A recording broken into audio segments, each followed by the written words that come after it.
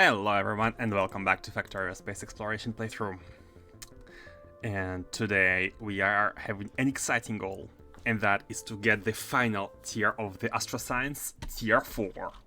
We have been getting there during last stream, but I think we're almost ready to go to the Asteroid Belt 1, as we have everything set up. So I have been thinking because as you recall, we had the discussion from the end of the stream the other day. Hold on a second, let me... Oh, no, okay, it's okay. Hey, Revan. First indeed. I'm trying to remember where this was. Oh, yeah. This rocket is a bit complicated to calculate the amount of return trips per outbounding trips, because basically we need to deliver some items. We need to deliver. Okay, let me get back into the game. We need to deliver Asteroid Belt probe along with the space probe rocket.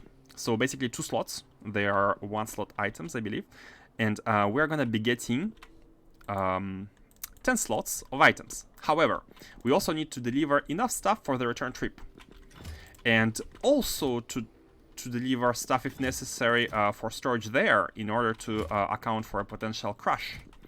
Which when it crashes, if we can go back, it's gonna be a bit of a bit annoying, right? Huh. Okay, good.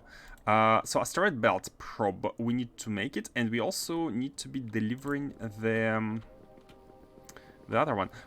Delivering from Novice or from Global Base, because I do believe on Novice we must be having a production of these. Yeah, we do have a production of these. They go into this chest. I wonder whether it should be a request via this cargo catalog, and I think it should. It makes most sense. It makes most sense to do it via the cargo rocket silo instead of bringing it by the global network. So.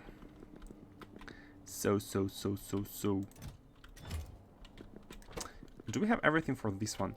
We do not have uranium fuel cell, although. Yeah, in this rocket. The fuel cells are here. And let's also prepare for the... prepare to be having the cargo rockets. Not the cargo ones. The space probe rockets. Okay, let me go back to the base, and let's make sure that we are able to store them and to load them. Into the rocket.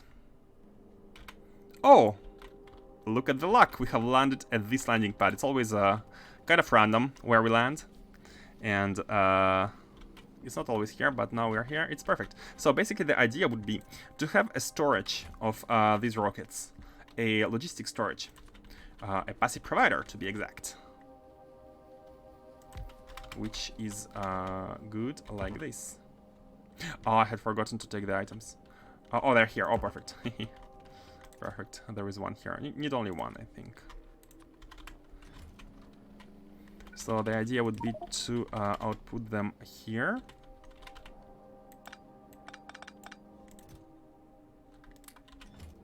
These are the items for the delivery.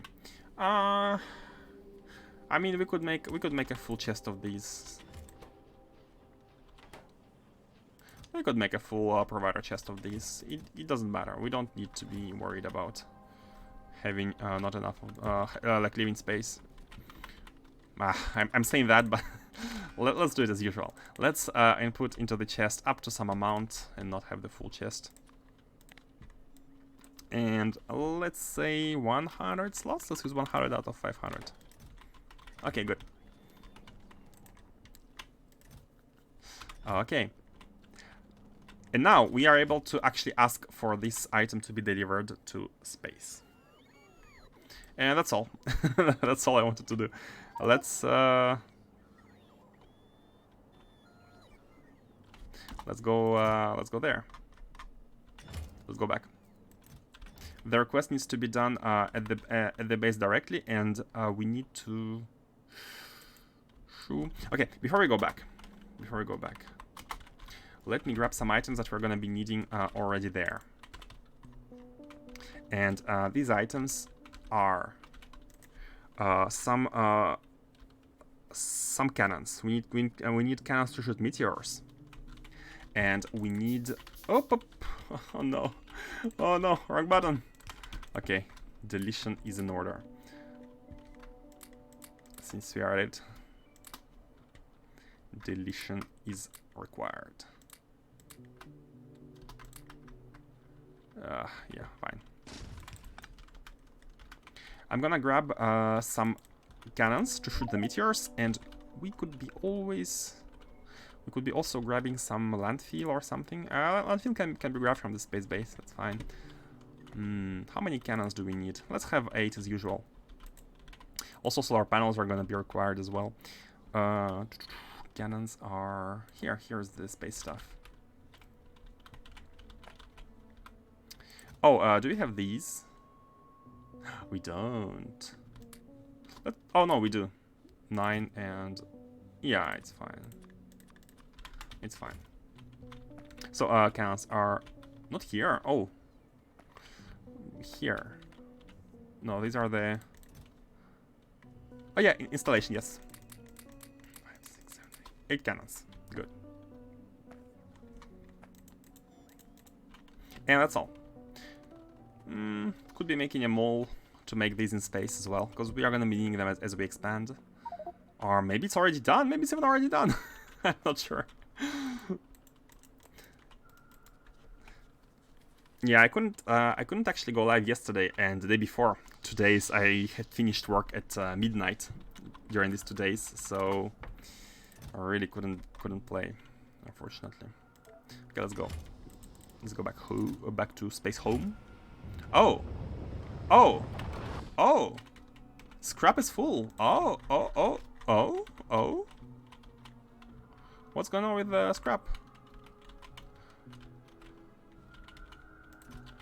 It cannot be processed. Why can it not be processed? Everything is full. Nothing is being emptied. Oh no, nothing is being emptied here. No, hold. What? So there is a belt of all the resources which is going here. Oh, the copper. The copper is an issue. The copper is being stuck and it's not being processed. We're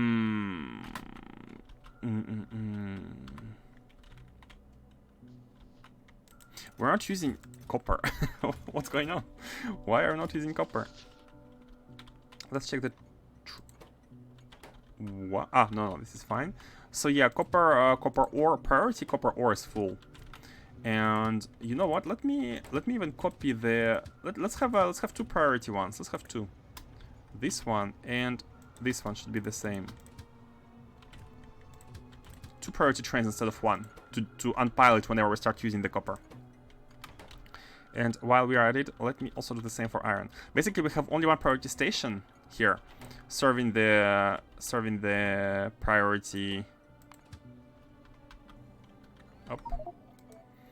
The priority output, which is core miners. And instead of having 1, let's have 2. Let's make sure to have 2. So where is the iron one? The iron one is here, right? Yeah, it's waiting. It's waiting to get the ore. Let me copy that into you, and that into you, and you should be.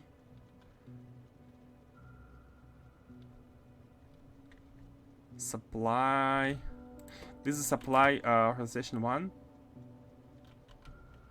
And you should be waiting here until you are ready. Yep, to the requester. Okay. Did I click the button for the copper?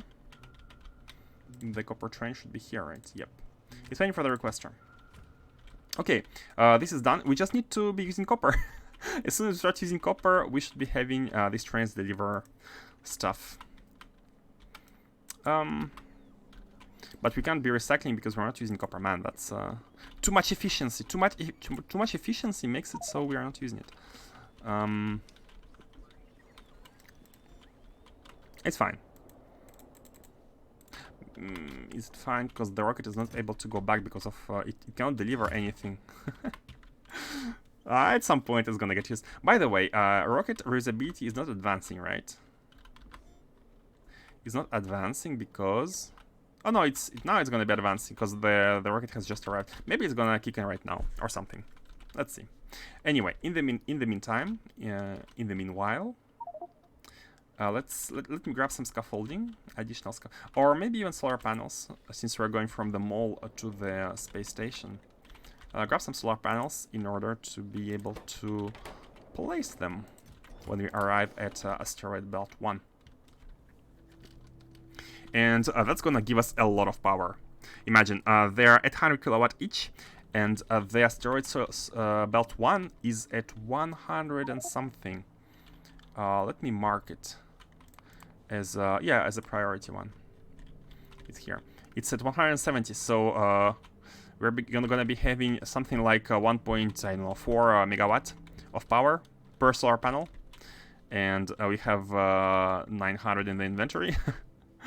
So almost 1.4 gigawatt, 1.2 gigawatt already with all this, which is really nice. Man, the power is it was such a problem on Asteroid Belt 2 because of 20% solar, and it's nothing compared to the 170% of the one. I'm gonna plop this down into this rocket for now, which is getting ready to get there. Now we need to be delivering the rocket probes, so let's ask for them.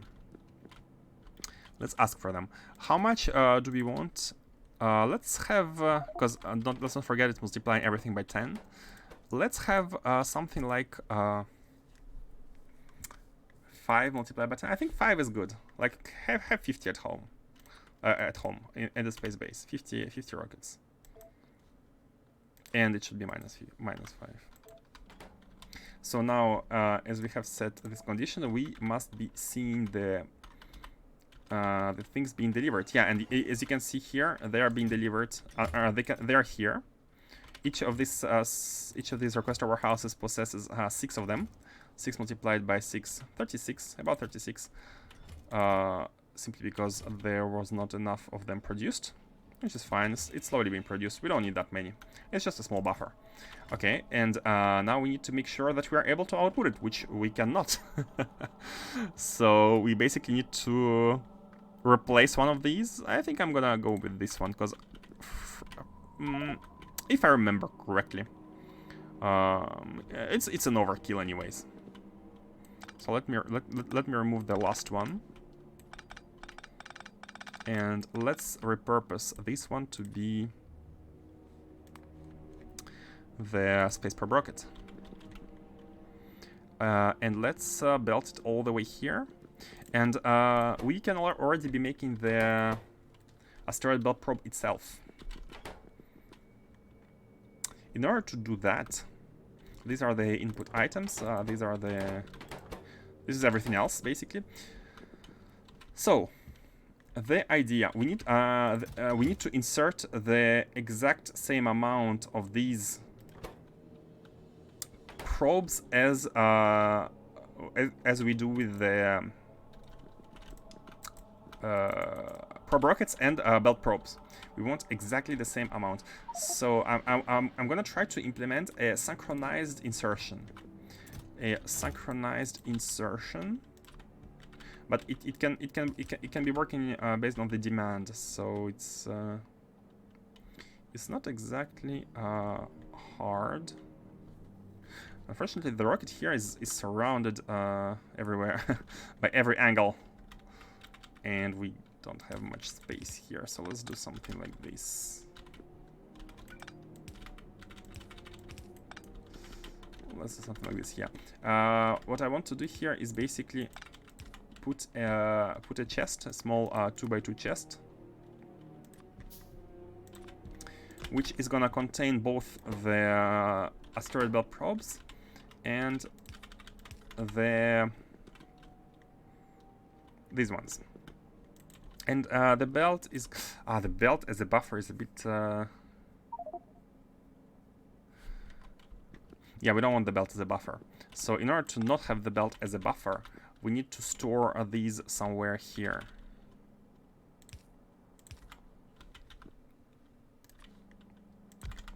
Let's have a small storage here of because when items go like one on the belt, and we like request for very small amounts, we need to consider that when they're on the belt, they are by default not being counted unless you wire like everything here on the belt, or even worse, make a system where you count the amount that like starts running from the belt, which you need to reset, etc., etc.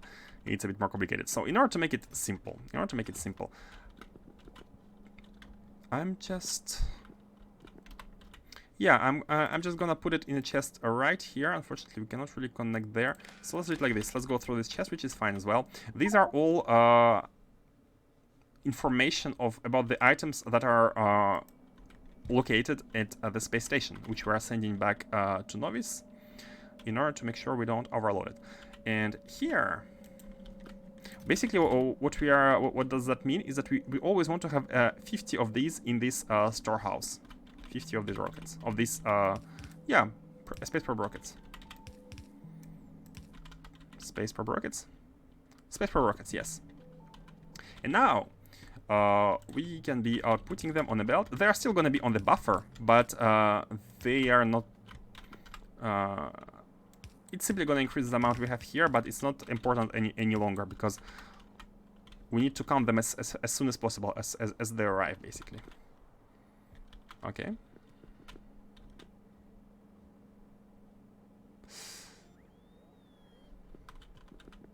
And I'm thinking maybe we also want to be outputting stuff we have here.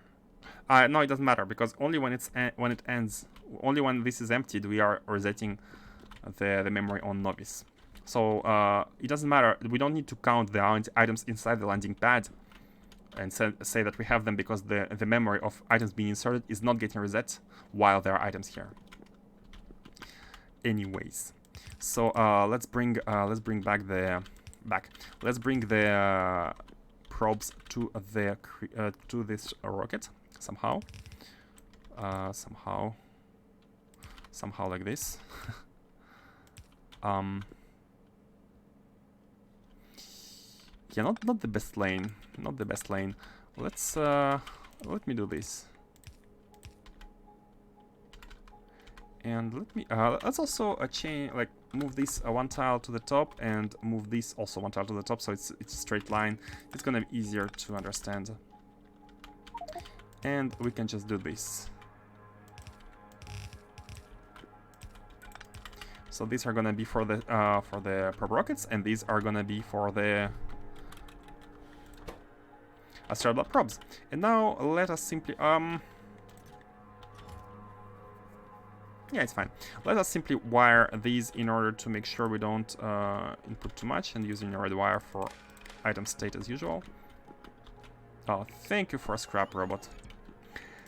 Here we want to input the space probe rocket. We want to buffer the space probe rockets, satellites, asteroid belt probes. Man, I'm gonna say them correctly someday. Up to how many? 40. When they're below 40, 40 is 4 rows. Yeah, I think 40 and 40 is good. Testing your circuitry now on living object. Hope it goes well. Things are a bit spicy when it contains fissionable material. I hope it goes well. I hope it goes well. Let me know how your fission engines work, if they work properly or not. This and the rocket. Good. Now basically we are buffering this chest with a 40 of each, and we are gonna be inserting these using the same fancy condition. The same fancy condition of sushi, basically. So we are receiving the state of the demand using a we are not receiving. We are gonna be receiving the state of the demand using a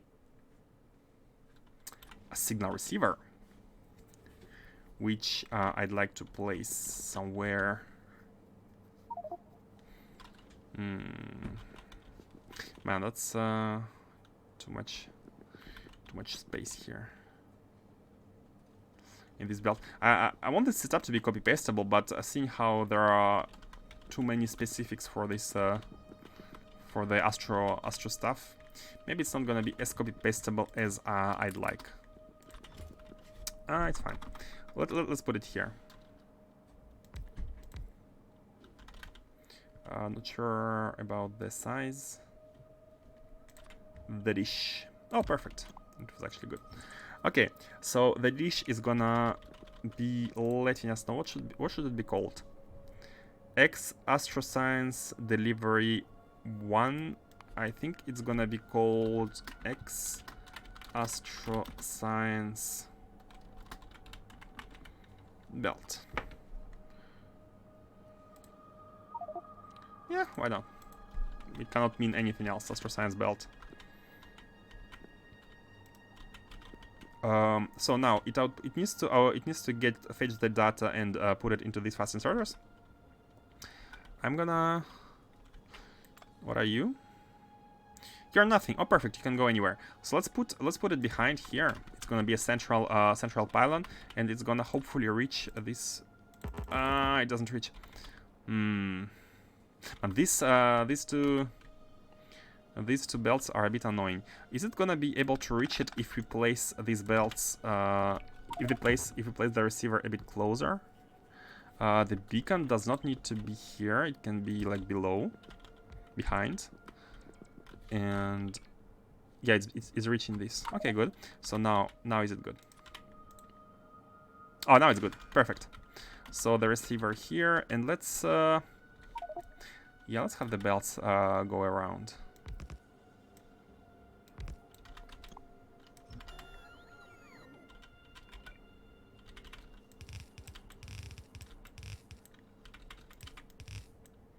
I mean, we could be changing to go that way, but it's fine. It's fine.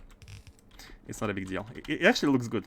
It looks good. There is some stylistic design, stylistic choice here. Okay, so we are receiving the signal about the amount of items, and we need to be wiring this to the inserters, and the inserters are only gonna insert their specific item here.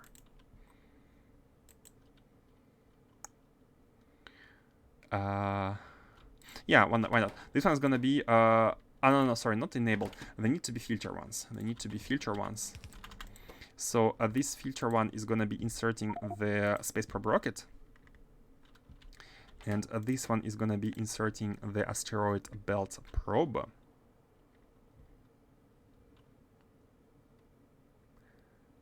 Oh, science. Here. No. Here. Okay. And the condition here is that asteroid belt probe is negative. Yeah, it's the demand, and it also should be wired with the state of the rocket. So basically what's inside this rocket is also counted. Or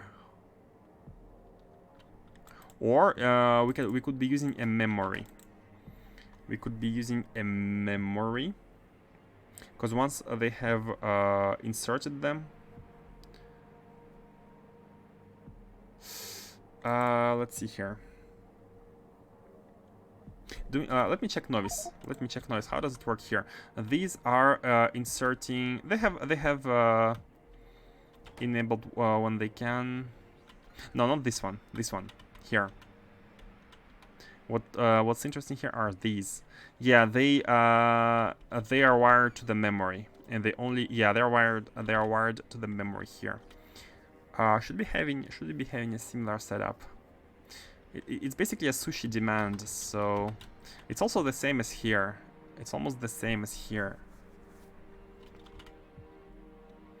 Send the stuff, and yeah, let's Let's have the same system. Let's have the same sushi system. Why not? It's working fine. It's working fine. So the negative demand is coming from this signal receiver. I'm gonna even copy some stuff here. The negative demand is coming in here. It's this is the resetter. This is gonna be the memory, and this is gonna be the input count of the items which have been inserted. So hold on, let me check. This is being wired to continue, and this is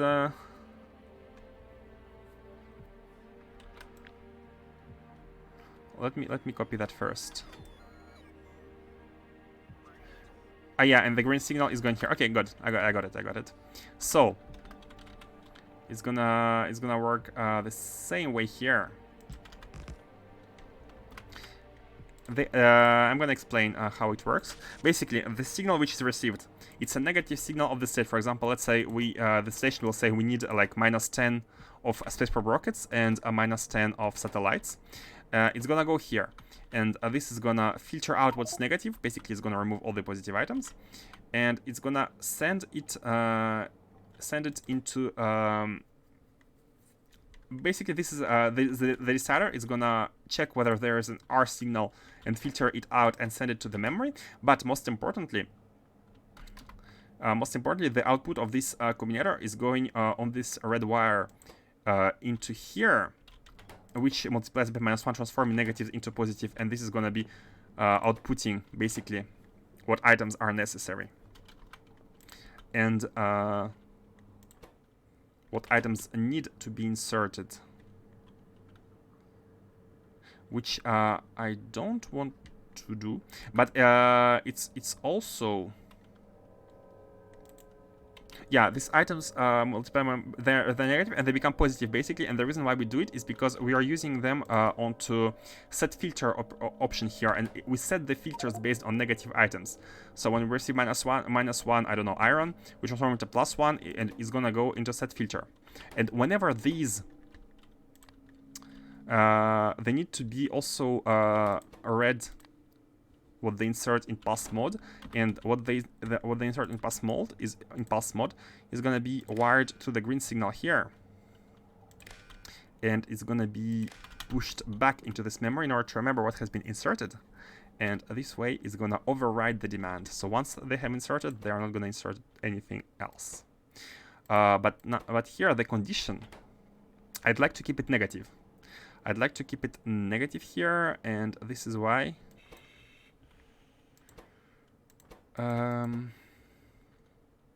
This is why I'm not going to use this combinator. So let me reconnect these two. The memory, this memory basically keeps track of what has been inserted and overwrites the demand, so we don't overkill, so we don't overshoot. And now this demand needs to be broadcasted to the global to the wire here, the red wire, and these work when their respective item is negative. Yep, like this.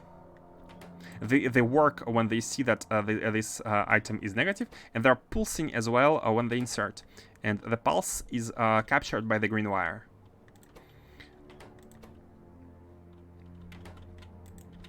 I mean, red wire also captures it, but it doesn't matter because it's like one tick. It gets increased by 1 and decreased right after, so it doesn't really interfere with the red wire. And it's also connected to the contents of the rocket, so why not? Like basically whatever is in the. Oh no, that's not good. That's actually not good, because it's gonna count double. Like what they input and what's in the rocket is gonna count double during one single tick. Yeah, that's not good. That's not good. It's gonna count double. The fact that they have inserted it, this memory is a roll, and it's in the rocket, so +1 2 times. Okay. Now, this is hopefully done. What else do we need? Yes, we need to input the fuel, the rocket fuel inside the rocket, like everything for the return trip. We need to have the return trip, and this should be done by these. This should be done by these.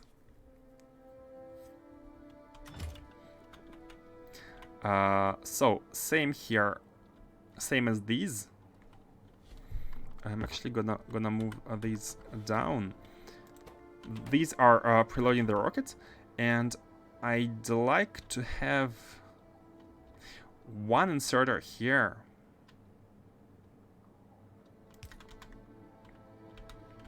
Which is going to be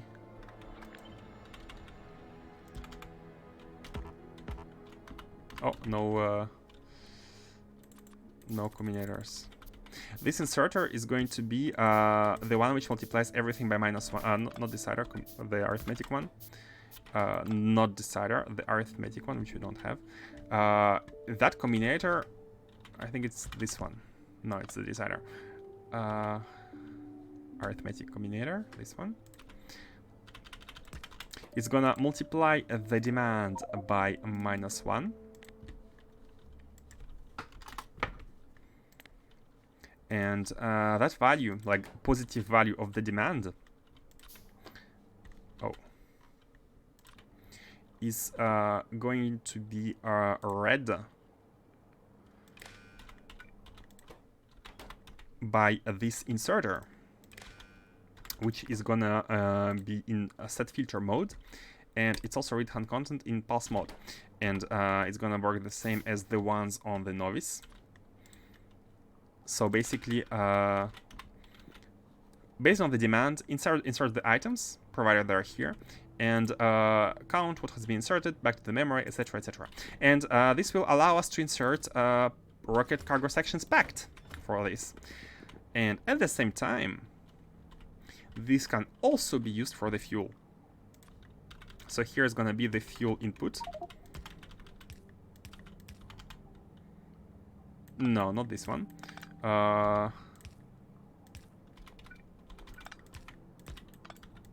This one.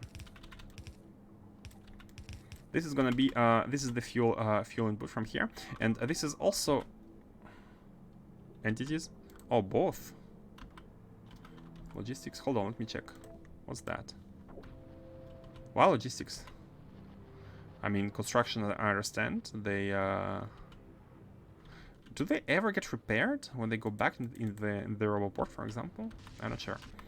Okay. We also need to not the mini loader, but filter mini loader to make it work the same as this one. We can copy paste and wire it. So red wire from the output of the cannot reach. I mean, can place a second one.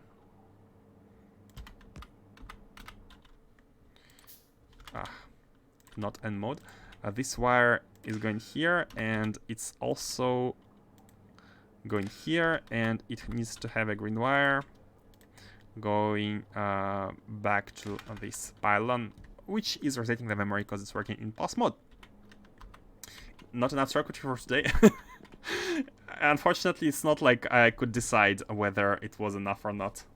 It's not up to me to decide. It's the game requires it. The game does require it. So yeah.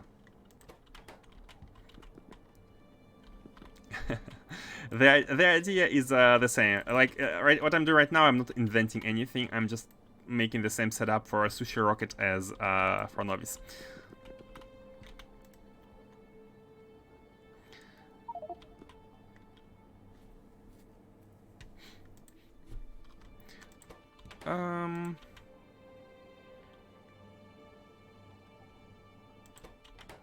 Yeah, it's a bit of a mess because the demand for these is being read from the negative state, but the positive state is filtered for this. But I made this on purpose because I'd like to have them working in tandem all together, and it's gonna be done by ensuring we set always the same the same value.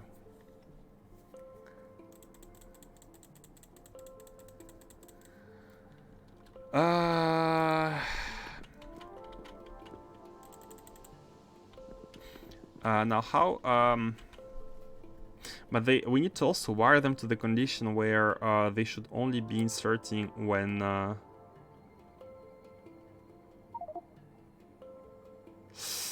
hold on a second. There is more to that. There is more to that. We want to only be inserting when the rocket when we can insert stuff into the rocket. So let me move this even more towards here, for example, and have this chest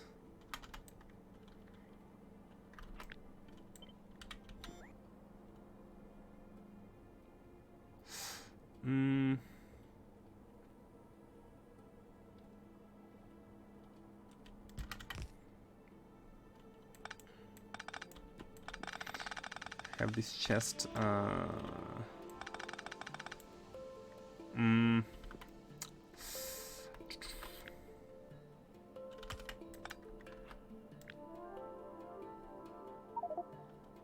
yeah, it's fine.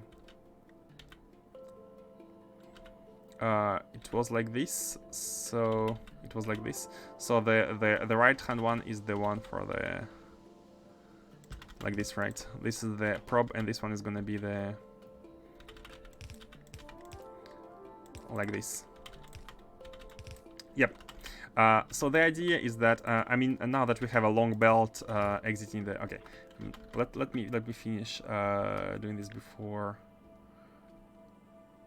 talking about it. So I'm gonna put these to here, and they're actually gonna be working by reading positive numbers, and that is because we want the output here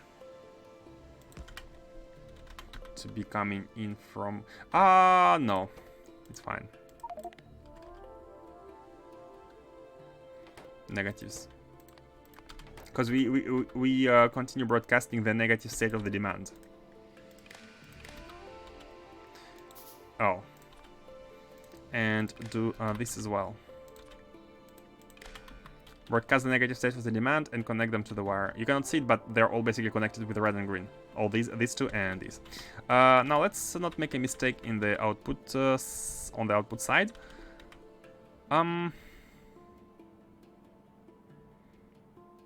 I think it outputs to the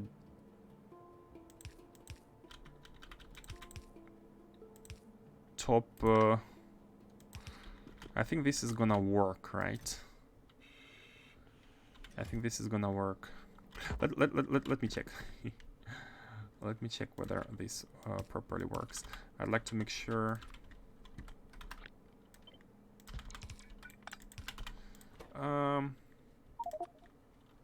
Yeah, what do I have? Iron plates and copper plates. Just to make sure that they properly output on each side of the belt. I want to have like half side of the belt for each. So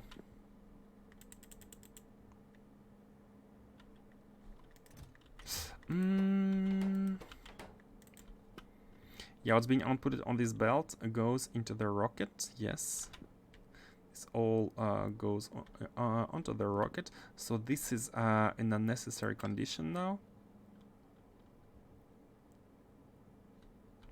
Oh no, this is the fuel. This is for the fuel. Yeah, this is another output. But the fuel, again, even the fuel needs to be buffered here. Even the fuel needs to be buffered here. So the idea is that we pre-buffer, put in an intermediate chest everything we want to send, and we only belt out whatever is belted out of this chests is what's going in the rocket. And the green wire onto. Oh man, that's too far.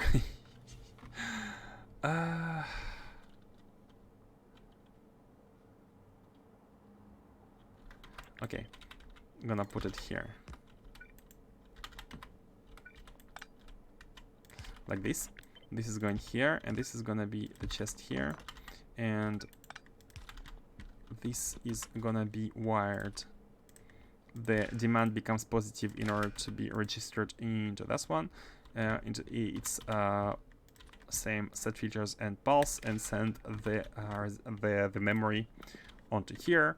And for everything which is going from this chest, it doesn't have to now it doesn't have to have any condition, because everything which is in this chest is what we want to have in space.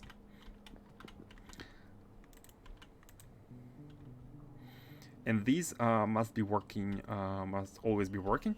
These can be working to output cargo section packed, because these are necessary anyways.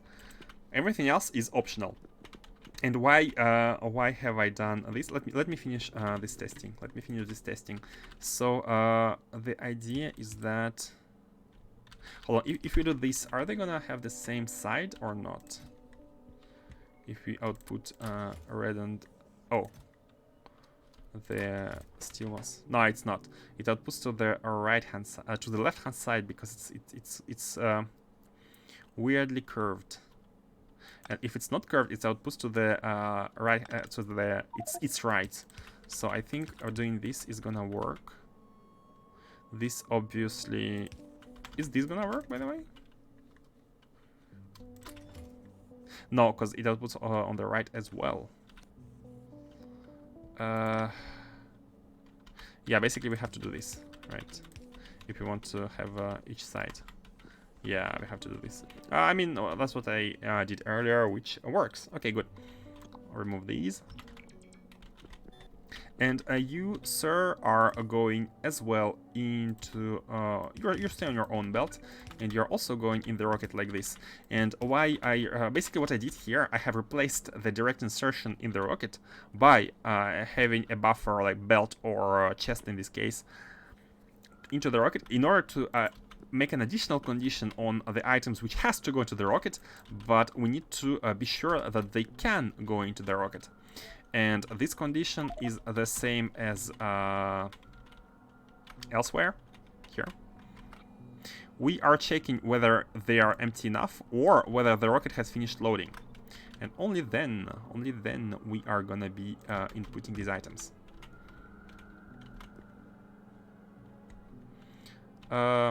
Yeah. So we check whether the rocket is empty enough or finished loading, and only then we are inputting the item. Let me also copy this. Oh, it didn't register. It didn't register unless it's not properly set. No, it's when white is positive, basically. It doesn't treat it doesn't treat hand contents anymore. It just inputs into the rocket if white signal is positive, and the white signal is when either the rocket is ready, or parallel connection when when it's empty enough. When it's empty enough. Okay, so now we are able to fill this rocket with everything. Let me also make sure this one launches. Why it's not launching? Oh, it has too much fuel and it didn't have time to pack cargo rocket sections. Again, the exact same reason why I did what I just did. Basically, we don't want to input cargo too fast. If we input cargo too fast, and we are not... no, hold on. No, we have this set up here. We only input when white signal is above 0, and white signal is above 0 when...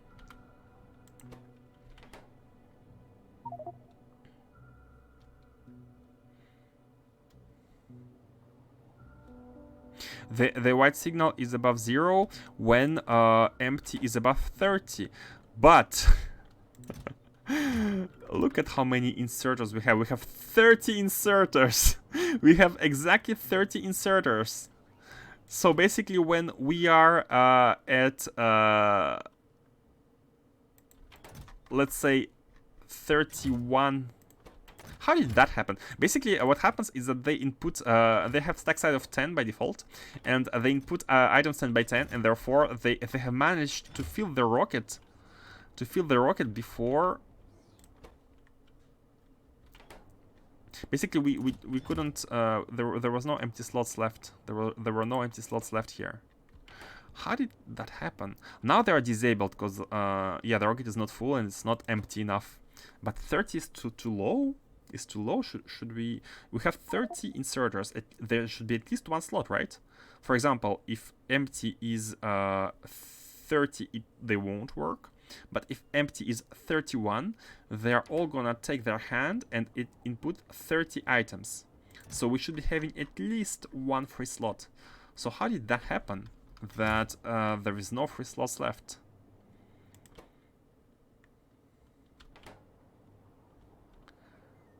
Huh. Interesting. Interesting. Let's have it at 35 here. But of course, we need to evacuate one of them. Oh. Well.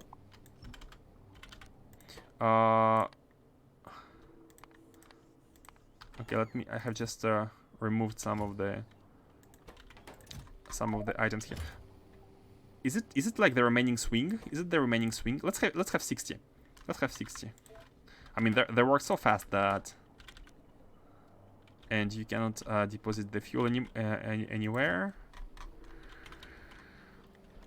This is why storage chests are better than active provider chests.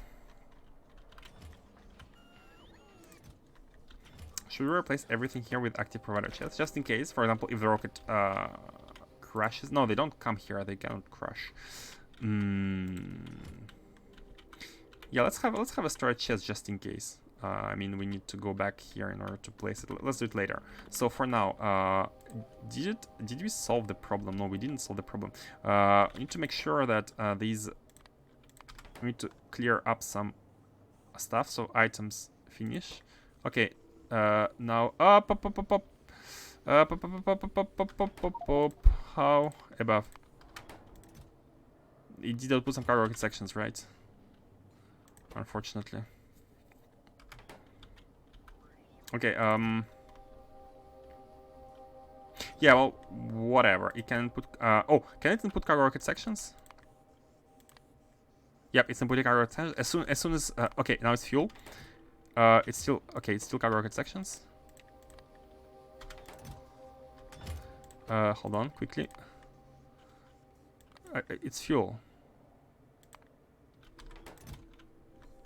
Okay, it had just filled everything here.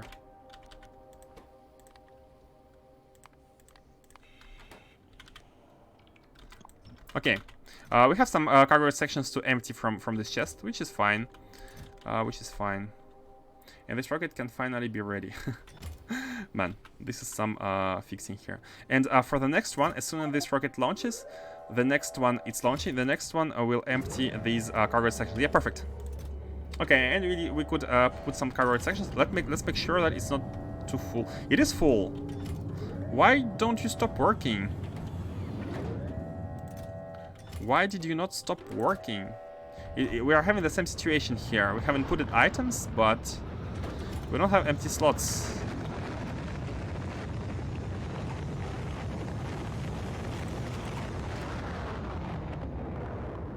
Maybe they are too fast. They still have items in their hands. 120? So they stop working as fast as possible. Input signal. E is it's 0. Of course it's 0. E is 0 here. Hold on. Same debugging. Okay. So now it should, like... Yeah, let's make them stop working.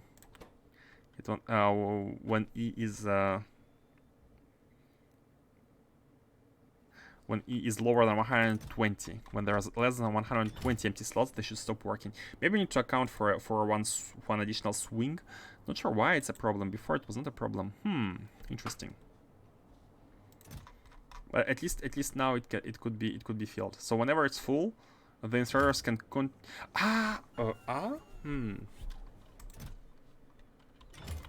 Not sure. Let's check here whether the delivery is good. Yeah, it's good. It's empty. So let's see. It should leave once again, and it should not be full anymore. I mean, it cannot be full because nothing here is full. So this is fine.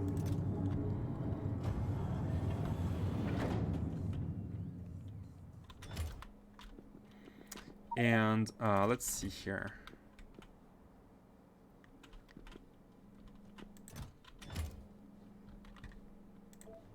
It's launching.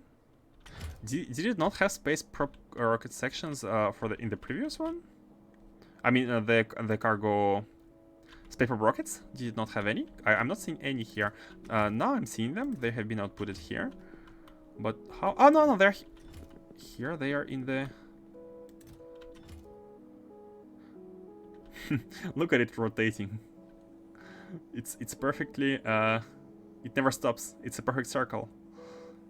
Because, of course, because here is a perfect... I have never seen Asteroid doing a perfect circle like this, for some reason. Maybe it's just me. Okay. So here we have enough of them. Let's... Are you done? Yeah, you don't have any more logistic input. You don't have any more logistic input. Headbang inserter. Yeah. We need to buffer. We need to buffer a bit with the space probe rockets. This belt is a buffer. This chest is somewhat buffer. And let's make the probe rockets. And once it's made, then we are good to go. We can have a first voyage to asteroid belt. The first voyage. Okay. Here we need solar panels, so let's grab the solar panels. Yeah,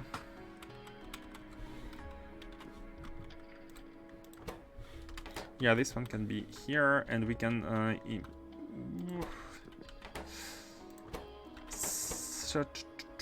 so the airframe bulkheads are needed by this one, but solar panels are needed by this one.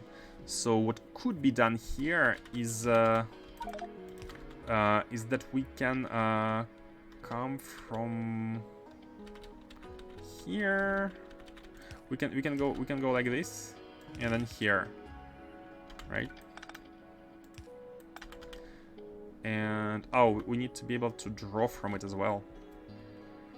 I mean, this could be a right hand, and then we can do this and do this. So this one is going here.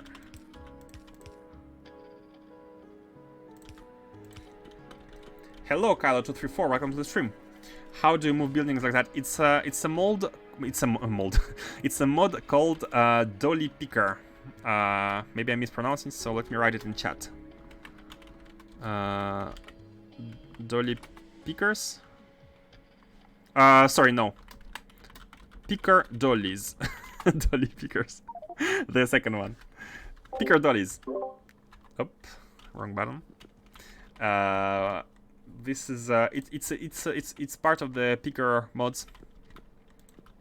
It allows you to use shift clicks to move. Very convenient, for example, to move around like combinators and stuff without disconnecting them.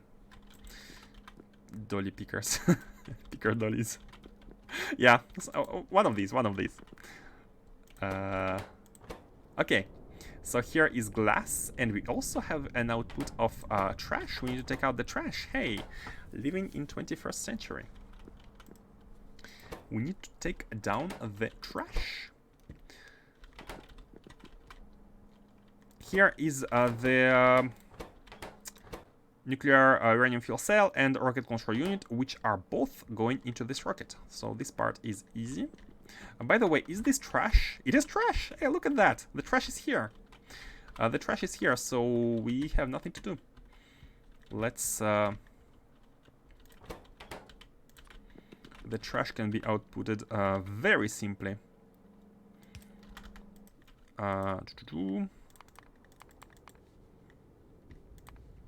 Trash, and then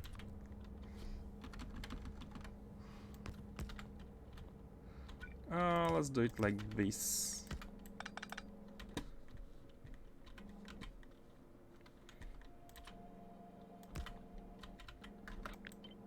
Okay, like this. The reason why I didn't use an inserter is because I want to make sure that, like, if one side is completely full and not the other one, we can still be using the, like, if you always output on the right hand side, but this has right hand side always full, it's never gonna be able to be outputted. And I'm even gonna have input priority on the left hand side in order to make sure that if there's a problem, we can solve it later. Okay. So here we are good. We need this belt. We need this belt. So let's make it so. Let's do it like this, and let's do it like this. Yep. Okay, good. And finally, the fuel. Fuel is coming out from here, and it can.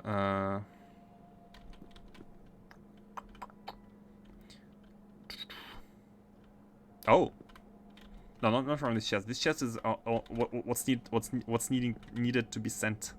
Only what's needed to be sent. I'm gonna cut these. Cut these. And it's fine. Yeah, we don't need to use. Let's do this. Okay. Let me also remove the trash right here. And what do you need? You need some of these items. Let me even do this, because we may be needing to take stuff from here. Trying to clean the inventory, to keep the inventory clean here. Okay, so what do this is done. This is also done. It only needs this, and all we need are these items. So we need low density structures, glass and iridium plates as solids. Iridium plates and low density structures are on this belt. Let's bring it. Okay, and the last thing is glass. I'm not sure whether these two belts have a perfect calculation or not, so just in case, let's have a third one.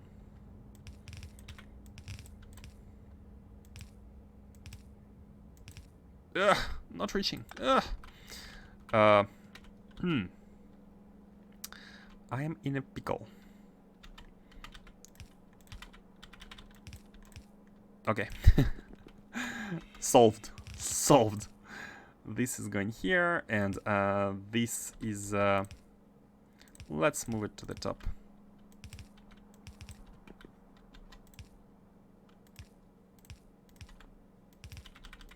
This is some spaghetti, but who doesn't enjoy spaghetti from time to time? Okay, glass. All we need are fluids, and that's the easiest part. Man, we are slowly getting there. We are slowly getting to having everything. Okay, we have perfect lubricant is here. Is it in front? Oh, it's in front of where it needs to go. So let's pipe it. Okay, done. And chemical gel.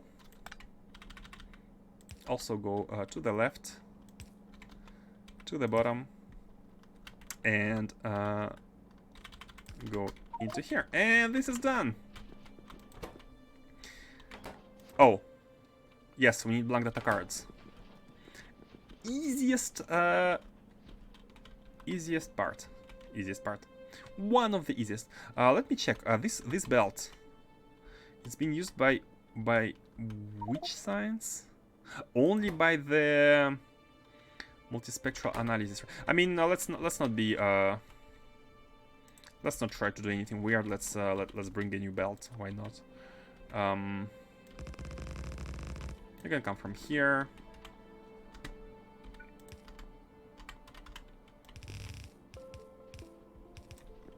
That's really weird. This positioning is weird. There are max distance. There are max distance here and max distance here because of this one. That's fine. And we need a belt right there. So how should we do it? Oh, I have an idea.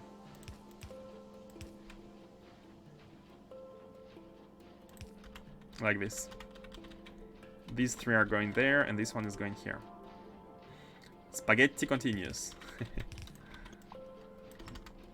We don't have space here for the spaghetti.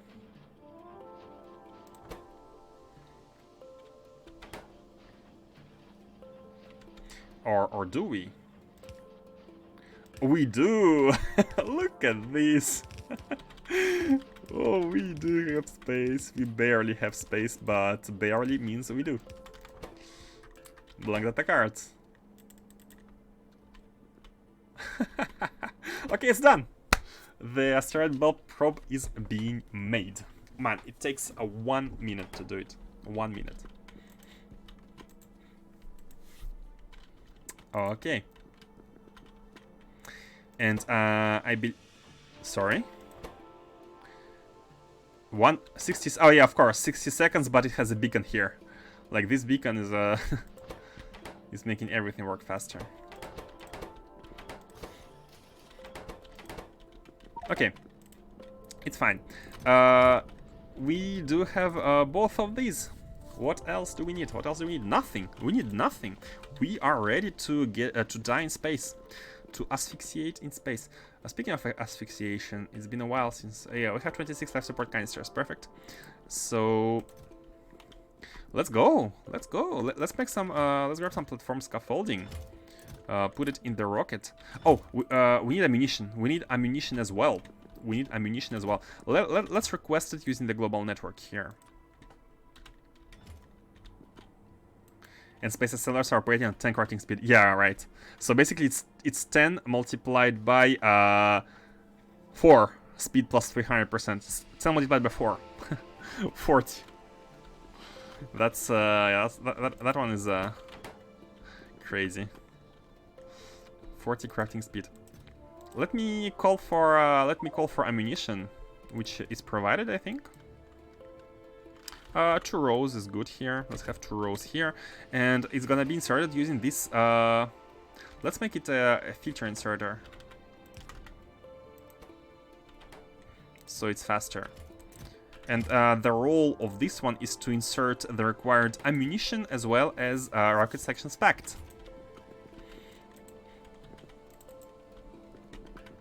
And this rocket should only leave when this negative request demand signal is positive or when it's full. Actually, that's good. That's good. Don't have to wait until you are full if you have fulfilled the demand. No, that's not good. Because imagine we're lacking one item, we have inputted it, and the rocket leaves. No, that's not good. Let's see later for the automation. Let's check the automation later. But for now, let's grab the minimum amount of stuff and go to space. One thing. We need to be able to go back. So I'm gonna grab 20 of the pack cargo extensions. I think there are exactly 20 in this chest, which I'm gonna manually input here. What? Oh, you're putting them back. Oh, you're like this. Oh, you're like this. Yeah, technically you should be putting them back because we are. Oh, I have confused myself. These 3 inserters, they must not be taking stuff from the rocket. They must be taking stuff from the silo. This silo. I'm confusing myself, which is not ideal, to be honest. Yeah, they need to take stuff from this silo. And since we're doing that anyways, you know what? We can just use one of these, set it to all these items. So basically, why packed and unpacked at the same time is because unpacked ones are sent by like automatically generated when the rocket arrives, and packed ones are the ones sent back. Like we pack them at this, we're gonna pack them at the destination, and set them back together with everything. Okay, so you are the filter for all of these, and you are going back there. Man, this I have confused myself yesterday with this. Okay, and there's going to be another filter inserter for the data cards. The data cards. And I think we should be having a storage of data cards.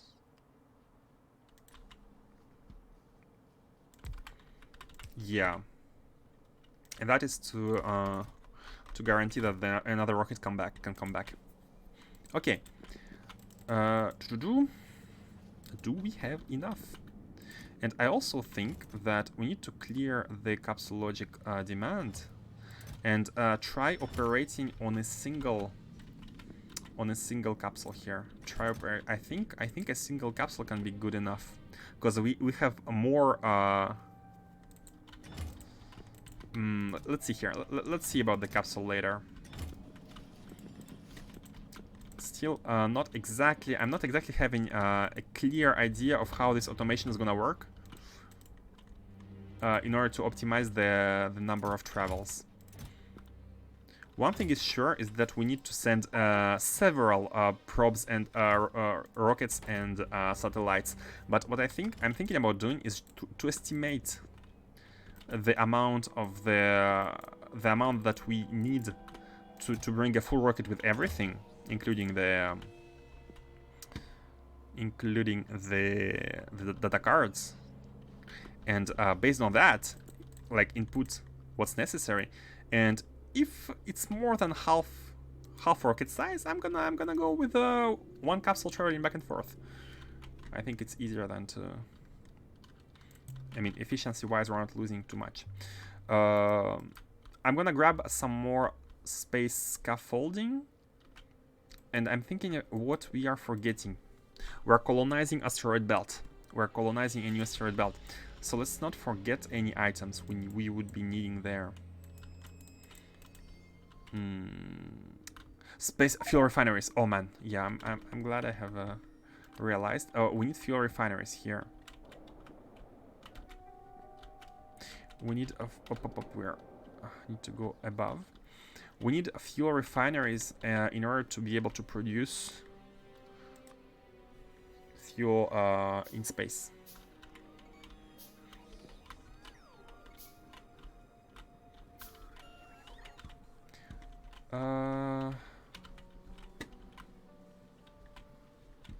Okay, this is done.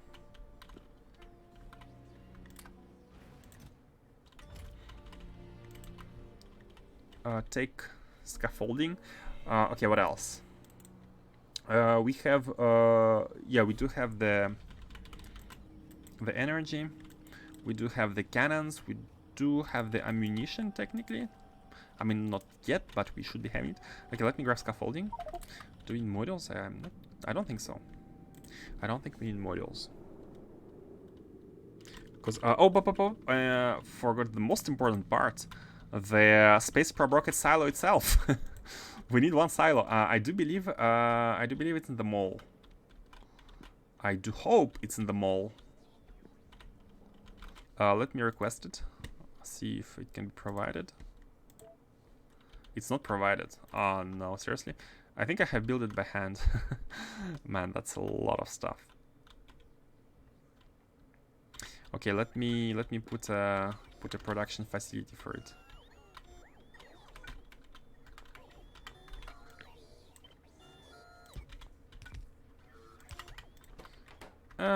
This is unnecessary. Yeah, of course. Mole. Produce the space probe rocket silo. And let's have like 5. Not sure we need more than 5. And I'm afraid about the amount of items. No, it's actually fine.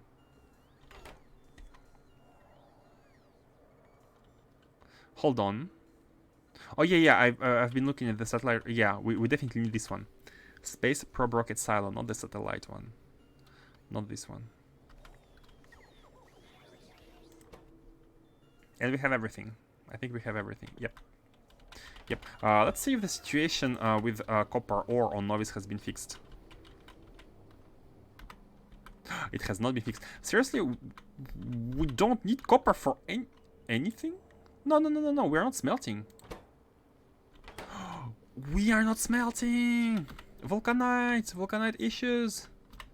Vulcanite issues. What's going on with vulcanite? Launch delayed. What's going on with vulcanite?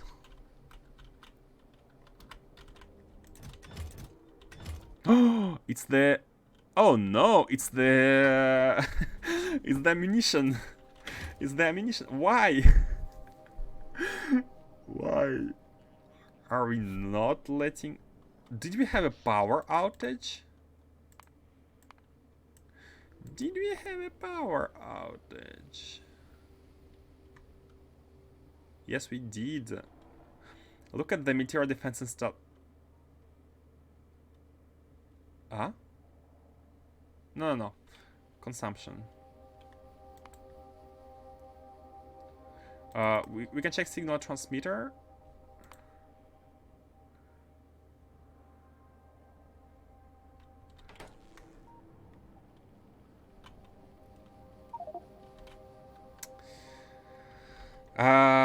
We had to. It has to be the power outage, because that's the only reason why signal transmitter would not send data. And the reason to that is that maybe, like, I made a rework. I made a rework on how some logic works. Basically, we are sending by default some stuff to Shenong, to planets. We were sending by default some items, and subtracting what's at the destination. But the moment destination cannot send the signal because I don't have enough energy for the signal to be transmitted, these are being overloaded. And I have changed that. I thought I have changed that everywhere. We don't have any more negative inputs at the here at the source. It has been disabled. You can see off here, but not here. Not for Shenong. Not for the volcanic planet. And that, I believe, is the source of issues. Let's see here. Do we have any? Can we operate at the distance? Do we have any logistics? Do we have any, like... Oh, we have chests. Yeah, we do have... Okay, we can operate. We do have something. So let me... Let's see here. How did we lose the... 1 minute signal transmitter? Consumption, yeah. 10 megawatt, 10 minutes. Where is it? Oh, yeah, here. No, I'm not seeing orange bar dropping anywhere. But the only way it could happen is this. The only way it will happen is the power outage, anyways. So let me copy that here. Let me also copy... Which chest did we have? I mean, it doesn't really matter. Requester and provider. Okay, it's fine.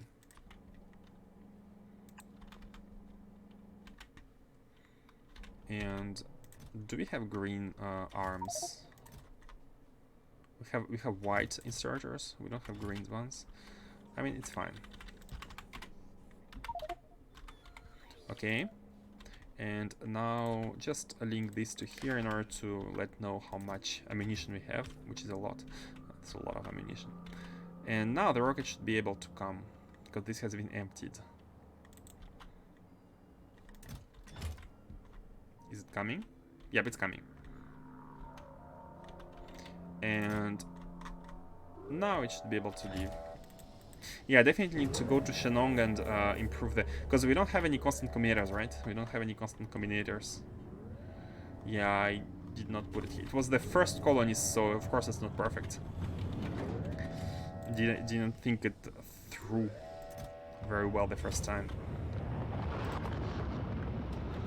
And I think the night is here, so you can see accumulator charge decreasing. So by default, and we are having a perfect example. We are having a perfect situation example because the rocket has launched at night, and so the minor drills have kicked in. So we are consuming a bunch of power. No, hold on. The day has risen. Basically, I think if we're at night and we are consuming a lot of power with the drills, maybe we don't have enough accumulators. Simply, we don't have enough power storage to last through the night. And energy dies. And what? Why do I have a space capsule that wants to be inserted? Let me drop these. Put a capsule in the storage chest. It's gonna be empty at some point. Okay, we can go back. We can go back and oh yes, take the silo. I think it has been built. So basically, the copper was not the problem. The problem was vulcanite. Now it should be okay until the power runs out again.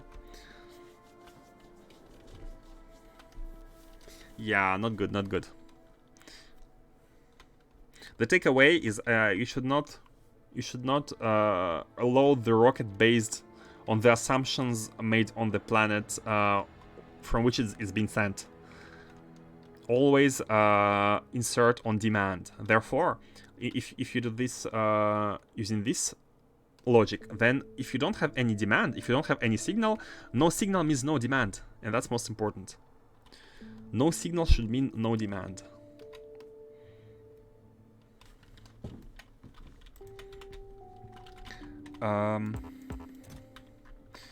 I can put the silo here. Can also put some items into here. We need, like, we're gonna lose some of them. Cargo safety 95%, so 95% of each stack is gonna disappear. So every single stack of these flat solar panels is gonna lose what, 1? 95%, yeah, it's gonna lose 1, I think, unless the rounding is up. Surviving numbers are rounded up. Oh no, so we are fine because we are above 95.15. We are above 95%. That means a stack of 20 is going to be preserved. I think that's what it means. Rounded up. Surviving stack numbers are rounded up. We lose less than 5%. So we lose. No. Surviving rounded up.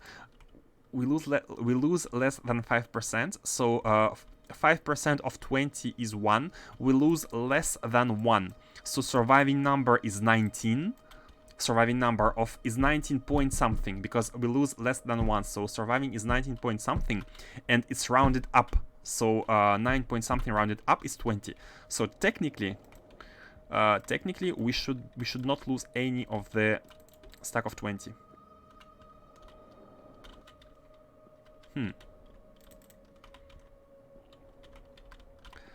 Let me grab some additional solar panels. I think solar panels are good. Like, having solar panels is good. Not that we need them. We actually don't have that many because we don't have a copper. We don't have copper. We don't have copper. We actually have copper problems. I haven't realized that copper ore was not the issue. Yeah, now the crushed vulcanite is coming in here, and is getting moved to the vulcanite processing facility, which is here. Yeah, look at the vulcanite processing facility. Like, the vulcanite needs are very low in general. But this is just one belt. Maybe we need more than one belt. Okay. You could make a hysteresis switch to disconnect the drills from power when the load of an accumulator falls under a certain amount of load, and switch on back when it's above to save to process drilling. Could do that. Could do that. Is it possible to do... I mean, there's an easy solution using the... like, changing the location of the demand, but...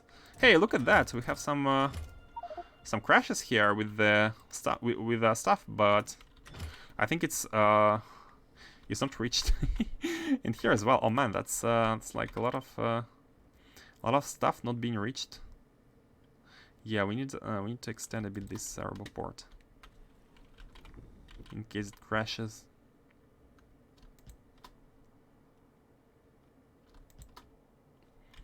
And can we also extend it like this?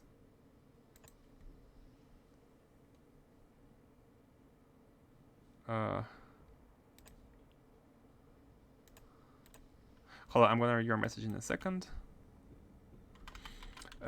You could make hysteresis switch to disconnect the drills from power. Oh no, hold on, I've read it. Yeah. What I was saying is that there would be like, if we can do it without coming here.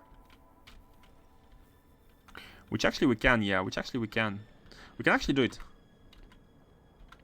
It could be a good temporary solution. It could be a good temporary solution. Let's see here.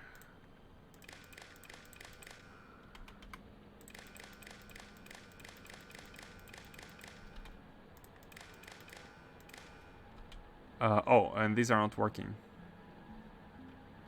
Need to make sure robots don't delete them. And these are all connected by the wire, yeah. And let's connect them to one accumulator. And not read but enable disable when I think A is above 30. It outputs A, yep. We can do this. So we don't have to go back too soon. Only enable when A is above 30 and A should be... It went down, but it... Hold on. Are the nights really low on this planet? Day-night cycle 136. Oh, I love the short day-night cycle. The shorter it is, the less accumulators you need. Because the nights don't last too long. Like, for comparison, here is 1.36 minutes. And on Novice is 7 minutes. And on some other planets it's 10 minutes. I believe the closer the planet is to the star, the shorter day and night cycle is. Let me check. Caridius. Yeah, you can see Shenong is the closest planet to the star. So it must have the shortest day-night cycle. And it also has a good solar, like, compared to other planets, 111%. Like, planets don't go too high. Because of atmosphere, you know. Although, on Shenong there is no water. So you could... It's waterless, so you could argue that there is no atmosphere. So you could argue that I mean, atmosphere does not depend on water, but... I think the fact that there is not water is... It's like a dry planet, right? Like, it's like Mars. And there's no atmosphere on Mars, I'm comparing. So solar should be higher, technically, than just 111. But that's okay. Yeah, let's grab some more scaffolding and go back. We can go back. So 100 scaffolding. I'm expecting to lose maybe 4. I think I'm expecting to lose 4 scaffolding per stack. Because it's less than 5%, a little bit less. Where is it? Scaffolding. Okay, 6,000. I think it's good enough. I think it's good enough. We have enough stuff in the inventory.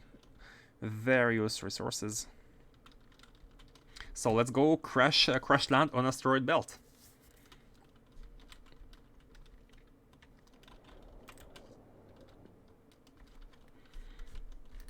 I'm gonna disable the logistics for now.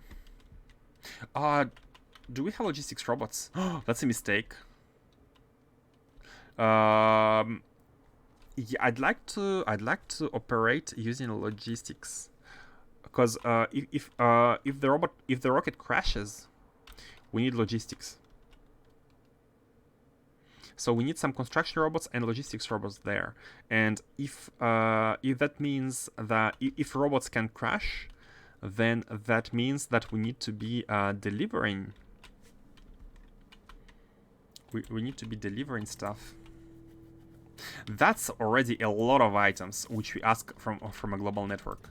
The reliance on a global network is becoming a real deal.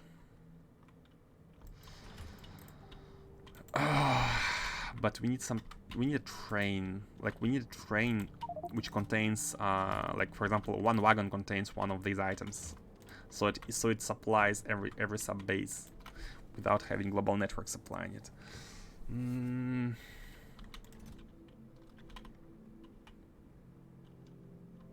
I guess for now I'm not gonna care too much about robot attrition. I'm going to grab some robots. Let's check the robot attrition. Asteroid belt should be low. It's not that low. 2.29. Like from what I understand, robot attrition is higher the closer you are to the star. So on Shenong, for example, it should be like highest 5.80. Let's check other planets. 0.29. Yeah, 5.86. So basically, the asteroid belts. The first one is quite close to the sun with 173% of solar energy. The second one is not that close, and that's why the robot attrition is lower there. But since we're going to the close one, to this one, yeah, the robot attrition is quite serious. It's quite serious. Okay, let me grab some robots here. Oh, they are being produced directly. I don't have a buffer for them. Oh, no, we do have a buffer. Yeah, we do have a buffer. Let's have 100. 100 of these and 100 of these. And 100 in the inventory. Yeah. Don't need much, but just to be able to handle the crash and whatnot.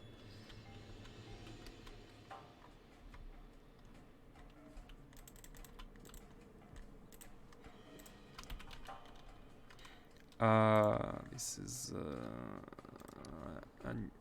oh, did I just... I wanted to delete this completely. Oh, I have reset the... it's fine.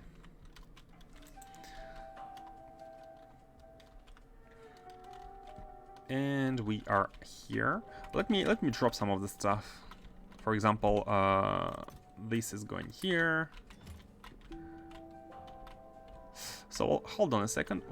How does it come that we have chests which are not full, but the rocket is not launching? How did that happen? I mean, I think that's fine because we are requesting very small amounts of these items, and it's more than enough to have a lot of stuff. Okay, most important part here is rocket fuel, so that we can actually go back. We have energy, we have meteor defenses. Oh, speaking about meteor defenses, we don't have the we have them here. We need to be inputting them. So let's take like a bunch for now. Again, stacks of 20 are okay. Nope. Let's take a bunch from for now. This is a stack of 9. I'm gonna put it back.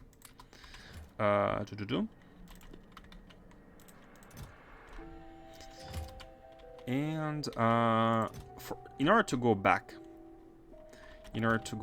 so we need 20 of these. We need 20 of cargo rocket section. 3, 4, 5, 6, 7.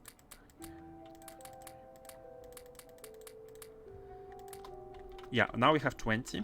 Can put them in the rocket. They are safe. One stack items are never lost. So let's put them here and let's see. We need 32,000 liquid rocket fuel to go there, and that translates to divide by 50. That translates to 640 solid rocket fuel. So 64 stacks. I'm gonna assume that in space there is no gravity. There is no gravity here. There is no gravity there. It's an asteroid belt. And therefore, the distance to go back should, like, the liquid rocket fuel to go back should be exactly the same. And you know that it's not, it doesn't apply when we are having, like, planets with gravity. For example, here, from here to go back to Novice, it's nothing. It's like 5.2k. But to go from Novice to this Novice orbit, it's like 50k. It's way more. So let's assume that we need the same amount, but let's overkill it a little bit. So let me recheck the calculation again. We need to divide 32,000 by 50. So divide by 100 multiplied by 2.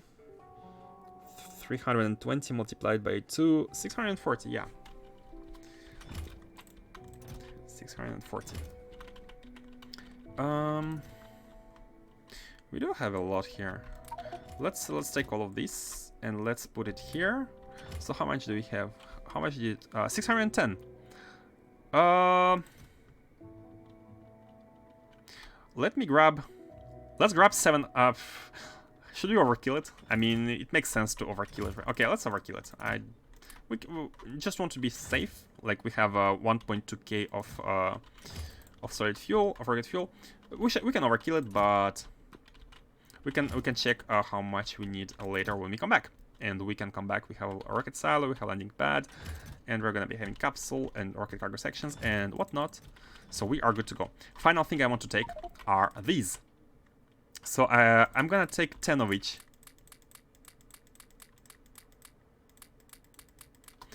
10 of each.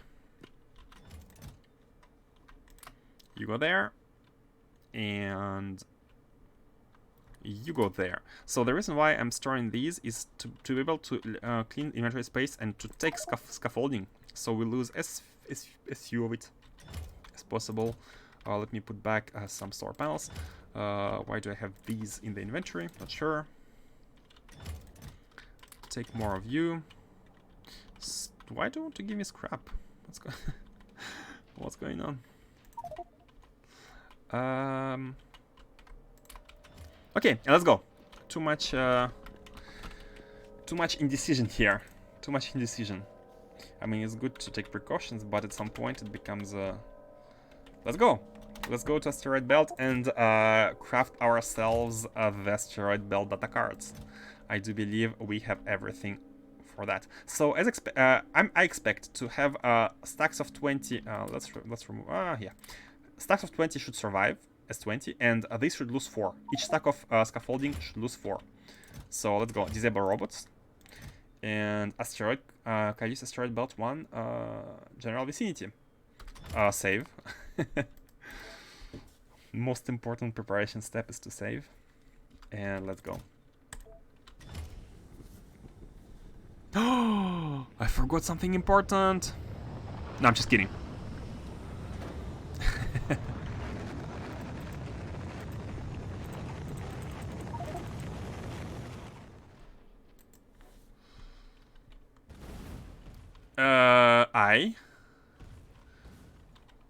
Why did it hurt?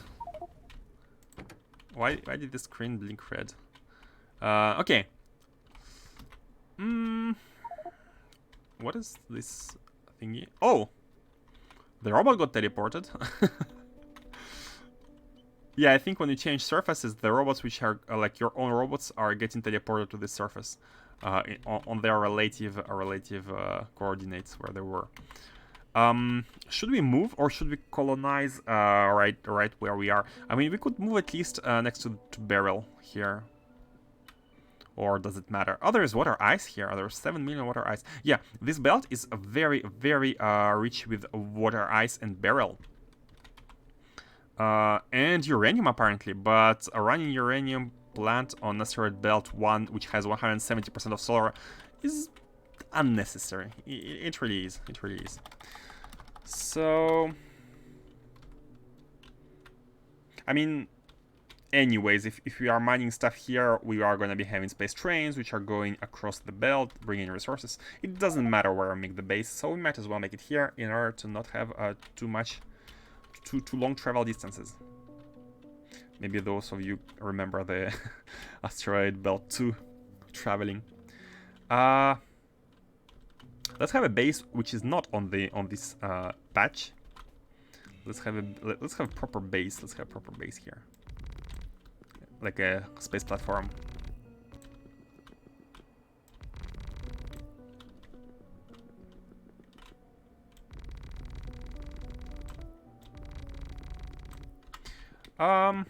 Proper base. I mean, we could use both. We can have some stuff here and some stuff here, and maybe we could put the blueprint of the solar panel here. Yeah, this could be used for solar panels. Need more for that if we're gonna deploy the solar panels. How far? No, not Control V. I would like to deploy one of these. Yeah, more. Do we even have... Oh, let's check the stacks. Let's check the stacks. No, it's 100. Hold on a second. Didn't we lose anything? It's 100. Or maybe it's not like 4 on each stack. It's like -4 multiplied by the number of stacks in total. And then that must mean, yeah, that means that we have one single stack of them which is not at 100. Basically, it's subtracted from total. So does that mean it doesn't work for solar panels as well? Like maybe there is a stack of less than 20 solar panels, because if they are being oh yeah, I remember that they're 13 and 2. Yeah, okay, that it didn't work. It didn't work. Not sure. Okay, never mind. Let me drop everything here and collect everything.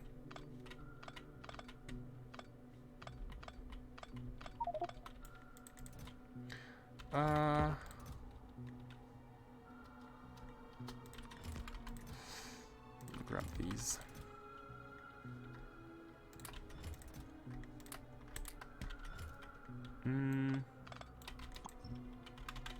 No, we can enable robots now.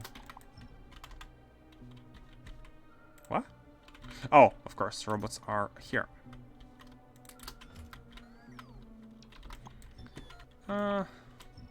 Let's collect this scrap already. Okay, I've changed my mind. The rocket is gonna go on this asteroid, and this is gonna be used for solar panels. Do we have repair? Oh, we do. Okay. Boom, boom, boom. Let's put the scrap. Can we take it back? Yeah, we can keep the scrap for now, or put it here for now.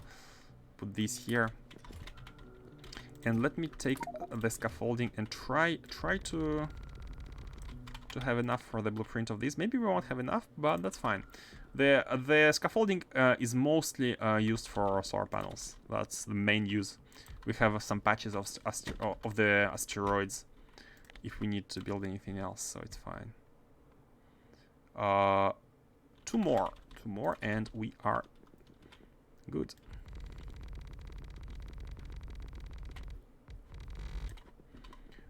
Okay, and one thing we can do here is to take this and rotate it. We can rotate it and we can fill it here, so we know until we know the limit, because it's a square, and we can proceed filling it like this. And it's gonna end, and we have enough. We have enough for exactly one, for almost exactly one square of solar panels. I didn't calculate how much energy it's gonna generate, not sure, but let's see. Oh, and yeah, we need to move these buildings. In order to move them, let's quickly make something like this, a connection between the asteroid field, and just move them using the picker dollies. Take you and place the blueprint.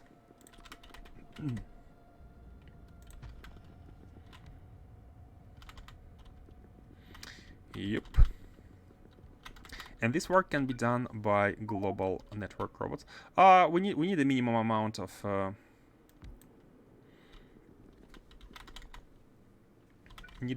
amount of solar panels in order to bootstrap the energy. So I'm gonna do this. It surrounds nicely an asteroid, this asteroid, and let me grab a little bit of these, like 40. So now we have energy, and we could actually make a chest here.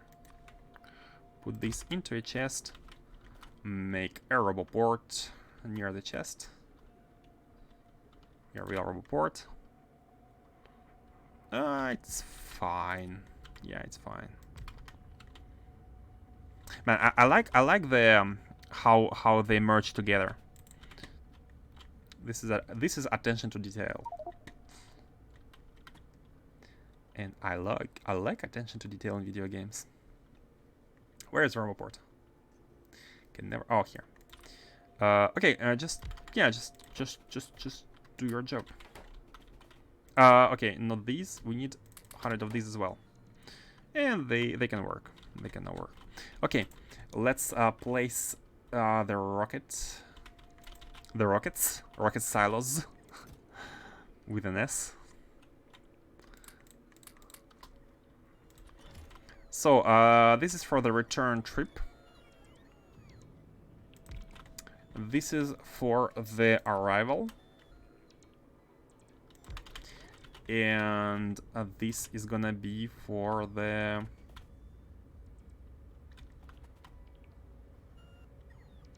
Yeah.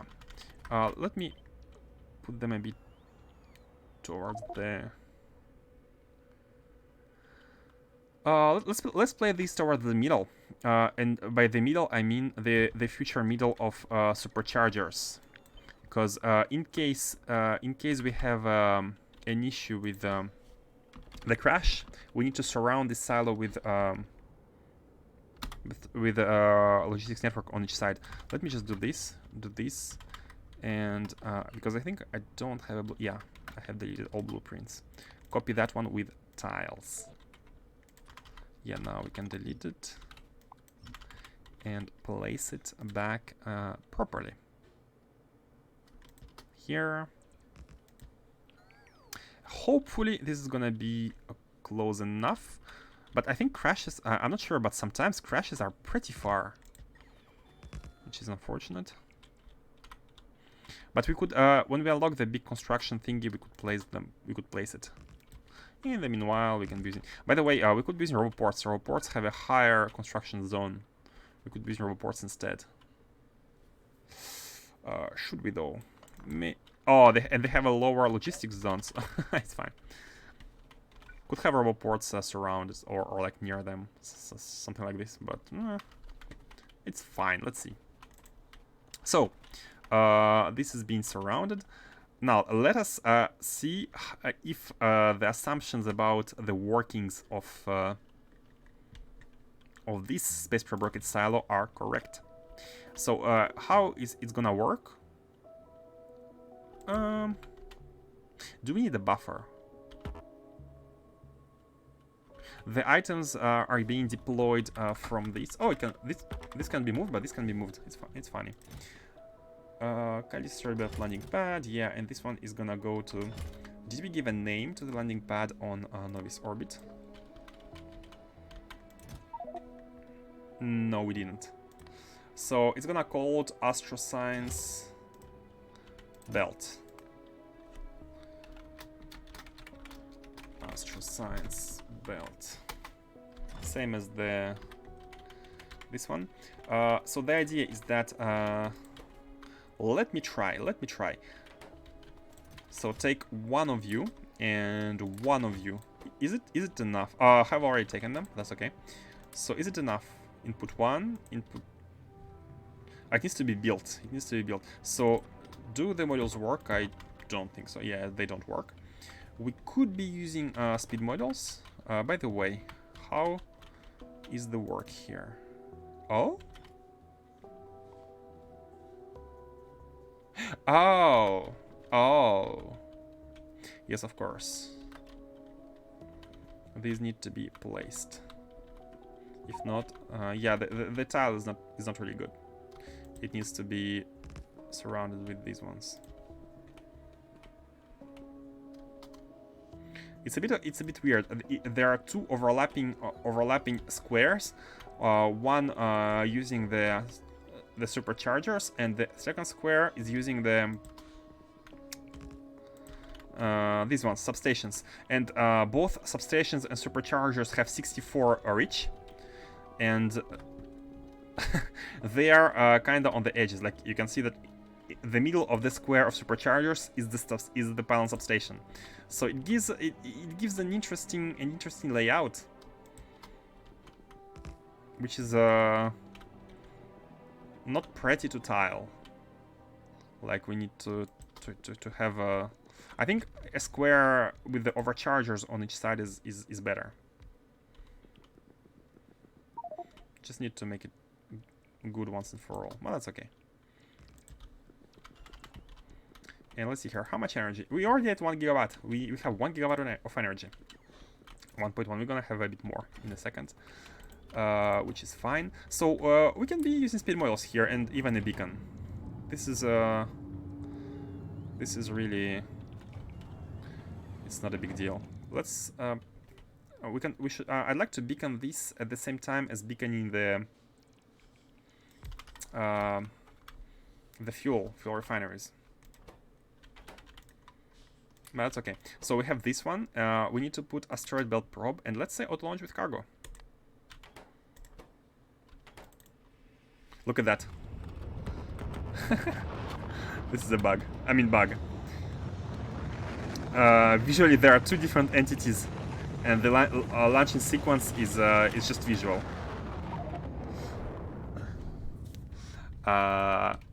And it receives asteroid belt probe data the same way as the rocket probe works. This one.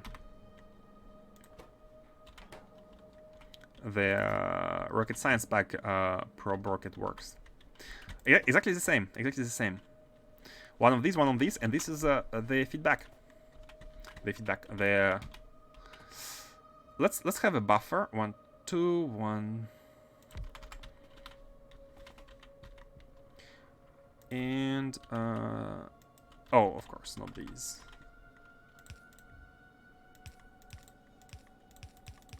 Yeah. These are being emptied. Let me put a second one. The idea that these arrive from here.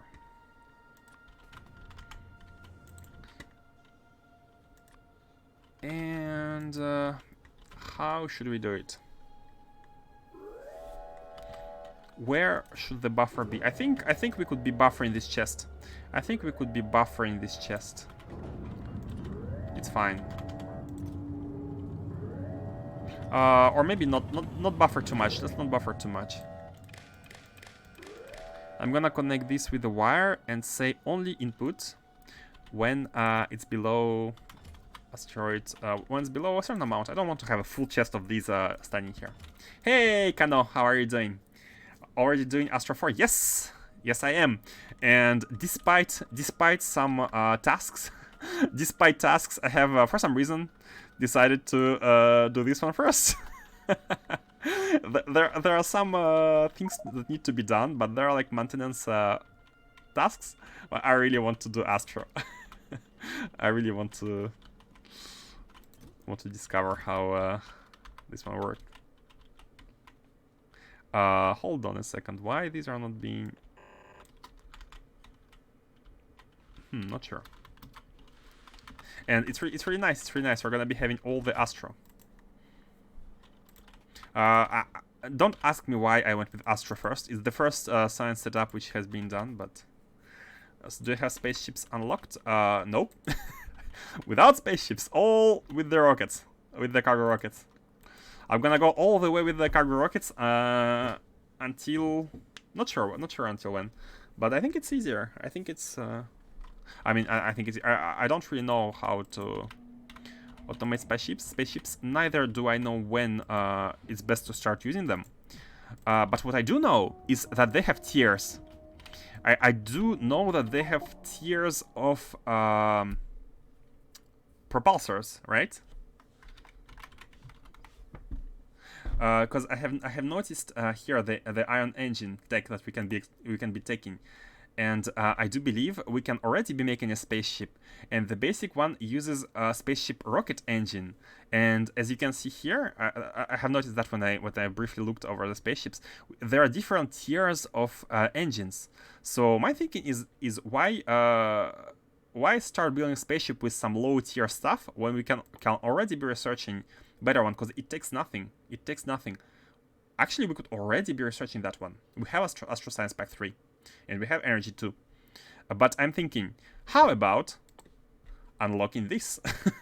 I mean, it requires Deep Science Pack. Maybe Deep Science will require us to use spaceships. I'm not sure, but let's see how far the rockets can bring us, and get started with spaceships, because it's the same idea as with using like when you make moles in vanilla, right? You can make mole with yellow belts, but I like to already be doing the final version of stuff, if possible.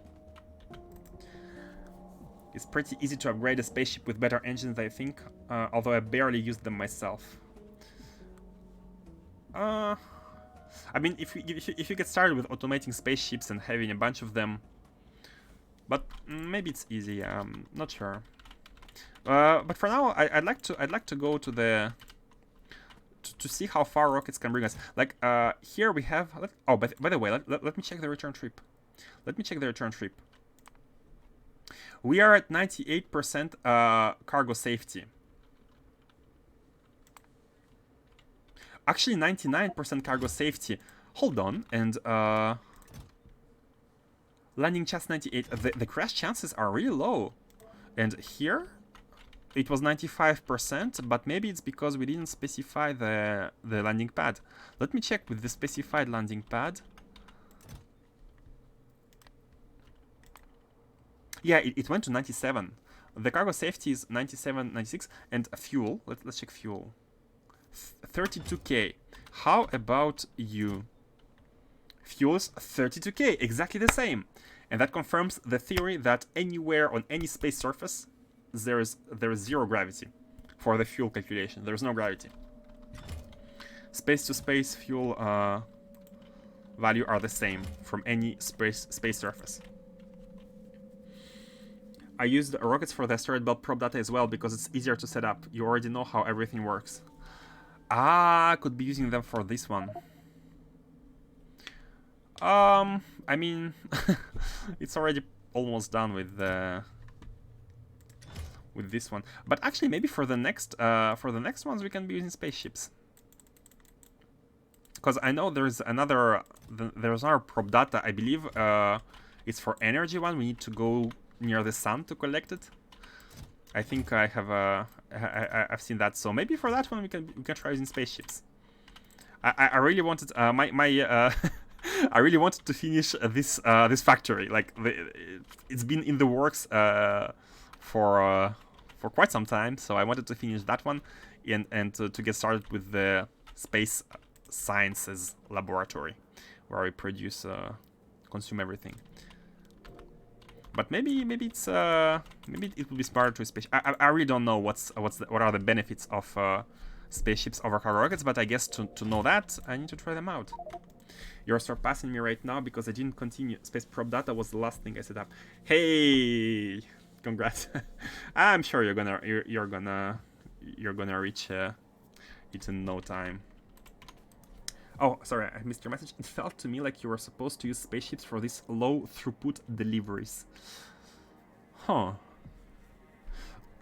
Like from what I'm getting, as long as your rocket percentages here, cargo safety and landing chance, are high enough, you are good with the rockets unless the fuel costs are incredibly high. Maybe if you go somewhere far, the idea I'm getting is that when you for interstar space travel, if you want to go to other stars, spaceships are gonna be better simply because rockets will require incredible amounts of fuel because the distances are high. But within a same system, I feel like it's okay to be using rockets. But then again, maybe the spaceships are so cheap to. I don't know. I need to try it and calculate it. So. But for now, I'd like to finish this science, and we shall see for the future ones. Maybe we can go with spaceships. I'd like to try it. But yeah, it's just the feeling that why using lower tier engines when can be using higher ones? But actually, they're using the ion ones at least. Does not require like any high tech. Your circuit works perfect. I need to fine tune the thresholds, but it's doing job nicely. I think I will name it GMS Slash. Don't worry about that. I'm glad to help you. I was glad to help you. Coming up with circuitry solutions is really interesting. It's like a programming challenge.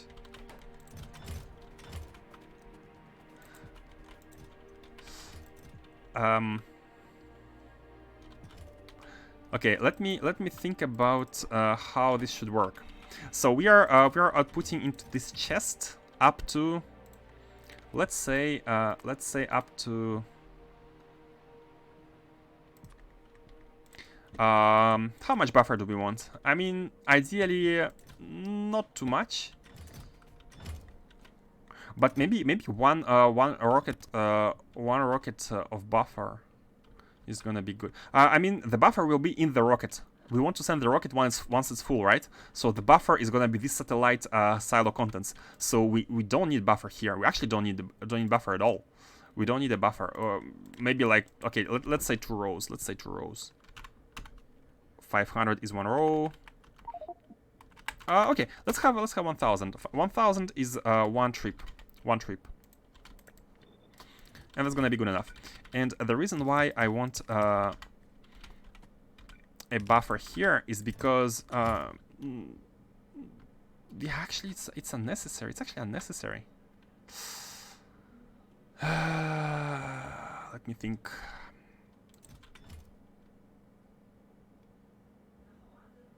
Yeah, it is unnecessary. Waste of space. Really, it is a waste of space. Did you launch? Oh, you need a... I'm gonna do it directly like this, I think. Move you here. I'm enjoying this this thingy.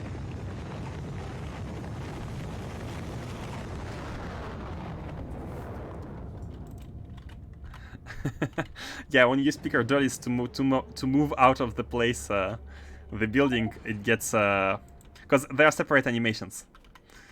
But it doesn't matter. Like it doesn't matter because the output is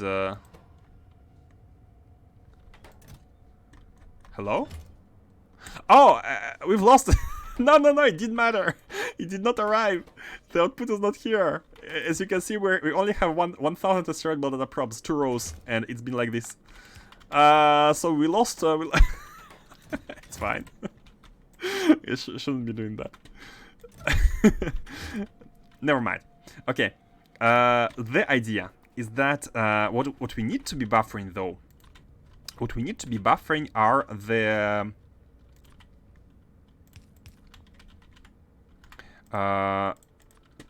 items, the space probe rocket, and the space probe rocket and the where is it? Science belt probe. So these I'd like to keep these as buffers, simply in order to let a novice know what we have and what we don't have.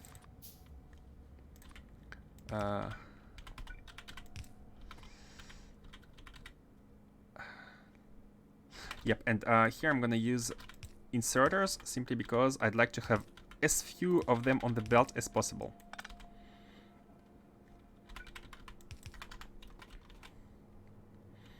something like this, yeah.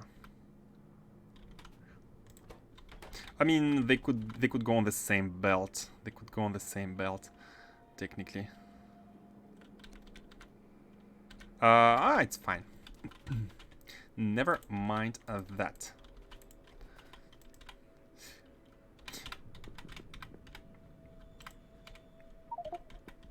Never mind that.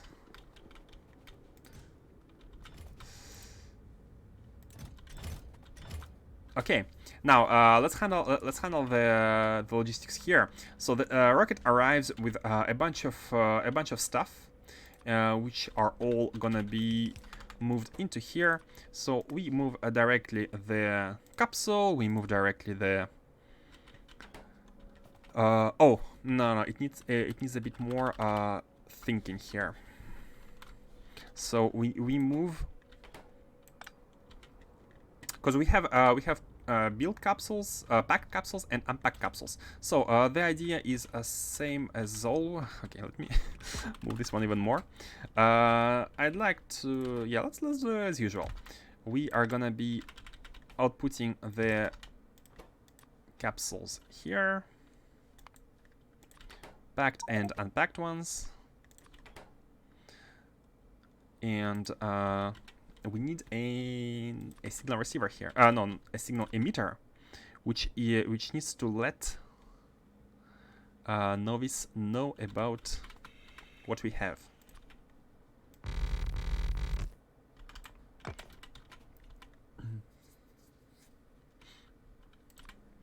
We need to Novice know what we have, and that is going to be provided by a constant combinator somewhere. I like this position in the middle because no inserter is going to go here, and it's like in the middle of everything. So this is going to be connected to Astro Science Belt, and it's going to ask for a bunch of items. And all of them, I think we need to output all of them here. But I'm actually gonna replace these with stack inserters and stack inserters, which are gonna be blacklisted on. Oh, okay, not stack inserters, feature inserters, because for some reason I don't know why, but stack inserters only allow for one filter slot, and filter like non-stack inserters allow for 5. I don't know why. I don't know why that is. And let's have them blacklisting the real items, which are space probe rockets and asteroid belt probe. And so basically everything except these two are gonna be outputted into this chest. And you are gonna be outputting directly here, enabled when the space capsule is below 1. You are gonna be enabled. You're gonna be transporting, depositing the cargo rocket sections when they are below 100.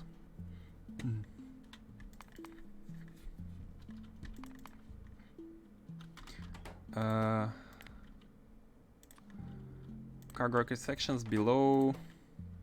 No, hold on. These ones below 100. Okay, you are finishing this up.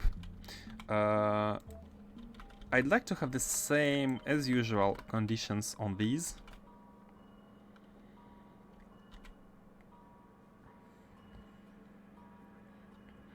Yeah, we don't need more than 5 anyways. We are reading the rocket items and empty spaces and outputting white signal when the cargo is able to be provided, which we shall provide when this one is above 1.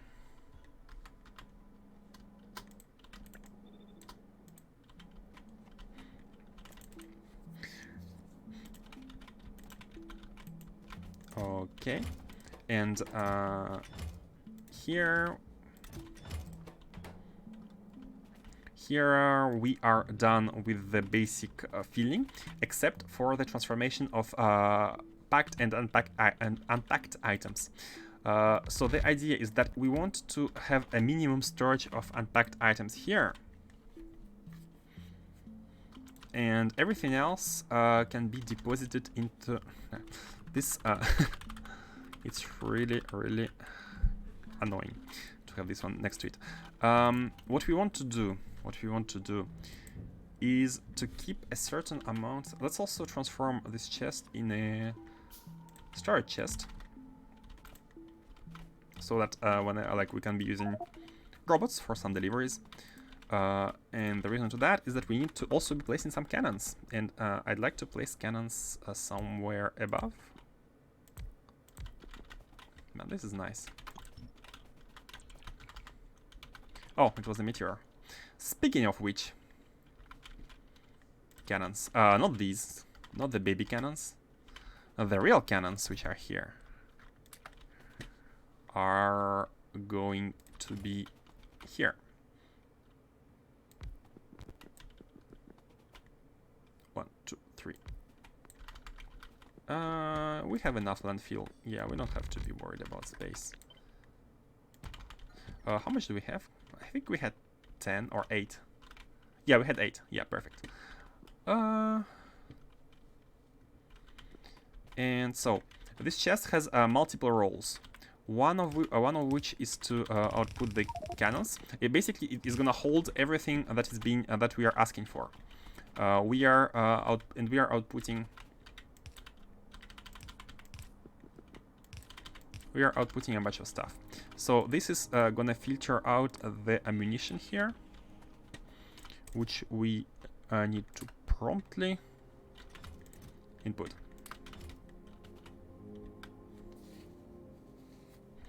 Now, let's see here. I disable it for now, and let's say we want to have at least minus, because it's request 200 ammunition. Let's have one row of ammunition here.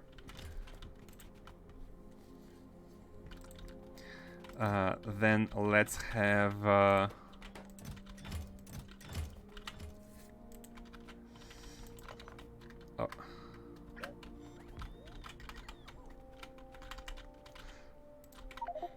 I'm checking out your conversation, guys, but I don't think you need my input, so I'm not reading it out loud, but I'm reading it just to know what you're talking about. Okay, and we also want to store. I think solid rocket fuel is best to be stored somewhere else. It's best to be stored in on a separate chest, I think. So it doesn't take this chest space. Let me put it here. And the idea here is that we are sending the contents of all of this and this to the top.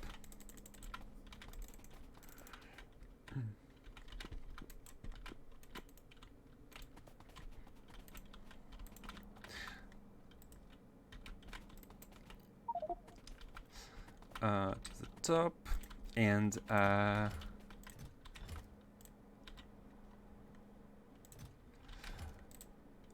these are the rocket fuel. This is going to be the storage of rocket fuel here, and we are going to be asking for enough rocket fuel in order to have a trip back home. So we're gonna go with 1 to 1, I think, and I'd like to calculate how much stacks we have for items sent versus items here already. How much stacks are we gonna use in order to determine how much space probe rockets and asteroid belt probes we need to ask? So let's see here. In order to send back a rocket, we need at least 640 solid rocket fuel, which makes 64 slots. So 64 slots of rocket fuel. Let me type it. 64 rocket fuel plus. It's really hard to calculate because we need to send back some of the pack cargo rocket sections which we receive it depends on rocket reusability. But let's say if we have maximum rocket reusability, if we have 200 of it, we are gonna be receiving. I mean 100. We are gonna be sending up by 20 packed rocket sections plus, and that's all. Everything else is real data. So 2 items, 2 slots produce 1000 of data cards. So 20 slots. 2 slots give 20 slots. And here we can send how many of these? Let's say so it's by 20 slots, right? And let's talk in integers. I mean 20 by 20. So we are at 400 slots remaining, into which we can send these 20 multiplied by 20.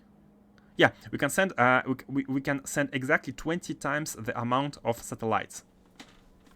Plus 20 multiplied by 20 equals 484 slots. This is how much we can send. Because sending a next one would go over this limit. It would be at 4. So we cannot have a second one. So basically, what that means is that we need, for each rocket that is incoming, we need to send 20 of each. We need to send 20 of these, 20 of space probe rockets, and 20 of asteroid belt probes. And this is gonna give us one single rocket back home. Which is very few. Oh, so because we have calculated that, it means that this is the outbound rocket, and for the inbound rocket, it's gonna be this 20 multiplied by 2 for both of these, so 40 plus the amount of fuel to go back, and the amount of fuel. No, hold on. What did I calculate right now? No, hold on. The inbound is 64 RF plus the amount of belt probes and satellites which is required.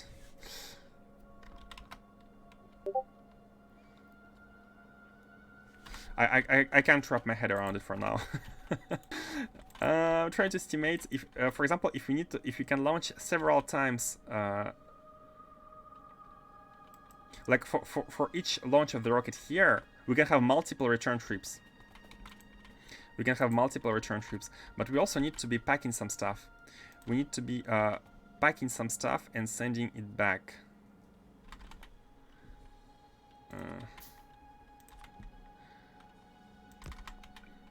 These items are gonna go here. This is gonna be. We need to also unpack the rocket sections. Maybe these are a bit too. Cannot move them. Are a bit too close. Let me move them a bit further.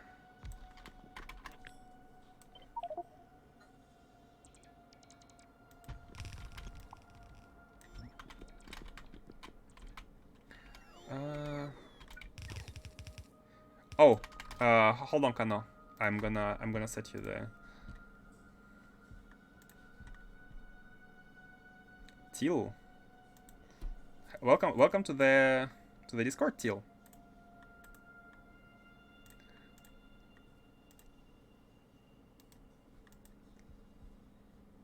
Is it you, Kano?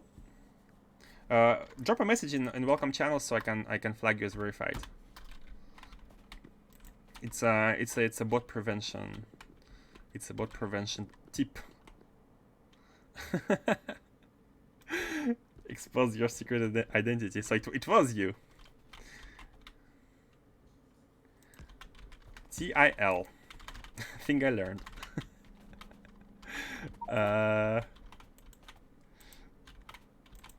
Okay. So let me know if you have any issues. Normally now you should be able to access everything.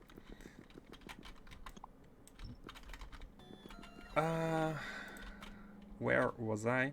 Yeah, we need to output. We need to transform rocket sections packed into unpacked ones. And should we have a buffer of unpacked ones into the in this chest? This setting basically.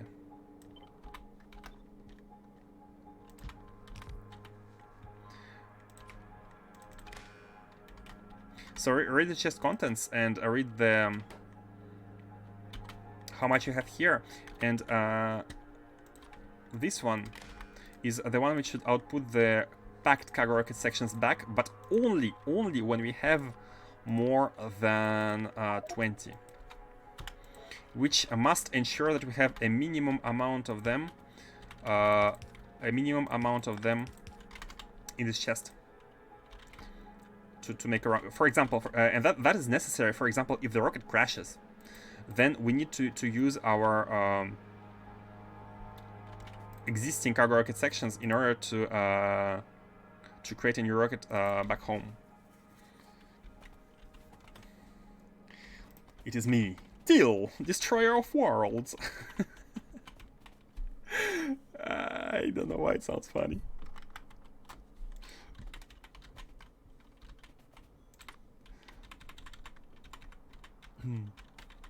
And let's have the rocket fuel being outputted here.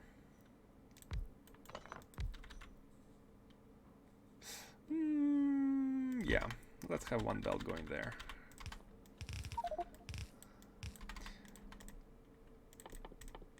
Let's transform into liquid rocket fuel and can even give you some modules.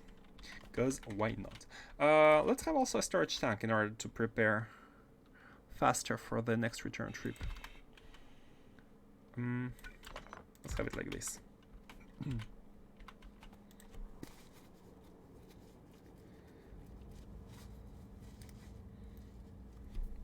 I use Discord for university projects, so it's convenient to have a real name instead of 50% discount on my OnlyFans. Like one of my fellow students. I see. So it's your real name then? Nice to meet you.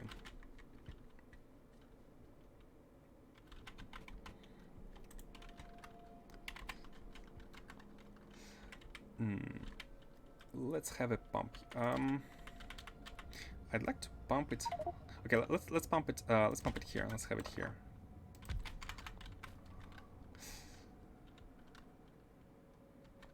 Wouldn't you that name? I see. Just to make sure I understand. I properly understand what you said. Okay. But yeah, nice to meet you. I think it's not that uncommon that people use real names as part of nickname.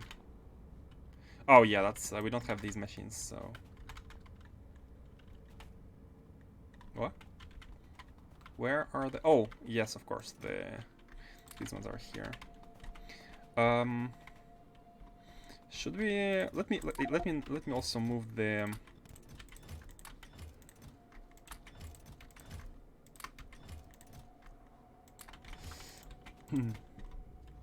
Let me move these.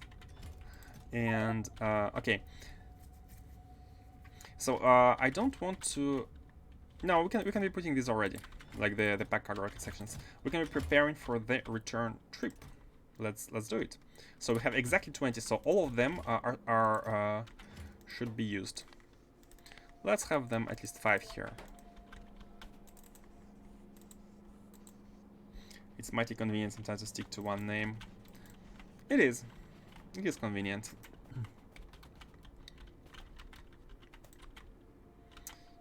It is convenient.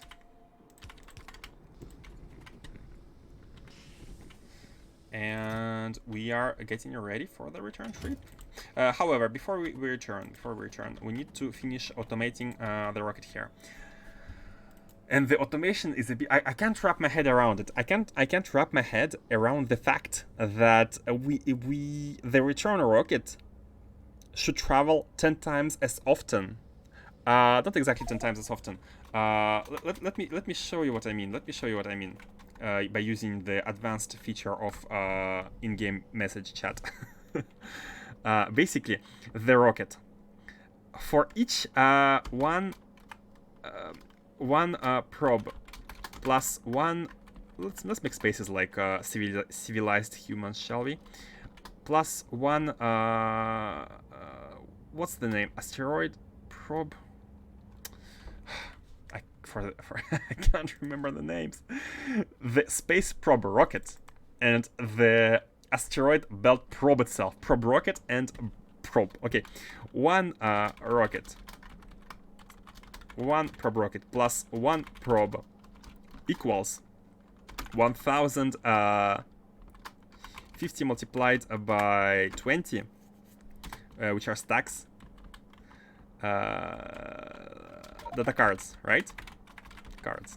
So that means that, but then again, we need to also send some resources. Plus 64, 340, 64 times 10. Let's say 10 times 64 rocket fuel equals 1000 data cards. So now let's talk in stacks. 1 plus 1 plus 64. It's equivalent to no, that's negation in some languages. Let's use math language. It's an equivalent of 20 slots. So we are saying we are using 66 slots. We are using. If you only use one rocket, that would be the equivalent, right?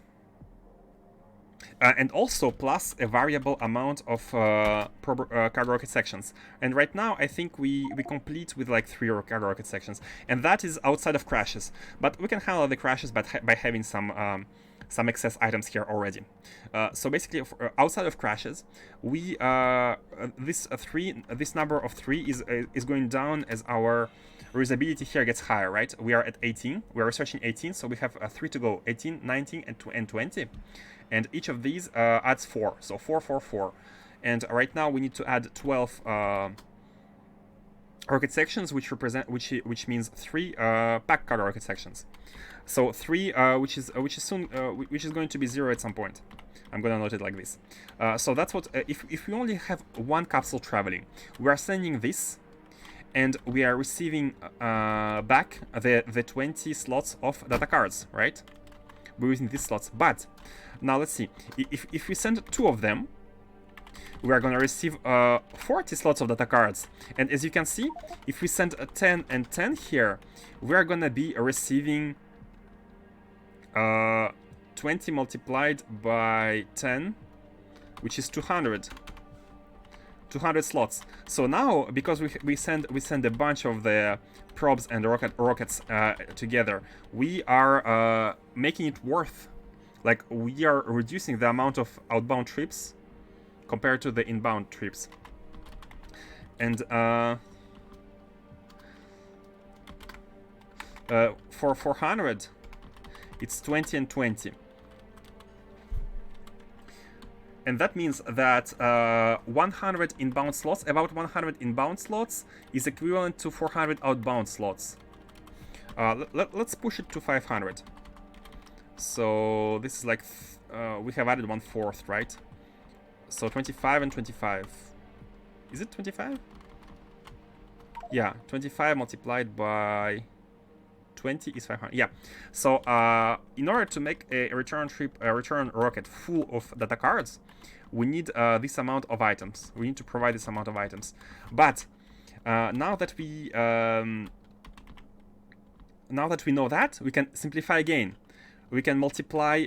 We can provide double the amount of fuel. So here we can provide double the amount of fuel. And here we can provide the rocket sections for the second return trip. So 20 pack cargo rocket sections. This is the fuel, and this is pack cargo rocket sections. And this is gonna give us 2 potential rockets. So basically, we can pack we can make this approach 500. Like, ideally, we would like to have this number approach 500 in order to minimize the amount of outbound rockets from the orbit, and to increase the efficiency of rocket fuel. But then we also need to multiply this by the same amount, right? By the same number.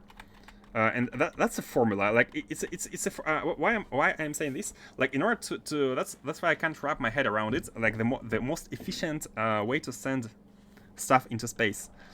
I think I need to open Excel and come up with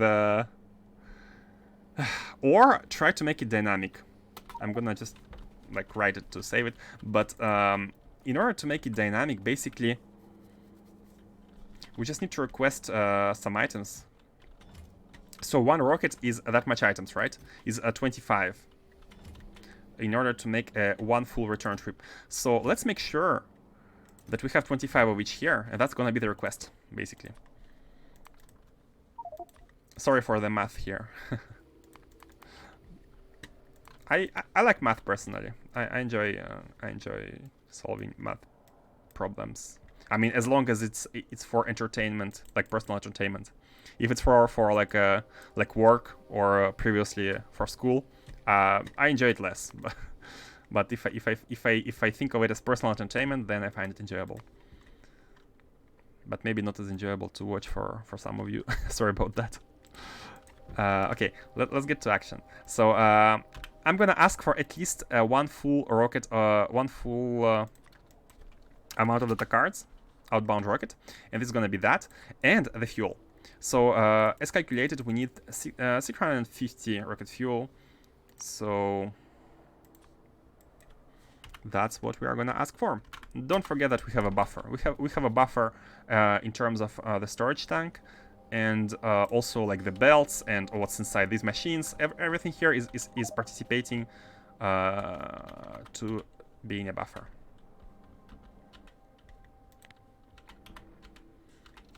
Let me connect these chests with the wire, which is not reaching, so we need some power pole. I'm gonna put this one maybe. Yeah, I don't want to put this power pole. Oh, can we reach the combinator here? Can we reach the combinator? We can't. Yeah, let's have a power pole.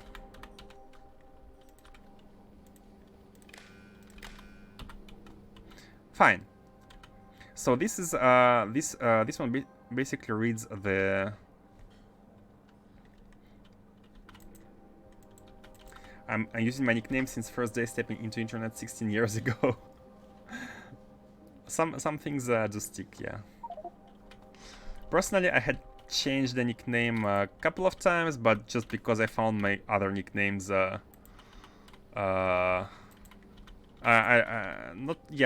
didn't want to use them anymore. I didn't like them, basically. That's all. I didn't like them. Okay. So, are we adding the amount of stuff that we have with the one that we are asking for? So yes, for the satellites and probe rockets. Yes, for rocket fuel, and for ammunition. Ammunition also stored here, so yes as well.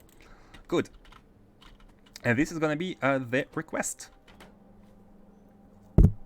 And finally, in order to finish this sushi belt rocket design, we need to copy paste the reset signal. The reset signal. Man, these crashes become more and more annoying. Like there are items here. I'm gonna copy paste the reset condition from here because it's the edge trigger generator, which I have talked about a couple of times. So if someone wishes to, me to explain it again in details, please ask. But I'm gonna assume that either you know or don't really care too much, and I'm just gonna say what it does. It basically resets the memory of inserted items back on Novice orbit when a condition has been achieved, and that condition is gonna be this landing pad becomes empty. So whenever this landing pad becomes empty, we're gonna be resetting what we have, the memory we have in Novice orbit. So red wire into here, and green wire onto a signal transmitter. It outputs a reset signal the first time this landing pad becomes empty. That's what it does. And the reset signal is going here. The reset signal is coming, is getting received by this receiver. And hold on a second, we need to push it. We need to push it into this one, right? Oh, it's also a red wire. It can be red. It's fine. It's from the red wire. It's both R and the state. Okay, cool. Let's have it a red wire then, and remove the green one. Okay, good. Yep, when this becomes empty, the reset signal is sent, and we reset the demand. Nice. So right now we are asking for enough items to send one rocket back home. How are we automating you? How are we automating you?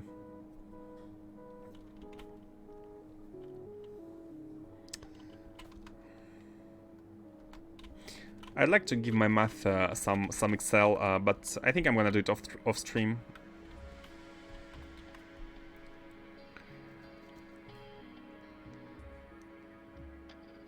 I think the circuit setup you posted had a bug. It has a bug. When MTDT equals 0, it will add 1A to the output instead of the correct -1. There's an extra -1 arithmetic there that messes things up. Yeah, that was the part which I'm the least proud of. And basically, the goal is when it's less than 5, we output -1, right? But by default, absence of signal is less than 5, so it's getting compensated by the -1. But does it do -1 2 times? Basically, that's what we mean, right? Oh.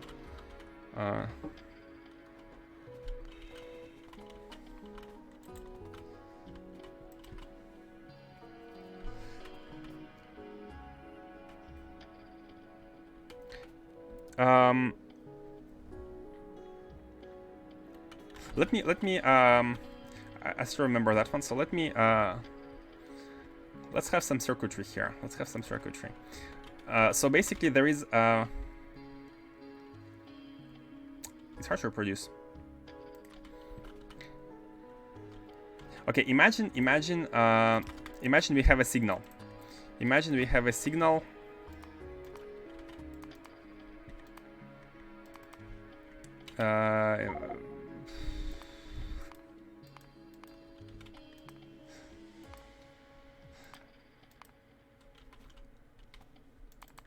Imagine we have a red signal, right? Imagine we have a red signal. So the idea is to have a condition here which checks when the red signal is below 5. When it's below 5, it outputs let's say A, right? And as you can see right now, without any connection whatsoever, it outputs A. But we want it to be below 5. We want to only output when it's below 5, but that means when it's above 0, right? When it's 1, 2, 3, or 4, and not 0. And by default, empty wire is equivalent to every single signal in the game equals to 0. That's the default state. There is no such thing as null in Factorio circuitry. 0 means it's absent. So the idea is to say either when the signal is above 0, or and when it's below 5, then output A, right? And the way I came up with this is basically counter input -A when it's above 0, when it's 0, sorry. So when basically the signal is equals to 0, output A here, output 1A, and multiplied by -1.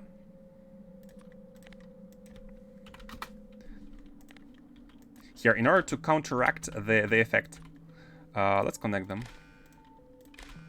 This here and this to go here.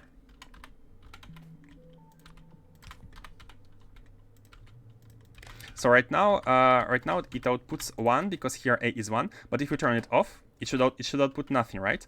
But problem is these are ticks. These are ticks, and here are 2 combinators in a row. So maybe how can we test a tick?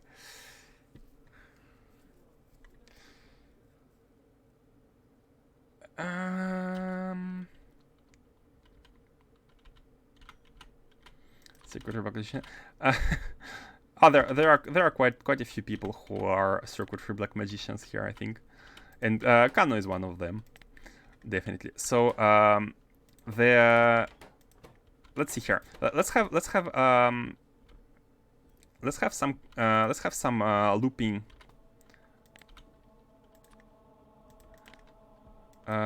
Let's have some looping memory. How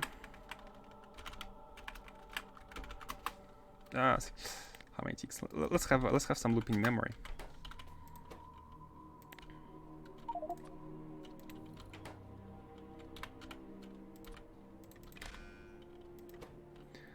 And we need a constant commutator here.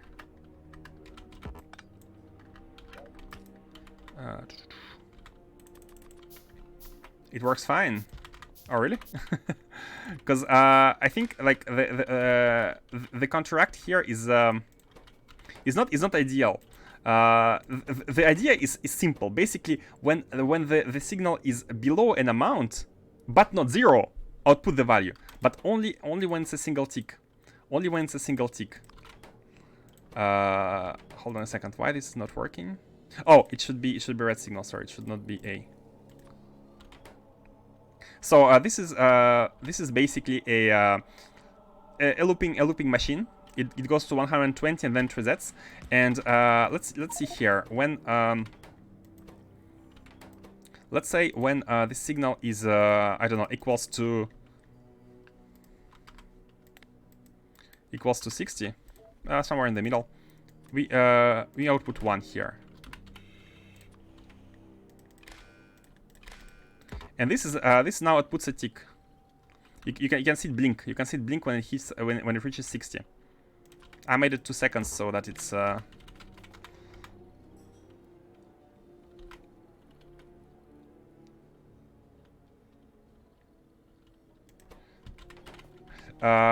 so let's just check. Like, it's not ideal, right? It's not ideal that we add a value to counteract the effect. We should be checking like both of these and doing a proper AND, right? But and this is a basic memory. Multiply everything by 1 and output everything. And basically here, if everything works, we should be having a count of 1 by 1. 1, 2, every 2 seconds. 3.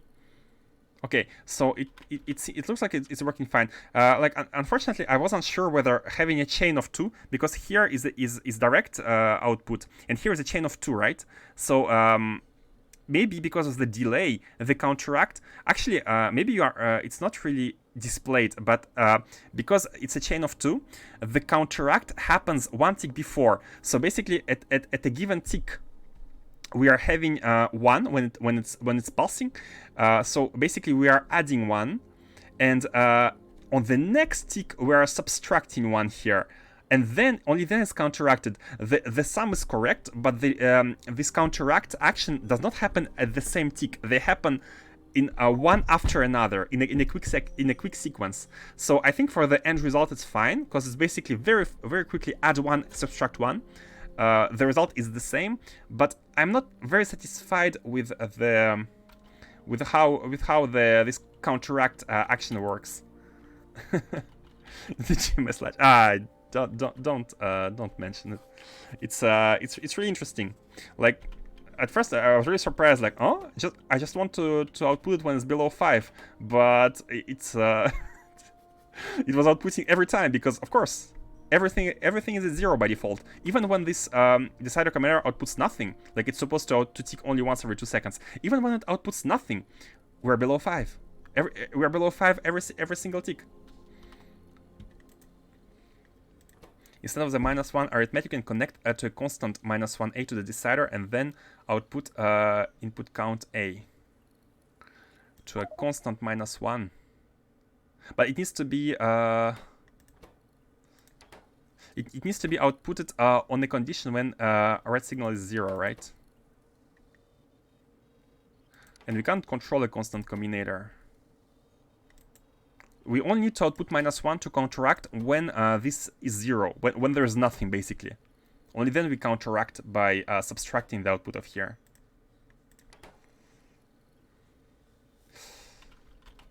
Basically an AND. It's an AND. it's a combinator AND. I'm sure if you look up like Factorio circuitry, make an AND. Like there are better ways. Like counteracting is not ideal, right? It works, but it's not ideal. Okay. Anyways, that was a quick just so everyone is on the line of like on the line about what is being said in chat, right? Like I try to come up with a custom and I'm sure there are way better ways. There are way better ways to make an and.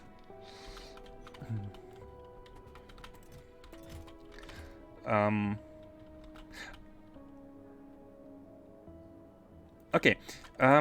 Here let's continue. Let's continue with the belt probes. And I think we're good. I think we're good. Yeah, again, I'm not sure about the automation. At some point, the rocket should depart. Like, the easiest thing to do is to have one space capsule travel back and forth. And I think I'm gonna go with it. Maybe in the near future, we can replace this delivery by spaceships if it's better. Need to look into that. But for now, let's have one capsule traveling back and forth. We are going to lose on a bit on rocket fuel, but not too much, considering this, like, we're already optimizing by having a single rocket traveling back when it's full with asteroid belt probe data. So unless we consume 500 multiplied by 50, 25,000 space probe datas too fast, it's not going to be an issue, right? It's a small optimization. In the grand scheme of things, it doesn't matter at all. Okay, so this is done. Do we need to request anything else here? Return fuel to go back. Yes, exactly. We need to request cargo rocket sections. We need to make sure we have at least 20 at all times here in this chest. Because if we don't, then we cannot handle any crash. Because if the rocket crashes, it does not output any capsules, like simple capsules. So you need to use the backup. But this is not gonna work if the rocket crashes 2 times in a row. The chances of that to happen are extremely small, but maybe that's where spaceships are like a future-proof setup. Because if rocket crashes 2 times in a row, and if you don't have enough capsules at the destination, you need to wait for another one. And in a setup where one same rocket is traveling back and forth, I mean, landing chance is 98%. So it's like 0.02 multiplied by 0.02 chance to have a rocket crashed twice in a row. It's very small. It's very small. Okay. Why? Oh yeah, you just shot an asteroid. Okay, good. Are we done? I think we're done. Let me now plug this on, and let's see the rocket being filled. So now it's only being filled with the fuel. And here we are having a count. As you can see, the minus number is going down, yes. And so the rocket has been filled with 656 fuel, which is a little bit more than what we asked for. And this is being remembered.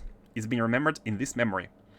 And the data is gonna be transferred with the items here, and when this empty pad becomes empty, the fuel is gonna be here or somewhere on these belts, and when the instant the tick this landing pad becomes empty, a reset signal is gonna be sent to the sender here, and it's gonna reset the memory for the next uses.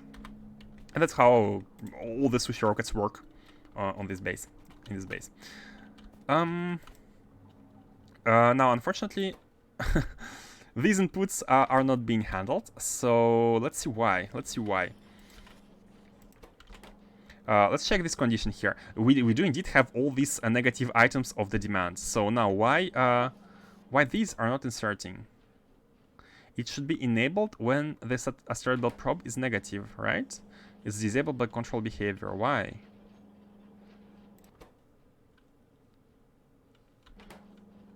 It's properly connected. It's properly connected. You can see the highlight. Why are you disabled? Oh, did you already? No, you did not output. A lot of stuff is being disabled. It's enabled. It's not set filters. Filters are here, whitelist, yes. When is negative, which is currently happening? Hold on, is it cargo? Oh, okay, it's navigation satellite. That's the problem. It should not be navigation satellite. It should be space probe rocket, first and foremost. And you can see there is not. Yeah, there's a second one for energy. This is for the star. Oh, there's even a third one. Okay, I'm not gonna look into anything for the deep space science because we're not there yet. There's even a third one. Makes sense. So now it should be outputting, right? Yeah, now it's outputting. Okay, now why you are not outputting? Space probe rocket.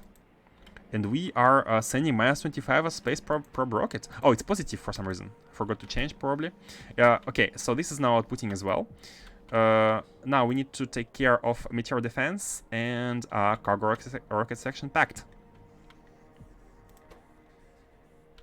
Okay, I see the problem. I see the problem. This can only accept one item at a time.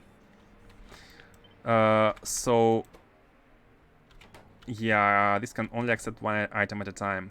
Because basically, how it works, if you have a lot of different items on your wire, and you are using set filters on your inserter, it's gonna pick one of the items on the wire, because a filter can only understand one item at a time. And if you have 10 items to be filtered, it's gonna take one, I'm not sure, at random or whatever, but it's probably not gonna be the one you want. So either you have a dedicated filter, or you use not the stack inserters, but regular filters, because they accept 5 slots. It's gonna be 5 out of 10, and chances are it's gonna be one of the items which need to be inserted. And remember that as you are inserting the items, they're gonna be, if you're properly counting them, they're gonna be subtracted from the demand, and they're gonna be deleted from the list. And at some point, it's gonna get to the item which you need to be inserting. So, and in this case, we are stuck with this is stuck with asteroid belt probe, because asteroid belt probes are not enough. We need more production here.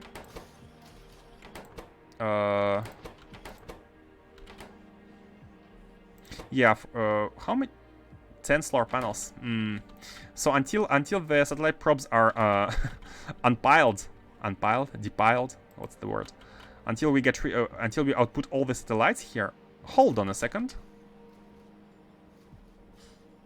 -9. Oh yeah. Of course. We should be inputting this. So why are you not inputting stuff? Waiting for source items. And you waiting for space and destination? What? There is space and destination. What are you talking about? There is space and destination. Oh my god. They are. This is above. It's not pushing stuff into the. Oh my god. Okay, this needs a bit of fixing. Okay. In order of item ID. Ah, thank you. I didn't know that. Item ID. So safe to say that modded items come last, right?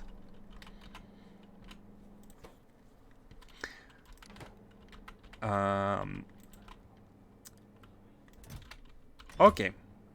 And meteors as well. And meteor defenses are gonna be inserted when it gets over the asteroid belt probe, which is fine. We're gonna improve that for the next trip.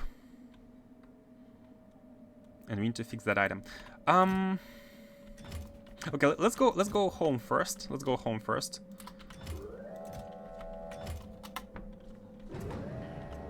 Are we done here? Hold on. Are we done here? So these output into this one. This is sending stuff and it's going back. This one it outputs. Oh, we're not done. We're not done. We need to have another one of these which does the opposite, which packs. So in case we receive too much of the pack cargo rocket sections, this one packs. But it should only pack when there are more than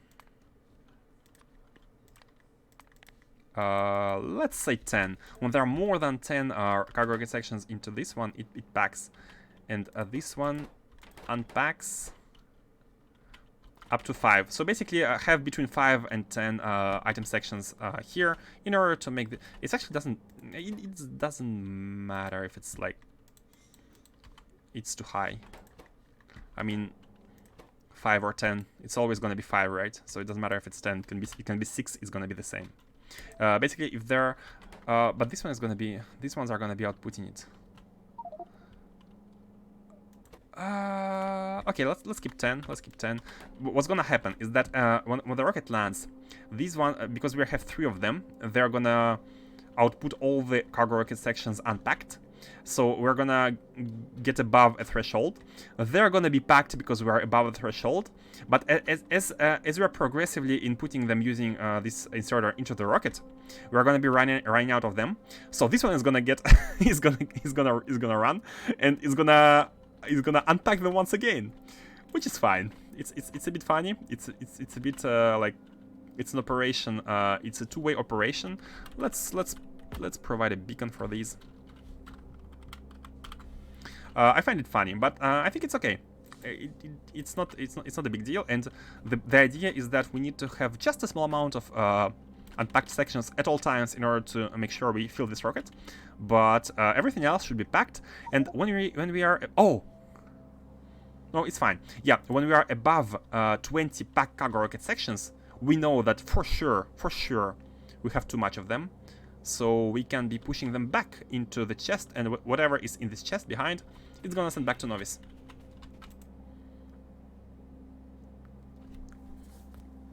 I see the problem now. I don't know how we can solve this without the cancelling. Maybe you could just let the logic run 24/7, but hold the output to the memory until an actual pulse is received. For that to work, the pulse would need to have some meta signal to make it identifiable when the actual signal is equal to 0. Not sure if that saves any combinators though. I see the idea. Yeah, I see the idea. But I think it's easier to read this way. Like if you do that, it's like if you review your logic a bit later, you're like, what is this for, right? What we want is basically a simple AND. I think it would be clearer. It would be clearer to output some intermediate signal. Basically, when it's above 0 and at the same time when it's below 5, output some signal. Like each combinator outputs a signal, and when both of these signals are okay, only then output the pulse, right? So basically, during a single pulse, you're gonna be having a signal which says, yes, there is more than 0. Yes, there is less than 5. So you have 2 conditions which are verified, and if 2 of them are okay, you pulse A. I think that's good. That's the cleanest way to do it. So you don't actually add some counterweight, but you simply check that 2 conditions are valid at the same time. Maybe it's more combinators, but I think it would be clearer. I'm not sure if you guys want a demonstration of what I mean, but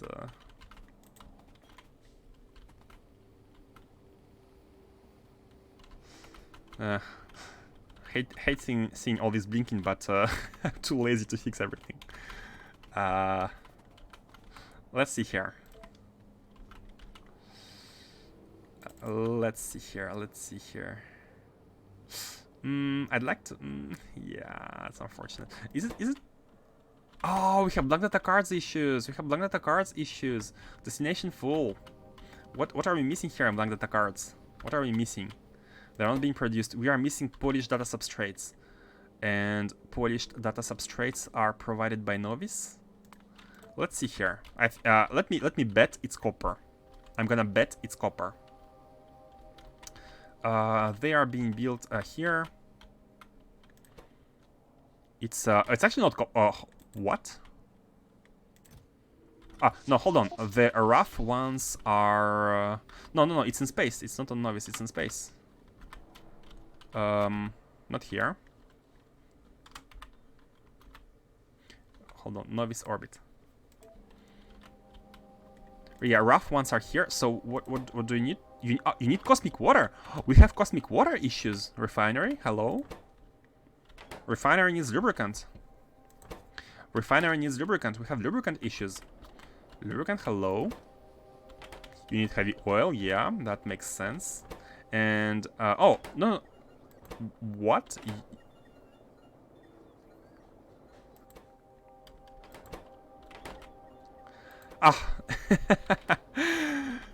That's a classic. That's a classic. That's a classic.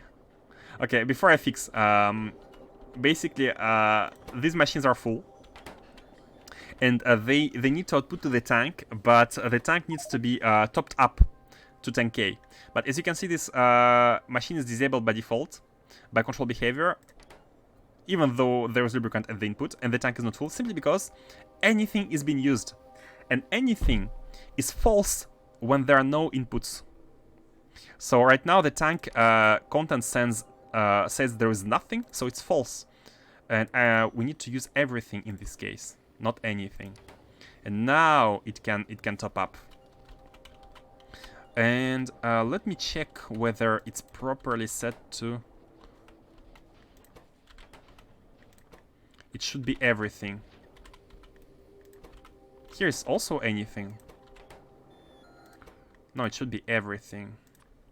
Everything is true when there are no inputs. That's the only difference in this case.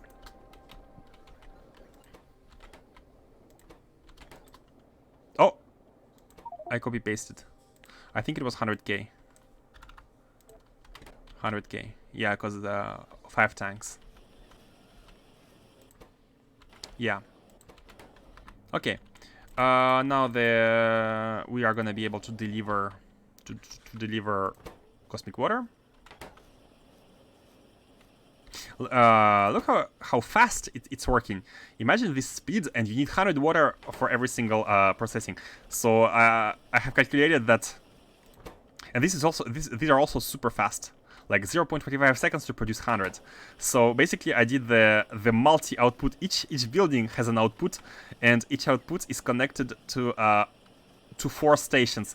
And even then, all 4 cannot be operating at the same time. You can see this is red. And basically, one pump can only make sure that 3 of these work at once. That's how bad the liquid throughput is, or that's how good the speed of these buildings is. So as you can see, it's getting filled pretty fast, and you can see the train delivering stuff with a very nice blue aura. It's here, and it's gonna go to the blank data cards. No? Oh, it has been delivered. So now blank data cards, yeah, now blank data cards are properly being produced, and the ratio here is should be good. It should be good. Yeah, it's stopping some tasks. I remember, because we needed 3.5 of these machines and not 4 in order to have the throughput we wanted, the production we wanted. That's why sometimes one of these stops, which is fine. And we should be having everything.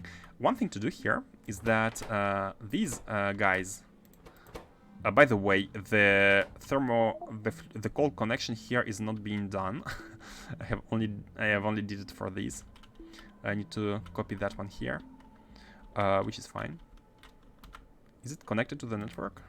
It's not connected to the global network, so we cannot even fix it remotely. It's fine. Let's finish fixing here.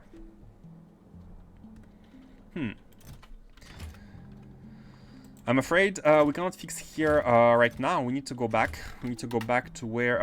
okay, before we go back, let's make sure that everything here is properly set up and working. So this satellite is gonna launch stuff non-stop. Oh, yes, of course. In case when the rocket crashes, it's gonna create some debris, some scrap.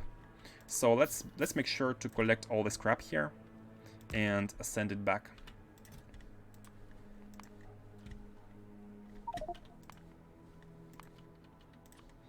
Uh, 5,000. Yeah, hold on.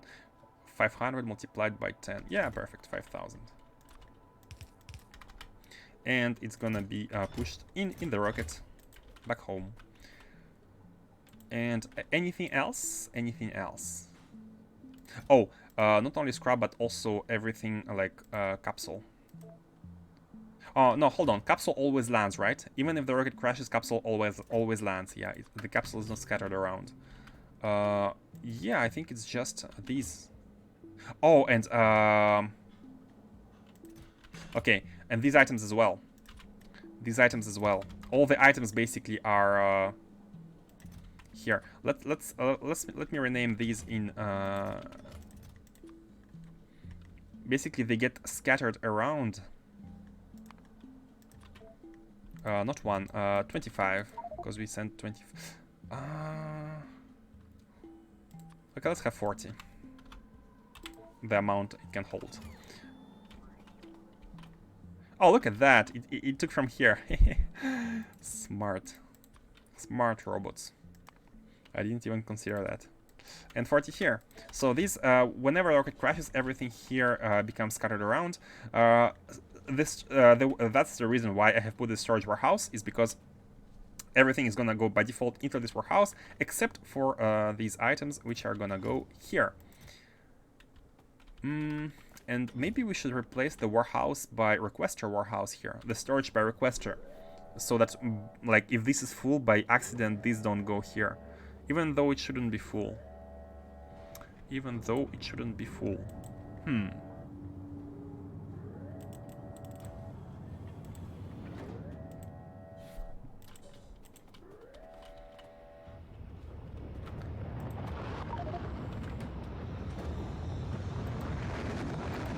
Let's see if it receives yeah,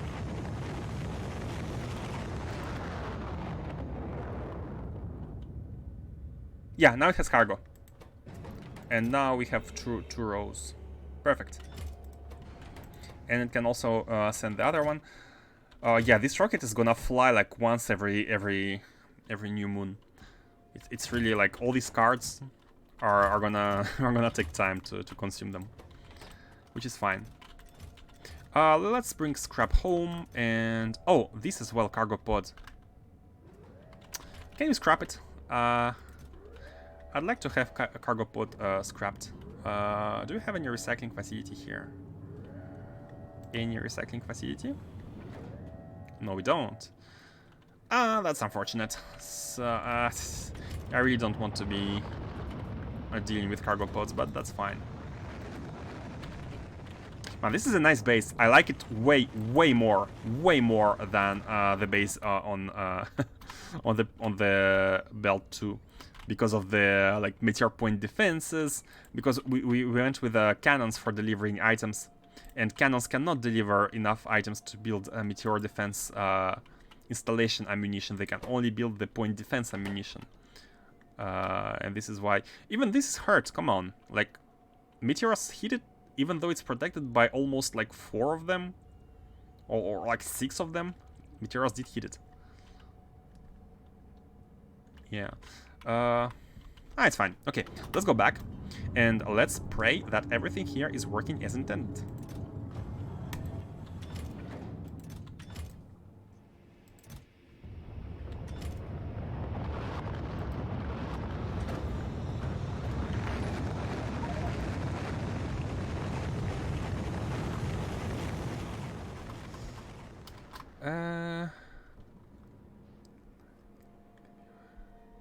Hey, thank you for following Larry Caberga. Larry Caberga? Larika Birga? Ça me dit quelque chose. Okay, here we are back at Novice Orbit, and let's yeah, forgot to set the cards here. Where are they? Belt prop data. Okay, belt prop data is coming in here. Cannons really just feel weaker than rockets. Yeah, they are. They are. I still try to use them to experiment. It's more out of experimentation. Oh, and the reason why I did that for Asteroid Belt 2 is because at that time we didn't have enough rocket survivability techs. And let me show you. Let me show you the crash chances.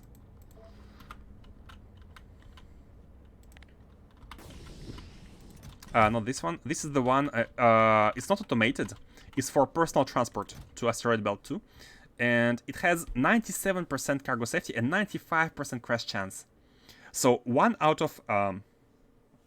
okay, maybe not 1 out of 20, but maybe 1 out of like 25 rockets is gonna crash, right? And 1 out of 25 is not nothing. If we are constantly using it to transport, it's not nothing. It's not nothing. So... I tried to do cannons for this one, and the reason why we are on Calidus Asteroid Belt 2 as well. So one is only for now, only for the asteroid belt probes, and the 2 is for methane. We bring methane from the second one to Space Refinery. This is an incredible resource.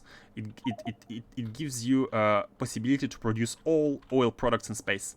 I think it's almost required that you switch to methane ice at some point, because shipping barrels is not a solution. It's not a good solution, I think.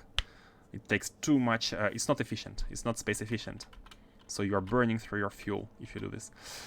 At least, not talking about barrel handling themselves. But now that we are on Asteroid Belt 1, which is closer actually, that's why the survivability is better. We can get hands on better water ice. Before now, we are cryo-cooling water ice. We are making water ice at Novice by using cryonite slush and the cryonite, which is, as you can see, it doesn't take much cryonite. We have only 4 factories at the back producing cryonite for this factory to work. It's nothing, not a big deal. But if it's available to be mined, why not mine it, right? So maybe we can do that later when we get to spaceships. I think could be improved. I got it down to 5 common errors and 1 constant with the new method. Meta signal wasn't required in the end. Oh, let me check. Circuitry. Copy.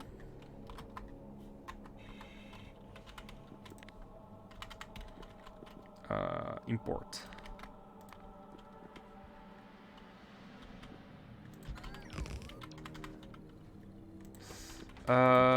Output -1, which goes. It goes here. Oh, it goes onto these central, these 3, right? So if it's.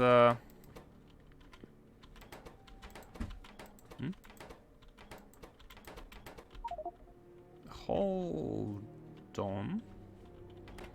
I'm not seeing where it's being used. It's a green wire. Let me remove the... Oh, there is a wire going from here to here. Oh, okay, I see. So it's connected to the outputs of these on the green wire. -1 is being counteracted.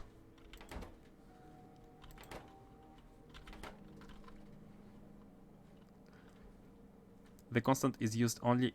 oh, the second. Okay, I'm seeing the green wire being highlighted. And the second one, it goes...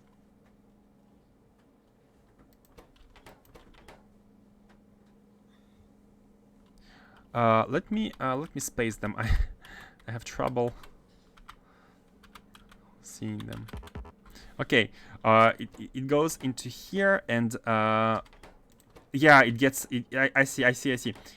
Basically, it's part of the it's part of the input of this one, so it outputs the input count of A. Hold on, let me go from the top. So we read when we this is the reset signal at 1000. We are outputting everything. Then here, when we are above 1000, we are also outputting everything. This is a filter blinker, the blinker.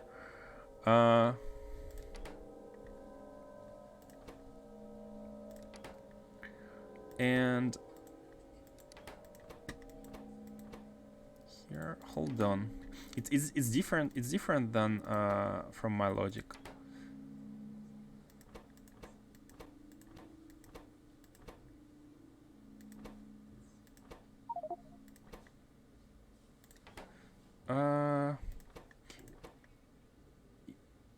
So basically, the next tick, when we reach 1000, when we reach 1000, we're still okay. When we reach 1001, during this tick, this is gonna lose everything. This is gonna capture the value because we are at 1001, and it is gonna output the amounts here of A, and A here is being counted. A is counting the used up ones, and it's 1 when it's above 40 because we want to increase it by 1, and it's outputting it here. So A is 1, and whenever we have, I mean, if we have less than 10, then we output the input count of A, which is -1. I see. Okay, I see now. That's really neat. That's really neat.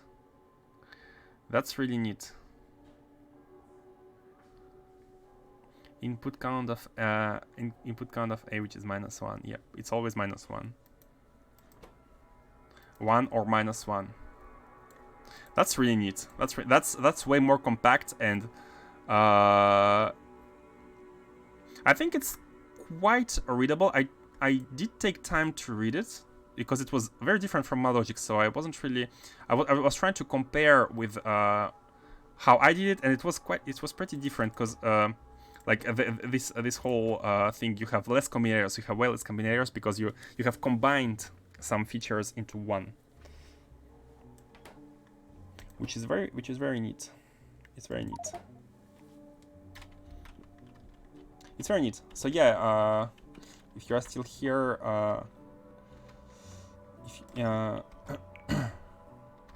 if you're still here, Evan, you can try to use this one. I think it's maybe easier to. Actually, I wouldn't say it's easier to understand. Like my setup is it really flows from what you want as a person. Like, and this one is more complicated because it combines what you like. Some of combinators do several things, but it's way more elegant.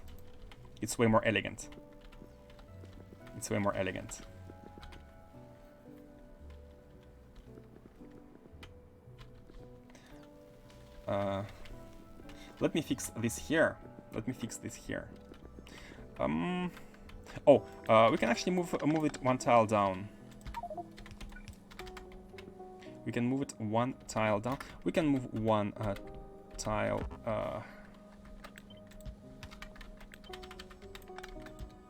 Nope.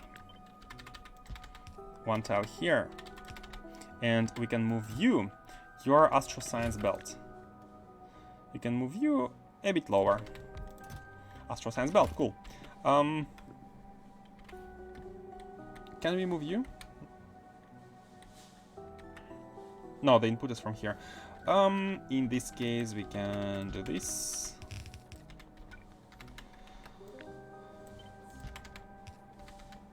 And we can do...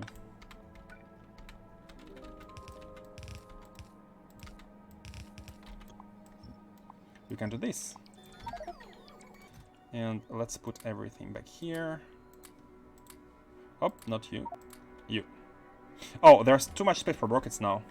Are we gonna have enough space for these ones? Yeah, I think we also need to reset the memory now, because they have not been inputted. At least not these. How can we reset the memory without resetting these? Okay, I think I'm gonna manually add them into the rocket. Yeah, I should have inputted them into the rocket where they were supposed to go, and not back at where they are being stored. Like this is good, yeah. Yeah, and then take all these and deposit them. Okay, this is the next shipment, and this is gonna be a good one. This is gonna be a good shipment. And once this is done, I think the rocket is almost ready to be automated. I just need to find the proper condition for this rocket to leave.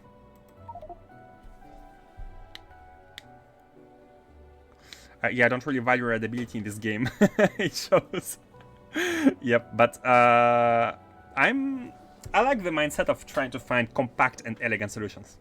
I like the mindset, but yeah, as it's harder to understand. Most of my setups get squished together in the end anyways, and sometimes have to fit into a tight space constraints. I like the way you're playing the game.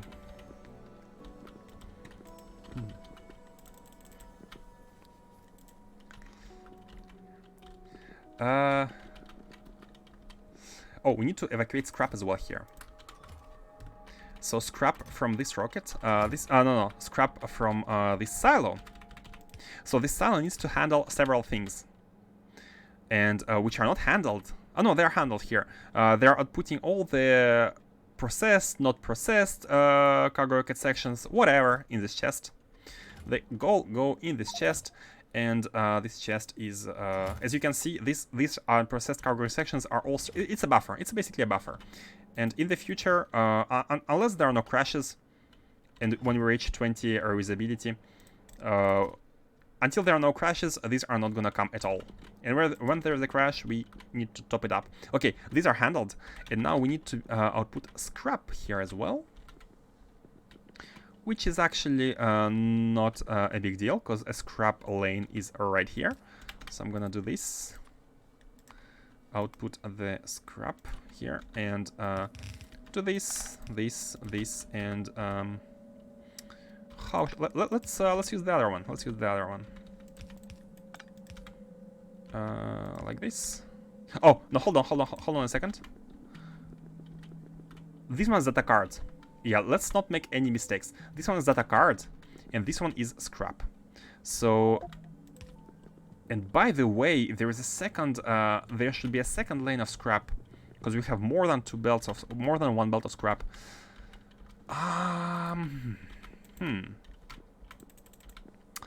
Let's see.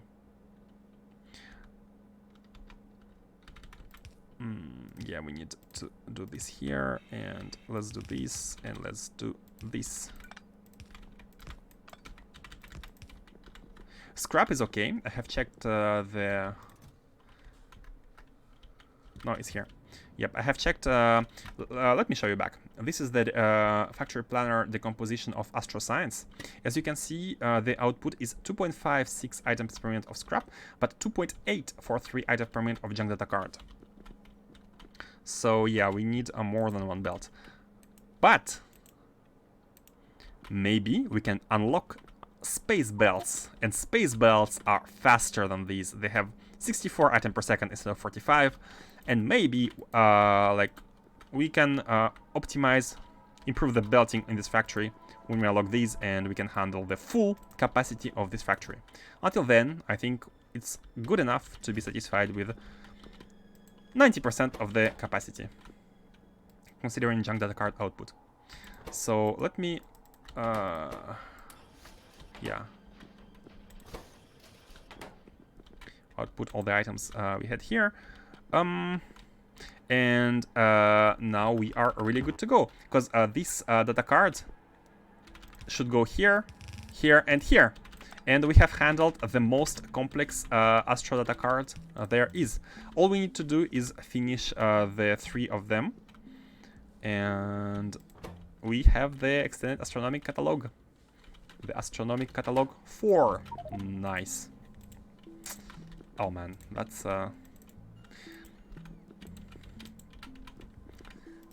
really nice to be soon done with it. One thing left to be done is to automate this launch. So right now, I think I'm gonna go with I'm gonna go with easy solution as opposed to efficient solution, because it's efficient enough. Whatever. I'm gonna remove all the space capsules from here. I'm gonna put them here, except the one that is in the inventory. And the idea here would be to only have one capsule traveling back and forth. Look at what we are losing by doing so. We are losing the capacity to fill these slots with inputs and have several rockets go back for one rocket going there. Got to go buy some booze before store closes.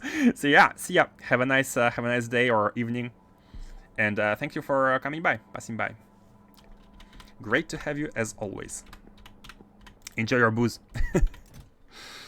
So yeah, not filling this rocket to full loses maybe 1/3 of. Yeah, we lose a bit on fuel, but I'm not even sure. Maybe we can fill it up to 2 times. I need the Excel for that, because we need to input cargo rocket sections, we need to input solid rocket fuel, and calculate the exact amount of like rocket to rocket outbound and bound. Until then, I'm just gonna use a single space capsule and say go on fuel full. No. It must not go on fuel full. It must go. We must calculate something. We must have a signal here. We must output a green signal, and the green signal here will be the go signal, and it's only gonna be go when everything the asteroid belt wants has been inserted into the rocket. Basically, whenever everything is positive. And then we output a green signal. And what does that mean? That means that, see this wire? I mean, right now you can only see 6 at the right, on the right side. But that means that we can only, like, there is no negative number. And negative number represents the demand. All the negatives has been inserted into the rocket. And now it's ready to go. So green signal when fuel full. That's gonna be it. Let me connect. I think let's use the green wire here, because we are passing a signal as opposed to on a green signal and fuel full. Let it go.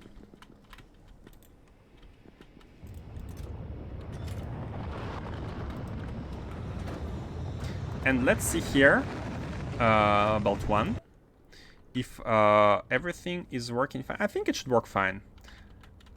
Actually, I'd like if the rocket crashed. Unfortunately, it doesn't crash. I would have liked to witness a crash and see if there's any remaining problems to be fixed, but I think it's working fine. So what's going on?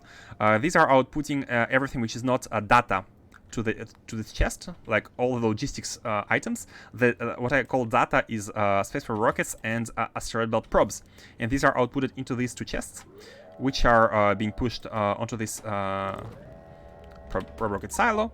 These are it's launching, and why these are not working? These are not working.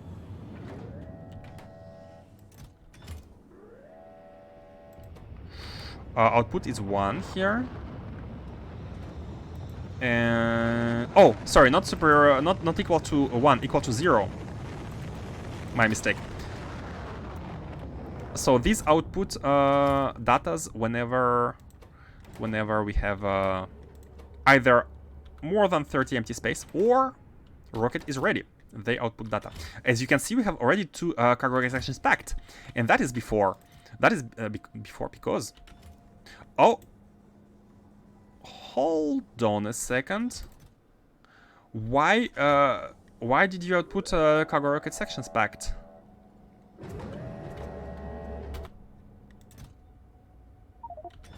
Hold on a second. Why did you output cargo rocket sections packed here? We should always have 20. Just in case, we must have 20 here. And we don't have 20.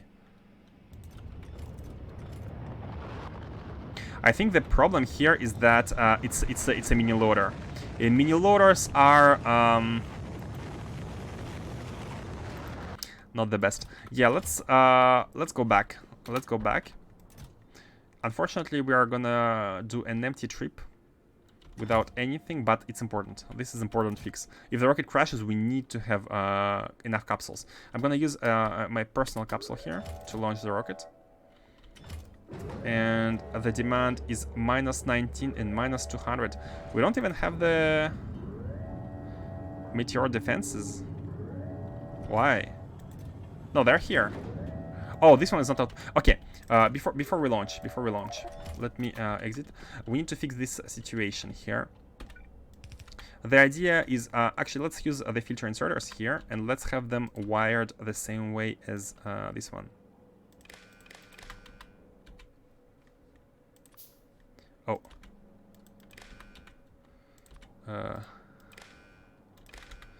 And now they are able to output everything because they're not limited to only one slot. They have 5 slots in them, so multiple filters are possible. And now they are able to input everything, even though we don't have enough asteroid belt probes. And the reason why we don't have enough is because we don't have airframe bulkheads, and we don't have airframe bulkheads because I think we have them at the station, but the rocket is not full with them, so we can't really send them. Yeah, the rocket is not full. Should we ask for more bulkheads?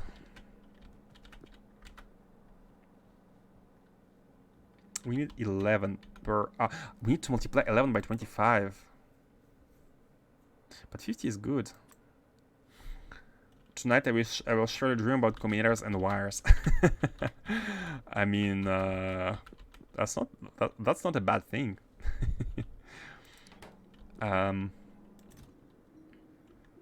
Okay, let's improve the amount. Let's increase the amount of bulkheads and some general items.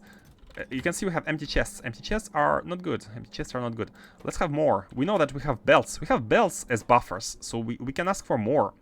Let's have 100 of them, and it's always multiplied by 10, mind you. So whatever I input here is going to get multiplied by 10. Solar panels. How about having 20? 100 on belts is gonna be okay.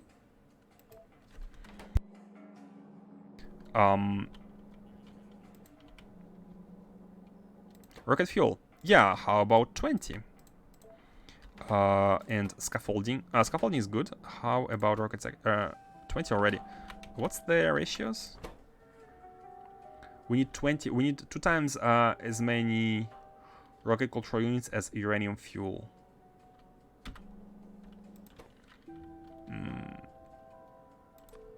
So 40 is kinda a lot. Let's have 30. Yeah, I don't want to overkill it too much. But we need the items. We need the buffer here in order to be able to always be making the... Yeah, now it's being improved. But still, these... Do we even have them? Yeah, we haven't put it everything.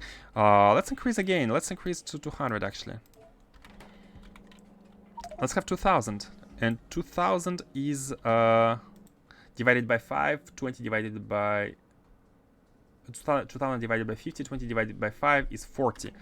40 slots, and 40 slots is this chest, so it's perfect.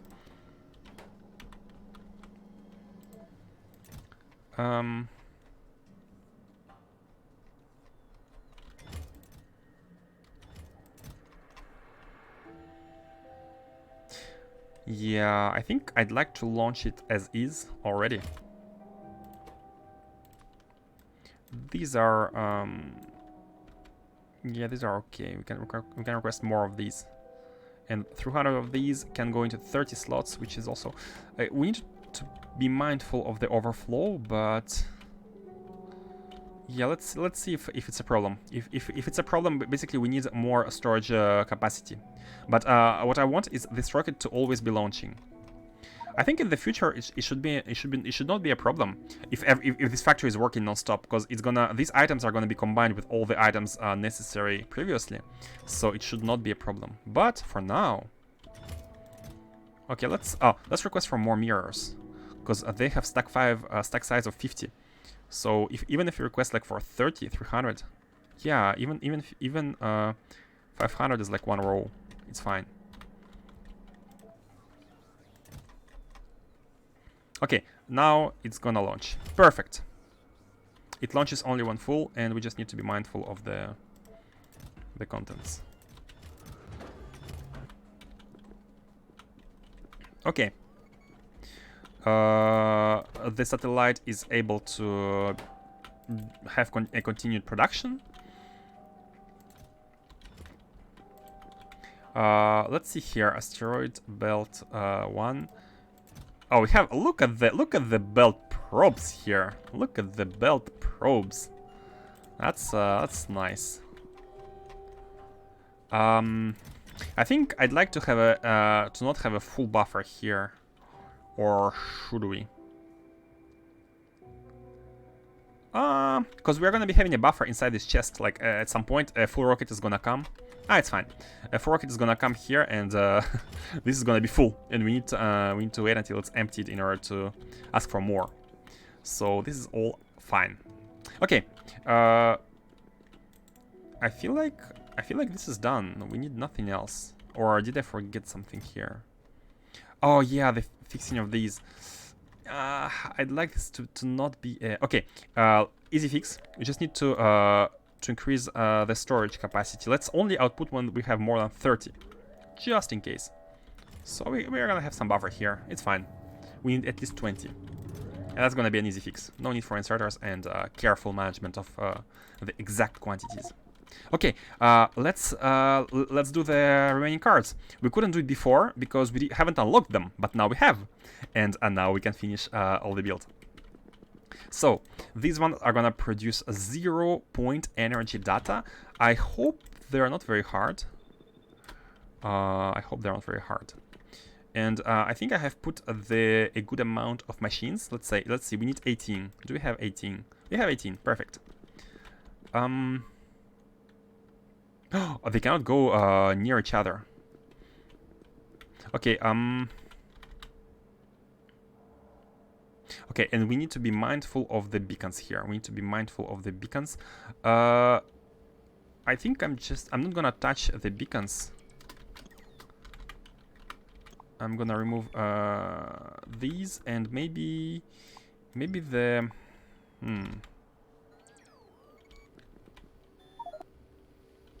Just need to check that beacons are properly beaconing everything that needs to be beaconed.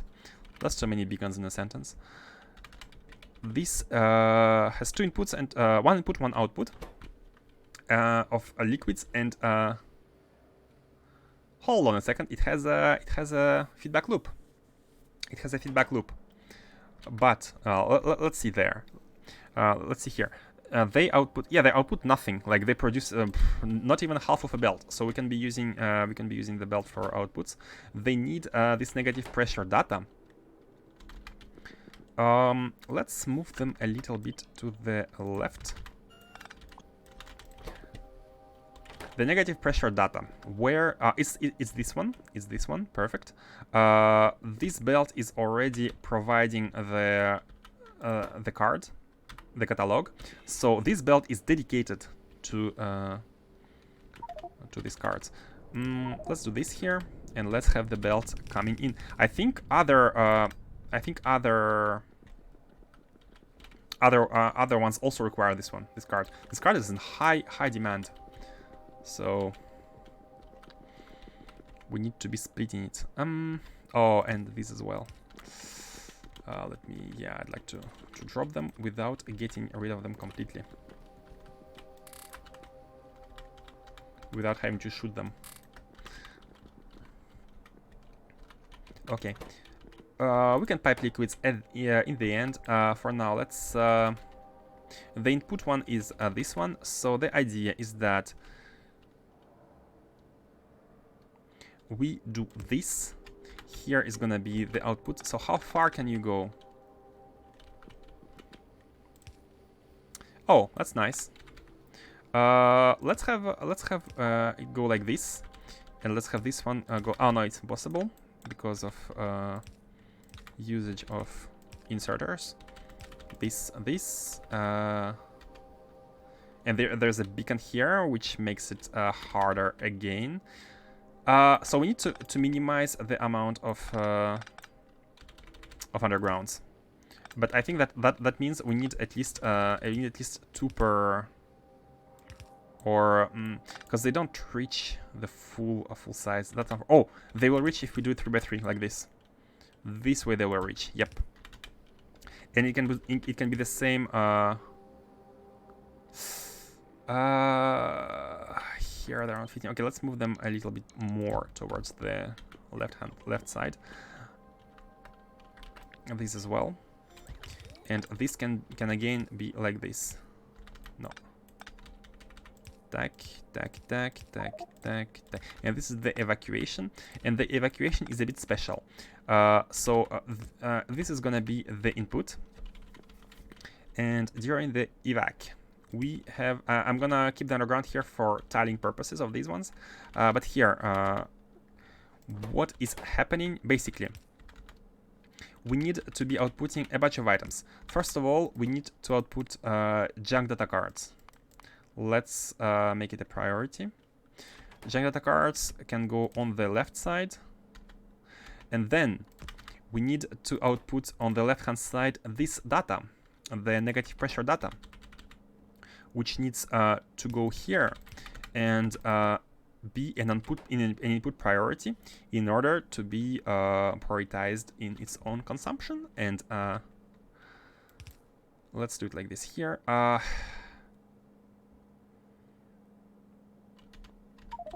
Okay, fine. I didn't want to move too much of this, but actually let's move them. Didn't want to be having to drop them, but it's fine. Let's move. This is junk data cards. Junk data cards is on this lane. Yeah, let's also change these mirrors. I mean glass. Okay. Junk data cards here. Now this is the feedback loop. So we are doing this, and this. No surprises here. And this is the output, the real output, the 0-point energy data. Perfect. And the energy data needs to be. I'd like to make them to make it together, coming together with this one onto a half a belt. How can we merge? Okay, I have an idea. Let's bring this one here, and let's use. We need to merge them both onto a belt, but we need to do so while balancing both sides.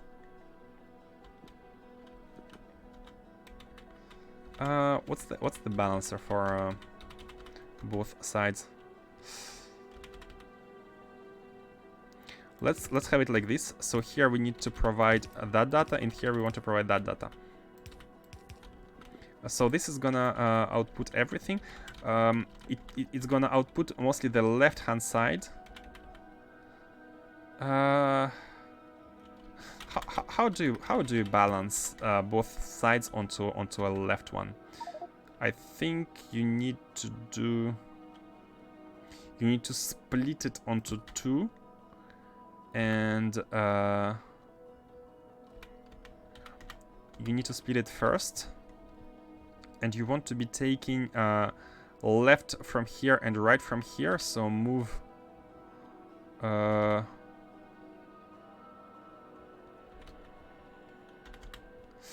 Hold on a second.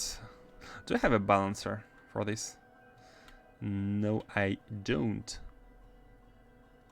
Oh, what about you? No, I don't think. Yeah, no, you're not a balancer. I don't want to copy it from the internet, so I'm gonna try to come up with it. So we need to have either left and right side of these, or right and left side of these. And I think. Hey, yeah, just start Mamdu. Future me problem. Is anyone able to read this emote? It's a future me problem emote. I mean, you can have better luck hovering it in order to read it, rather than actually reading it. So I think something like this could work. So if we take the right from here, we want to take the left from here. So we can do this. Oh yeah, I have come up with an idea. And merge here. Oh man, it's a bit clunky. It is very tiny. Yeah. I tried my best. Twitch resolution, like they ask for a very low resolution. Very low resolution. It looks really weird on the. It is very tiny. It is.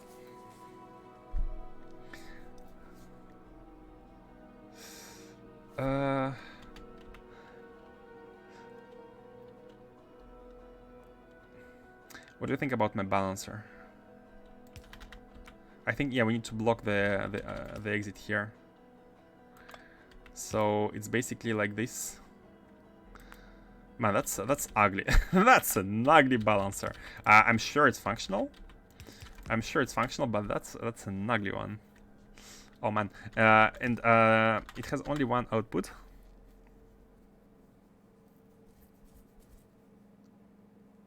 Both on the left-hand side, that's most important. How about making it go the other way? If we do this, and then if we do this, and then... no, it outputs directly to... So we want this left side, it goes here, and this right side, it goes here, and we need to merge them now. Almost.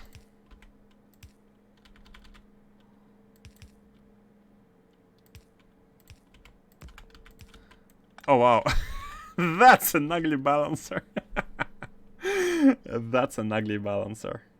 But it does its work. We are merging right side of the belt, which is going here and here on the left side.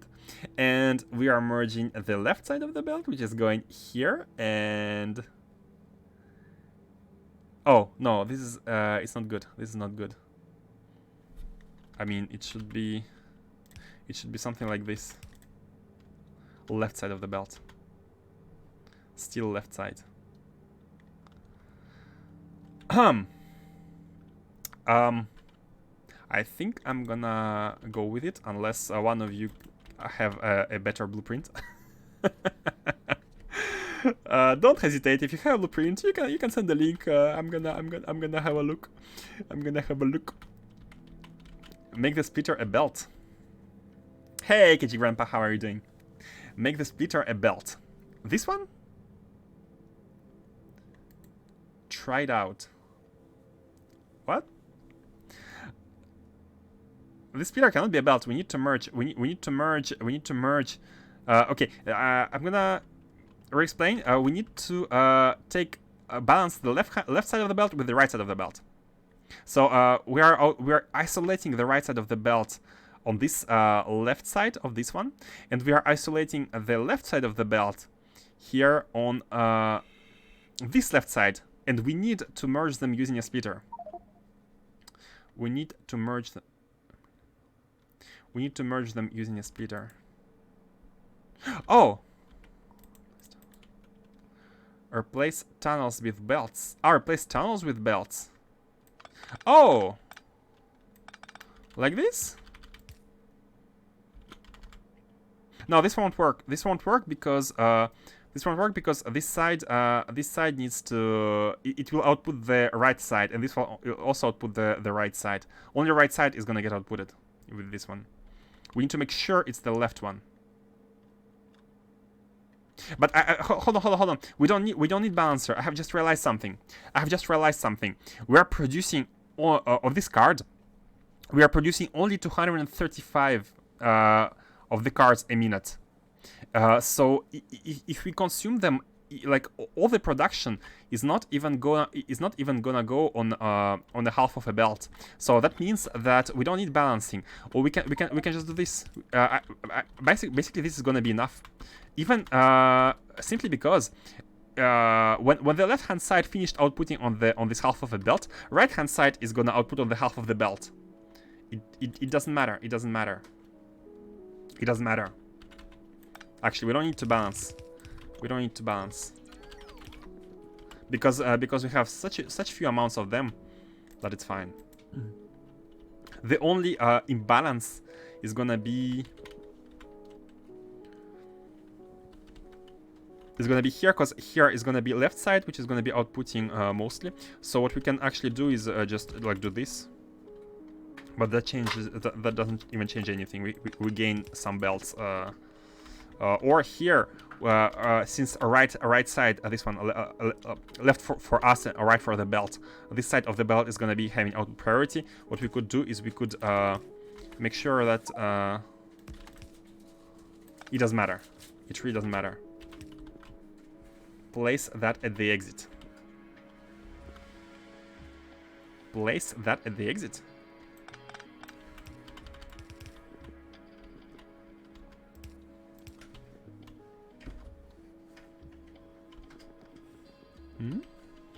What do you mean? It's fine. Never mind that weird construction. It's unnecessary. I have just realized. It's unnecessary. That splitter and belt. This one? Or the weird thing that I have just deleted?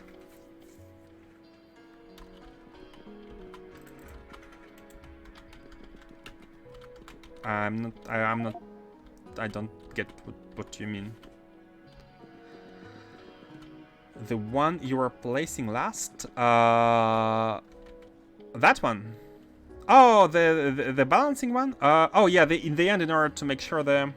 But I'm thinking that even if we have that one, even if we have that one, I'm not even sure it's gonna help. Like this way, this right hand side is outputting mostly, so we would need to have this one to help with by using the left side. Oh no, hold on. Right side is outputting, so we need to take from the left side and do it like this, because this side is getting used. Yeah, I see. Yeah, I see. This is gonna be better. And here like this.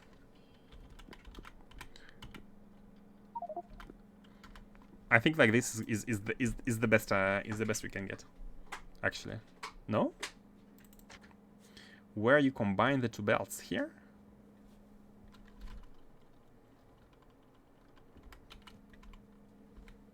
Huh? The belt you are standing right here. Oh, this one. This is the combined output. We cannot balance it anymore. Below, this one. Okay, there's a small stream delay, so maybe I think you're talking about. Let's call this one the belt A. Let's call this one the belt B. Let's call this one the belt C. You are talking about the belt A. So you want me to put a splitter on the belt A? That's unnecessary. It's the combined output of both sciences from here and here. Why would you want a splitter there? This is the end. It's the exit. There are different items. We have two sides of a belt with different items.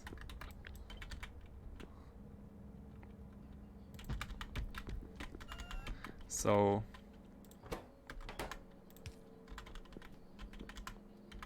yeah, these are this is one science, and this is the second one. Yeah, the idea basically was because we are outputting. We are. Okay, I didn't even finish building the thing. What is no, hold on. Yeah. What's going on here is that the input here, it's this belt is built up from two sides, right?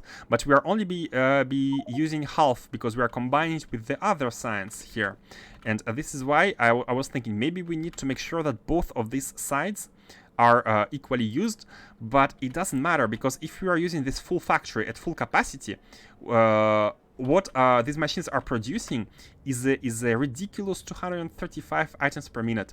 It's 1/6 of a belt capacity, so it's not a big deal at all. I was thinking of a product. Yeah, I see what you mean now. One product is basically one of each of these belts. I did these in order to improve the, but even these are not necessary. Like, it's fine. It's fine. Don't worry. It's a small little buffer, and don't worry, I mean myself. I don't have to worry about that. Okay, now as we combine liquids and push these items, they're gonna all exit here. What are you? You are nothing. You are nothing. Okay.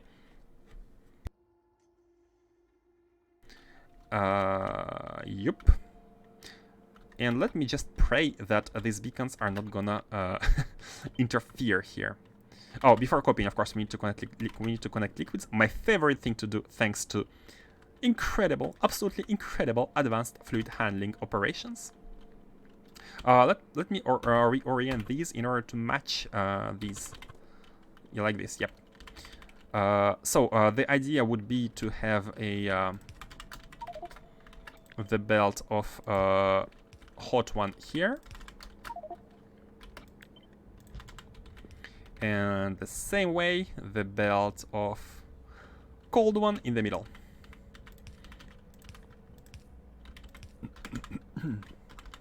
And that is all.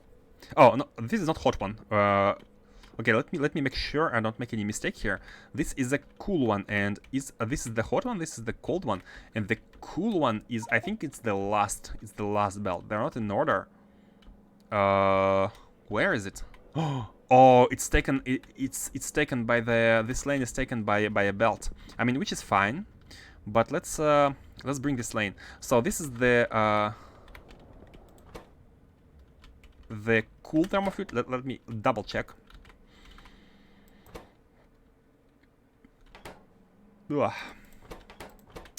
Yeah, this is the. It's a cool one as well. So we need to make sure that we are connecting that one to the bottom, and the balancing. I believe it should be working okay. Never trust me on that. This and this and yeah. Let me make some holes here. Okay, this is being used by the cool thermofluid. I'm gonna, yeah, let me separate them. Oh, I thought it was not connected, but it's connected here. It's fine. So this lane and here, we need it to be right. Oh, right here, perfect. Max distance. The cool one is being outputted here, and the cold one should be coming in from here. Okay, and now these are working. And I think it's very sane to connect everything before duplicating, before blueprinting. It's a sane thing to do.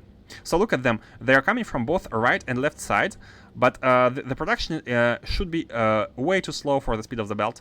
So it's fine. We can let them back up. It's not a big deal.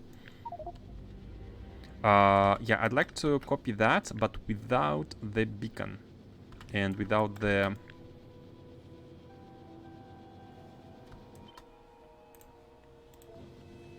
So do this do this.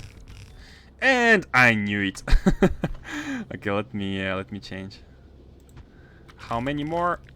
We are at 16, so we need 2 more.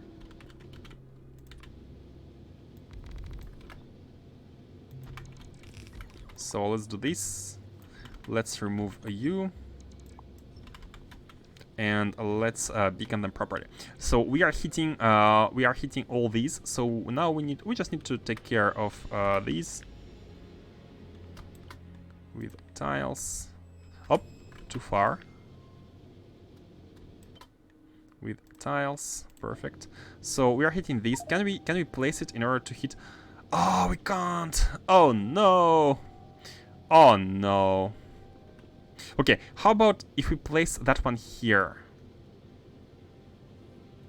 Can we hit these if we place it here? Oh yes. Oh yes. Oh, perfect. So we need to move that one tile here. And if you do this, you can see that these are properly beaconed, and these are properly beaconed. Yes, it reaches everything, and now it's easy. We can place it wherever we need, and I think here is gonna be the. I'm looking at these bottom ones. And yes, it's properly touching everything which is necessary.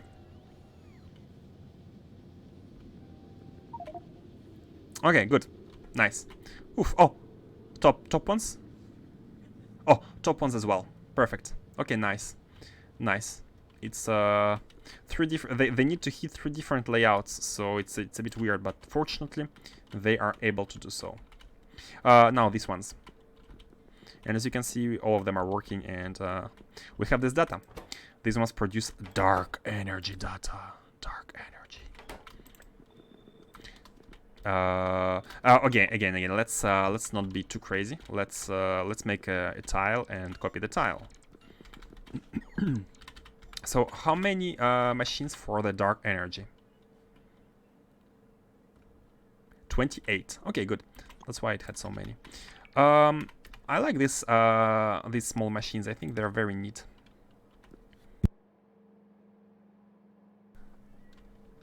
How should we do them? I think again they have a bunch of inputs and outputs,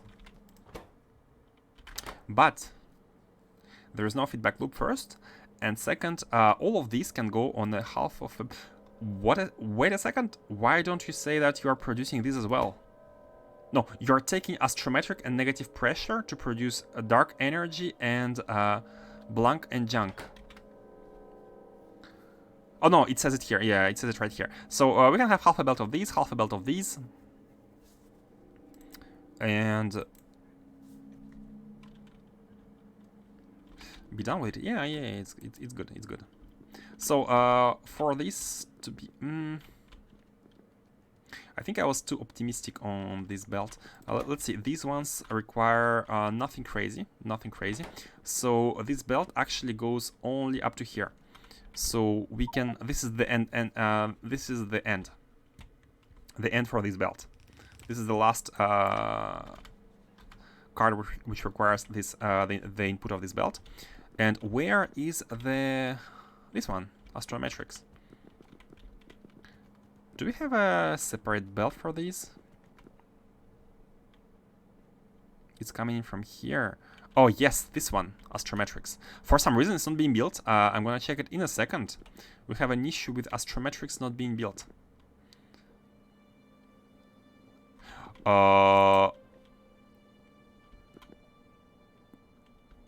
We have 2 belts? Oh, yeah, I understand. I remember. It's this one. Basically, it's this one. It's this one, and we can bring it here. And we need to combine them together, and that's gonna be their journey's end. Wink, wink reference. And nothing crazy. Since it's their journey's end, they can just do this. And there is no need for balancing whatsoever. It's the reminders of these belts are being pushed here. Okay. Yeah, nothing crazy, nothing crazy. And the output also can go on one belt. We just need to filter it out properly. Before we do so, let me have some space here. And let's just do this. So, how does the output work? And by the way, are we beaconing everything? Oh man, we need to be careful about these. There's like a hole in between beacons, and I'm scared. Let me check. Are all beacons reaching? No, no. As you can see, these two, and these two are not reached by the beacons below, and it's being overloaded by the beacons above. So can we fix this problem by moving everything a little bit to the left? Yes, we can. Yes, we can. So let's move everything a bit to the left. And because I'm paranoid, I'm paranoid about this right now. Let me continue. Let me continue move. Man, not only paranoid but also not so good with the with the mouse, and neither with English, as you can notice. Let me check here. 28 of these. How many do we have? 26. Okay, 28. So are they all beaconed? These the top ones are, and the bottom ones are as well. Thank God. Okay, good. They are beaconed. Okay, so now we can create the tile and just scale it. Perfect. We are. Do they need to be fast? 30 seconds, they do not. Blue ones, it is. They can take from this one and output to that one. And take from this one and output to that one as well. And the tile is done. Of course, liquids first. So same as usual. Copy this here. And... oh.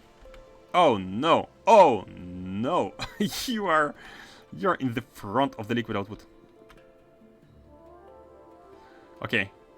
What about moving everything one tile to the left? Will it gonna mess with any beaconing? Okay, it won't. So I'm gonna do it.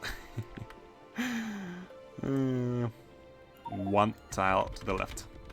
Let me check again. Beacon. Okay. Oh no, this one is not beaconed. This one is not beaconed. This one is not beaconed.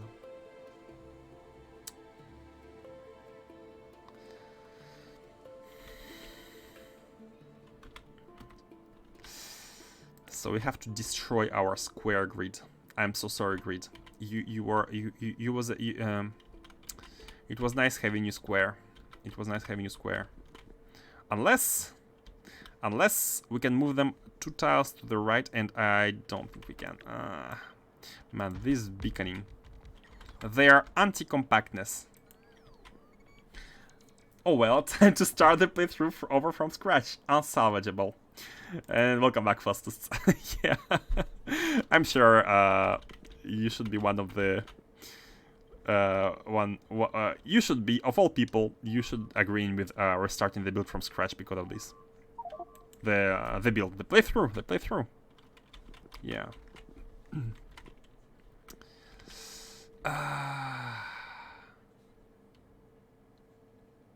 Seriously, can we build? Can we move everything to the right as it was before? Just like some tiles to the right,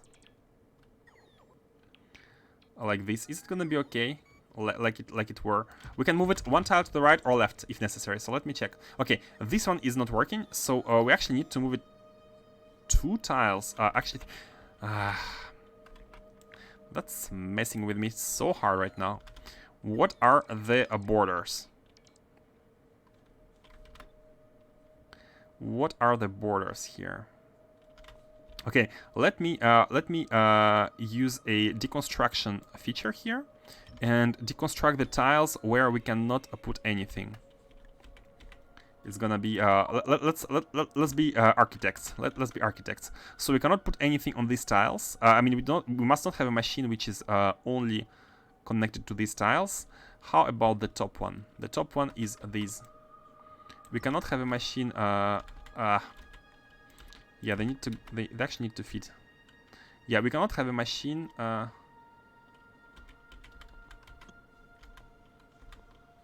On these two tiles.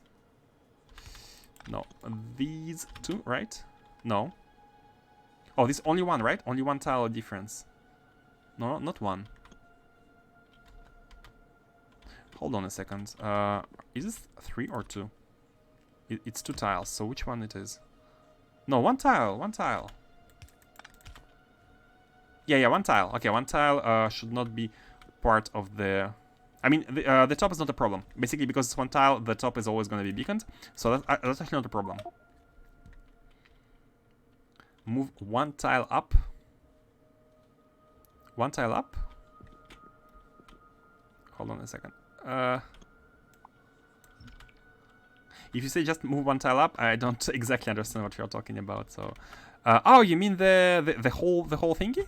But then the no.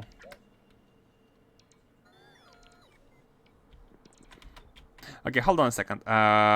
We can do it if there is no if the machines are like this, or like no, not like this. Look at the bottom ones. We must not have a machine directly in front of the bottom one, but I think that's impossible.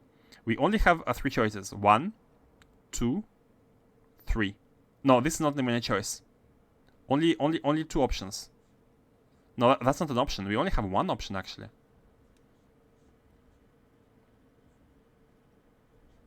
Cannot move the line up 1 tile. Which line? Which line are you talking about? Everything?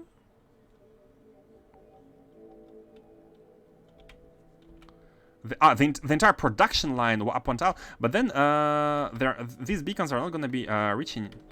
If you move everything up 1 tile, like we want this beacon to be covering them, right? We want these beacons to be covering the bottom row and the top beacons covering the top row.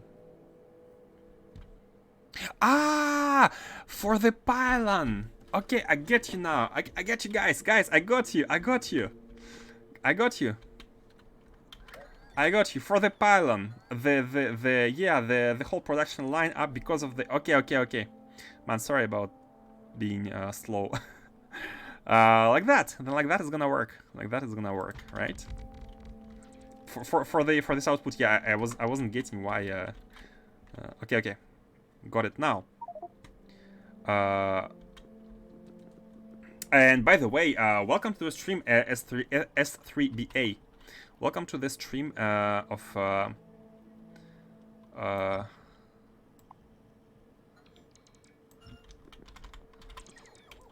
the stream of mistakes. The stream of mistakes. Yeah, it's a good quantifier. The stream of mistakes. Welcome.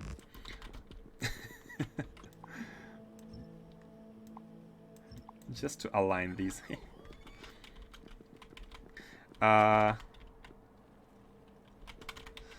Okay, and now it's all properly beaconed, I believe. Yeah, everything's beaconed now. Yeah, good. Okay, nice, perfect. So we need to move these 1 tile as well.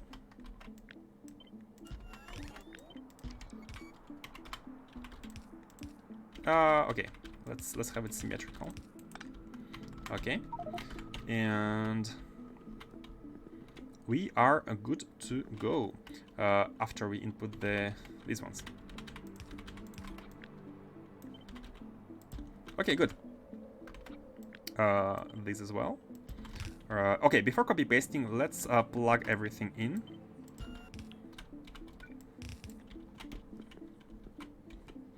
Finish fixing the belts. These ones? I think I'm done fixing the belts, no?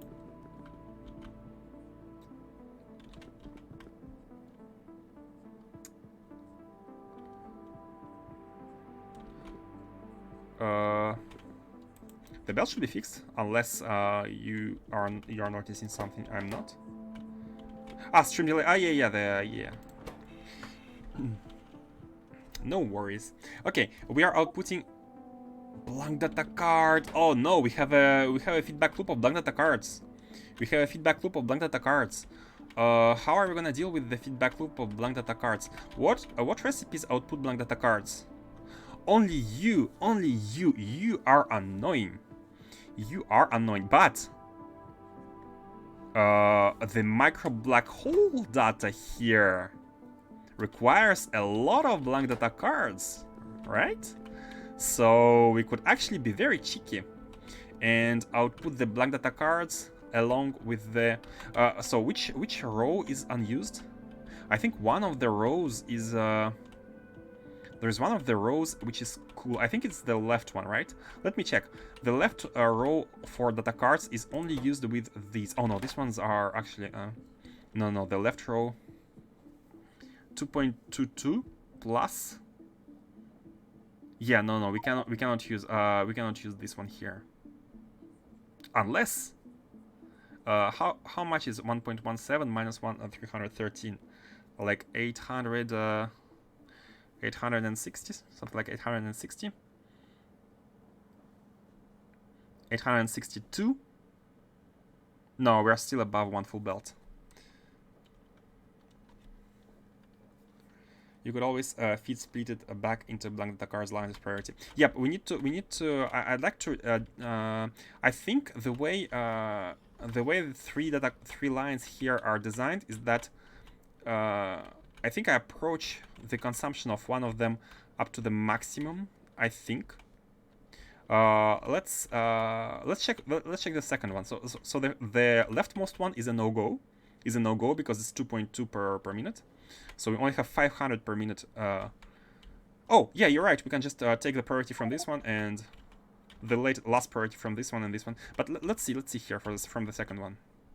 I just got what you meant exactly with a delay. Okay, so the middle one is only used at the very bottom, unless I'm mistaken. The middle one is used at the very bottom. Here. So it's only used for these antennas, radio and microwave. Let's see. Radio and microwave. So microwave, yeah. Microwave and radio. We are at 677 and 541. Yeah, look at this. We are using 1.1. So 1.1 plus 1.1 is less than one full blue belt. So we can use the middle one. We can just use the middle one. Less splitters, basically. Splitter with the input priority on the output from production. Yep, that's what I have thought about after reading your first message. Yep, I thought about like having splitters with input priority down, but like basically everything else, like the overflow, coming here, and that would have been good. But looking at that middle line, it's not used a lot. We can just draw from the middle one and be good. Less splitters, better UPS. Where is it? This one's right. Yep.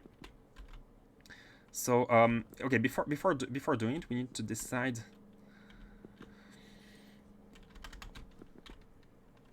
We need to decide on how, where should be the inputs and where should be the outputs. By the way, only 3 machines? No, not only 3 machines. A lot of machines. A lot of machines which are not placed.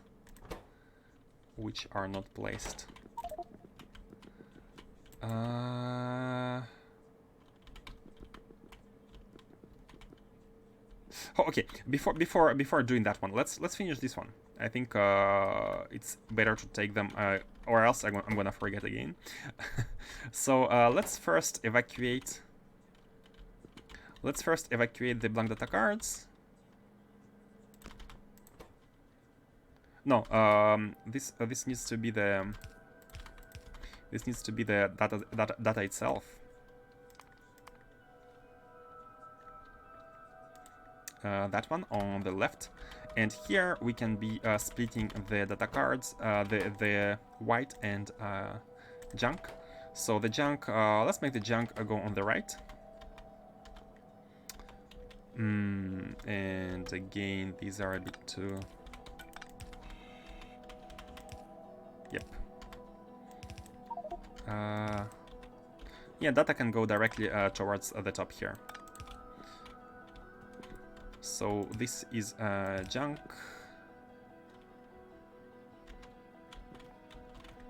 Oh yeah, it's not a good lane for the junk. Yeah, it's really a bad lane. It really is a bad lane. You know what? Let's combine the junk from this output with the junk from this output. Let's combine the two junks and blank data cards as well. So it's gonna be easier because it also outputs junk and receives blank. So let's say junk go to the right, and let's merge it with the junk coming from here. Speaking of output, let's see the density of the output.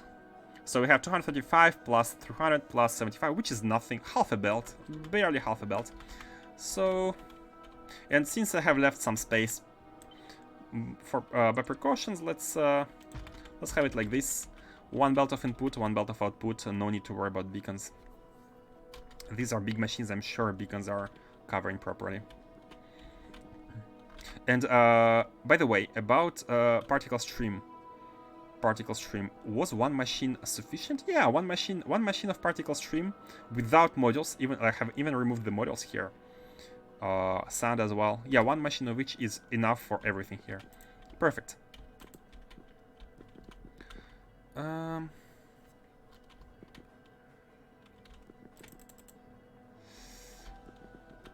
Okay.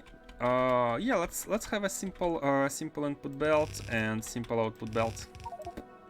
Not, I don't see why not. We just need a blank data card here. So blank data card is coming in from here, and it's going to be merged with this one with an input priority left. And the data card from here is coming in like this from the middle belt, and is gonna be merged here with like this. And the output of these is half junk, half real data card. And why not? Oh. I mean, could be a junk filter as well on the right here. Output the junk goes here, and the real data card is this lane. So combination of junk and data card at the same time as filtering out the output. Just like this, we are good. They are also very slow, right?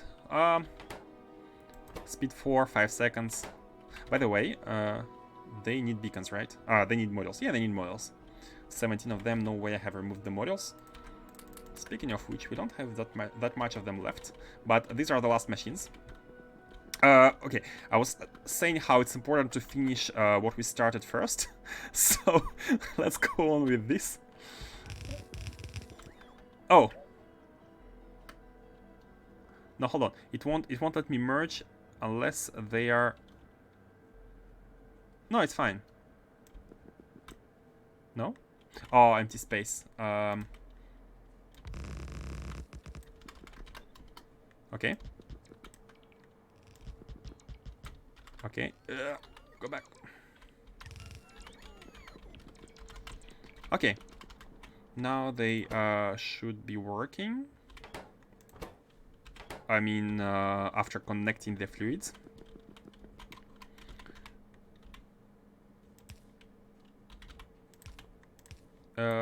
Here, better. And the cold one.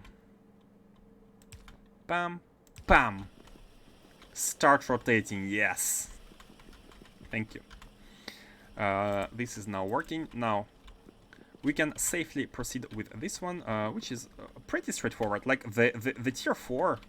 Yeah, I'm gonna repeat what I said last time. I do think that the greens is real. Like, there are a few of them which are interesting. Like the one with Astro Belt is interesting, where you need to go to the Asteroid Belt and bring the data card. It was really fun. Like, this part was really fun. We have the Asteroid Belt one.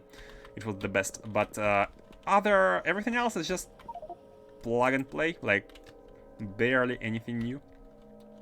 I think this mod would improve not way, but it could improve a lot by just removing the repetitive sciences, because we have 3 more to go. 3 more builds. 3 more builds. Man, it's almost like this build almost took 1 week. Maybe not 1 week, but maybe five streams. 4. Oh, yeah, I'm not talking about the Deep Space one. Deep Space one is gonna be maybe interesting. I'm hoping it's gonna be interesting, because it's like some rare resource. But if it's just a resource we can obtain later and having the same production chains, then, yeah. Maybe it's gonna be, I'm not sure, I cannot say anything about the last one. Yeah, but I really do think that space exploration would be way better with a reduced grind. Production chain grind, I mean. But, you know, it's just my opinion. Yeah, instead of doing this, let's make them two-way ones and make a pass through here. Very simply. Yep, like this. It's better. So, oops. Yeah, I think half a belt output is okay. I think it's okay. No need to. It's actually even better. It's actually even better to have half a belt output, because this way we can easily like take the. We don't need to balance. We don't need to balance halves of the belt. And let's copy it. Yeah, we need to have the input.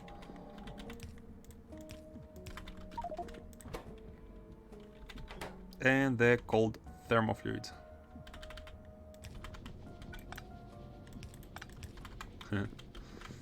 Man, they glow really nicely. I like the glow. Let me copy that one. Oh, one more tile.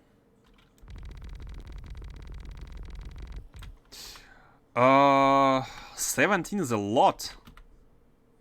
I didn't think about having that much of these in a row.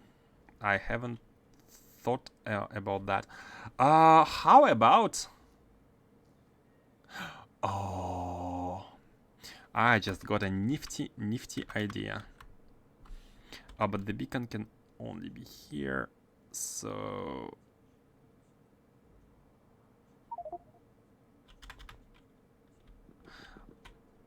okay, I have just gotten a nifty idea. How about making them on 2 sides, starting from this row? How about that? This beacon cannot go any higher because it needs to be covering these. That means that all of this needs to go 1 tile lower. Let me delete these.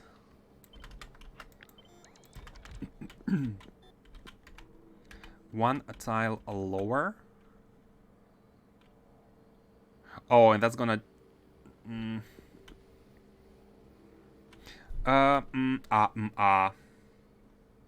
You are missing warm thermofluid outputs. Oh, you're right. You're right. They can be done.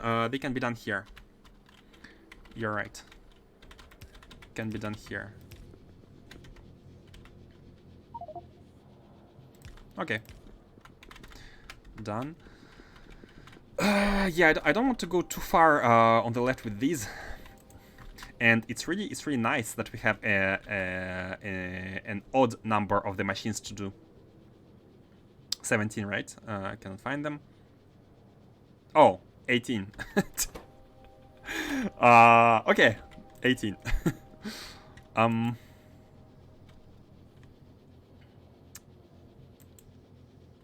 Okay, the idea is to move them all 1 tile below together with the... Yeah, I want the beacons to be in the middle. I want the beacons to be in the middle. But in order to do this, we need to move this one a bit out of the way. Like this. And something like this. Okay, first let's move the belts one tile below.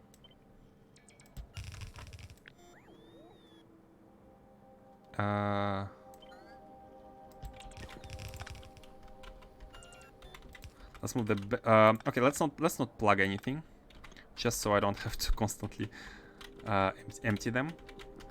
And let's see here. So the idea would be to have them running around the beacons here.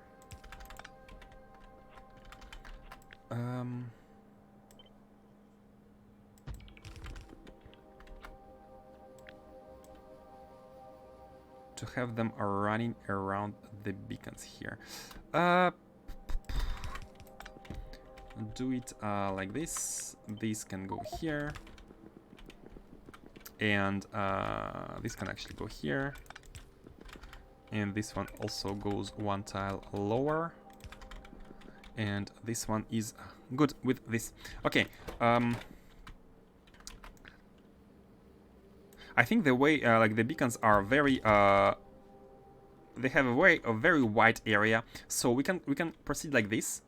And when like if beacons become a problem, we can just like go over it, like skip it, or we don't have to be taking too much care about the beacons.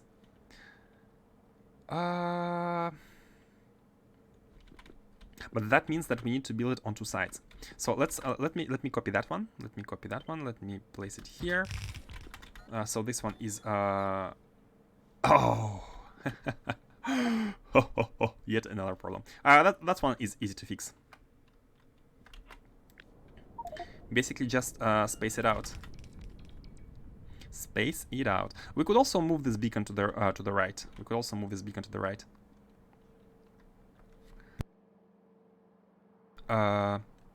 Yeah, let's do it. Let's do it. Let's do this. Let's do this. Let's do this. Let's do this.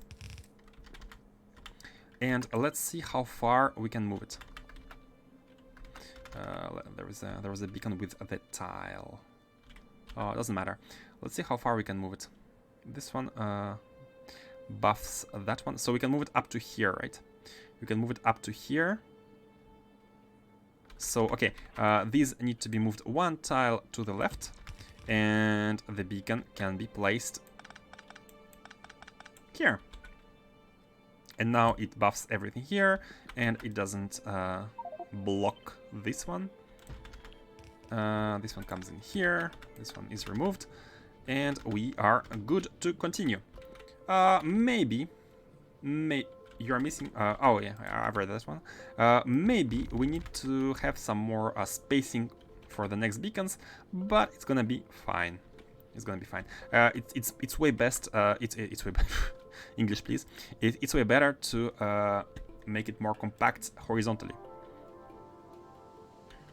One more lane here. Flip. And like this. So starting this one, we need to change the way these are oriented, and I'm gonna make them three-sided ones in order to... Oh, we need these machines, particle colliders. Let me see here. This one...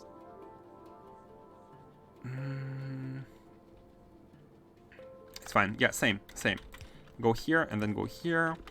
You are providing... Oh! No, it's impossible if you do it like this. Okay, it's possible if they're rotated the same way. So do this and go up. Did I tell you how much I love Advanced Street Handling mod? Does any one of you know how much I love this mod? And the hot one is gonna be connected through the top. Yeah, but unfortunately it cannot take this lane. Therefore, it has to be like this. And it can be like this.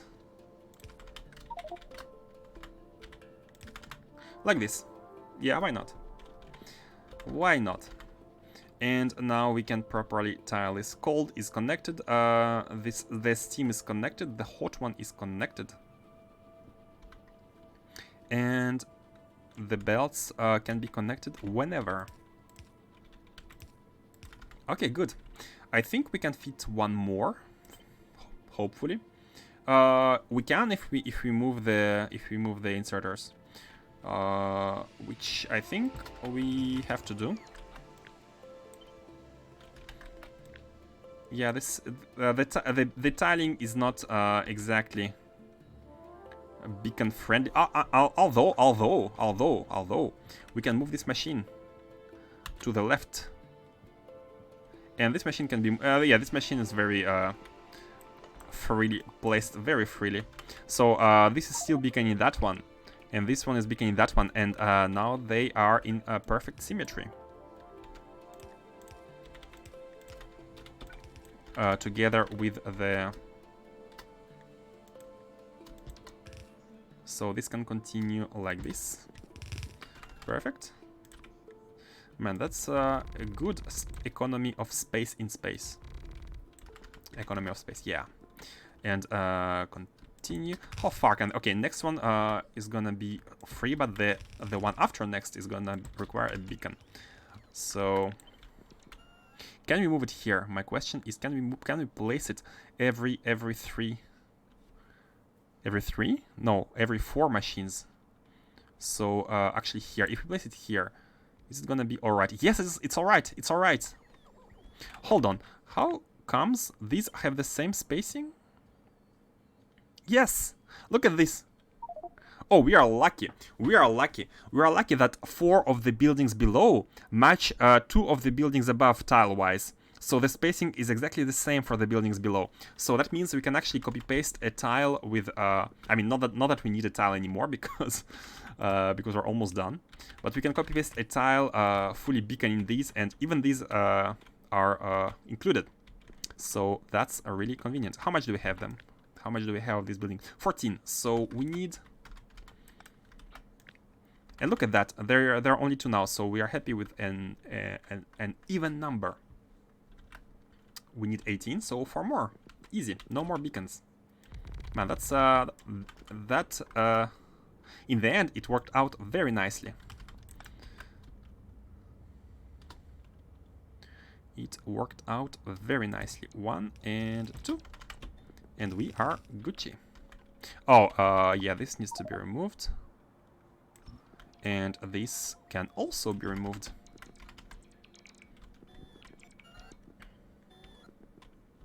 Good. How many of these? 15. We need to grab 15 particle colliders. First, do we have them in a chest here? Oh, we have a bunch. We have a bunch. Oh, perfection, perfection. I grabbed exactly as much as we need. At first. Go, Blanc the Dakar, go. Let's also watch the life support canisters. They are going very low. And if at some point we start to suffocate, because I'm not looking at this life support block, then it's gonna be a bit worrisome. Are all of the round blue buildings a beacon? Yes, they are. Yes, they are. Look, so this one is touching the leftmost one. This one is touching all of them up to including this one, and this one is continuing. So as I said, the tiling of these particle colliders is the same as the tiling of the gravimetrics facilities, because they are including this space. Like one building with space is exactly 2 of these. That's why the tiling is perfect. And since we have the beacon every time at the beginning of each set of 4, I mean each set of 8, it's perfectly tileable. If needed, it can be tiled indefinitely.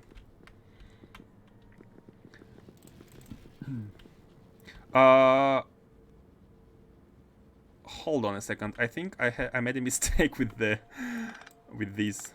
Yeah, they are not properly.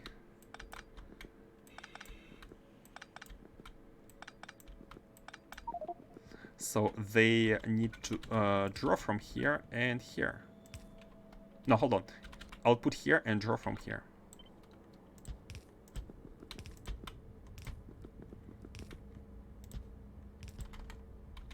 Okay, good, good. And this should be the last data card of all tiers of Astro Science. And let's make sure all of them are working, shall we? Because that's not a given. Black data cards, go, go, go, and let's see here. We are putting junks, and yeah, I need to make sure these are properly belted, and belting. So here we have the belt of 2s, and let's move it here into this one. No. This one is a single one because we are providing the belt, asteroid belt one. So we need to. We can actually use that lane temporarily. We are borrowing this lane until we get here, and then we are using this one. And the cards here are they can just go like this, and that is done. First bottom factory had no insert. Oh really? Oh, thank you. Thank you for letting me know. I have missed that one. Now, they should... Oh, hot thermal fluid evacuation is in shambles? Yes, of course. They are not reaching. Okay, now they should be good. Bottom ones need cold. Bottom ones... Oh!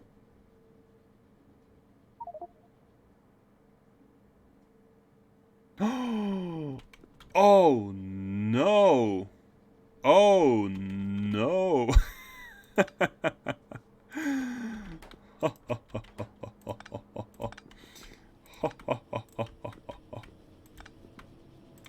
Easy fix, easy fix.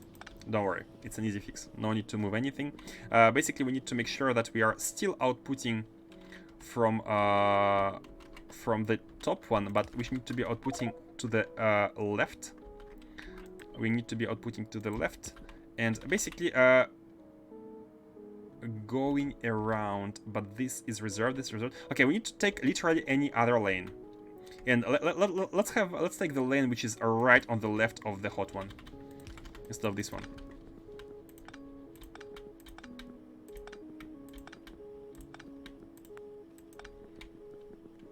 Ha! Ha! We are saving one column on the left. So the idea here is exactly that. We have this kind of setup. So let's actually copy paste from this one, shall we? I think it's all done. Like if we just take this and copy paste it on everything, they're all gonna be working. With shift for the beacons.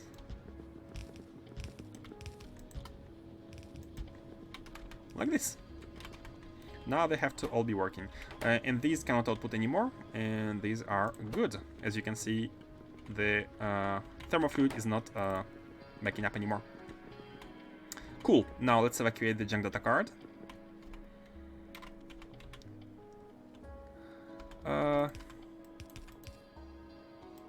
Man, I remember by heart the spacing between these. And that's sad. Yeah, let's by the way, which one of you has a high junk data card output? Yeah, you micro black hole. You micro black hole have a very high junk data card output. So let me make a new lane for you. Let me make a new lane just for you because you are special. You need a special treatment. Where can this lane fit? This is a bit dense. This is all a bit dense, I shall say. So I have prepared a kind of a lane here, but I think we have to take that one. That's the only one available. That's the only one available. And how can we come from? Can we come from the left hand? No, we cannot. So can we use this lane for the junk? Yes, we can. And I think that's gonna be the way. I think that's gonna be the way. Unfortunately, there is 2 rows of junk here, but I haven't planned for a third one because I forgot about it. So we can reuse the light oil one.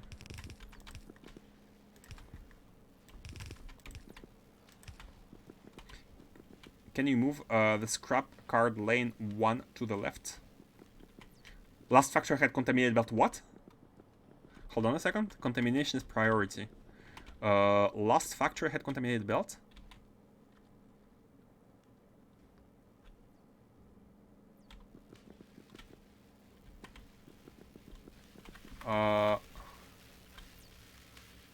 I'm not seeing any junk or wrong cards.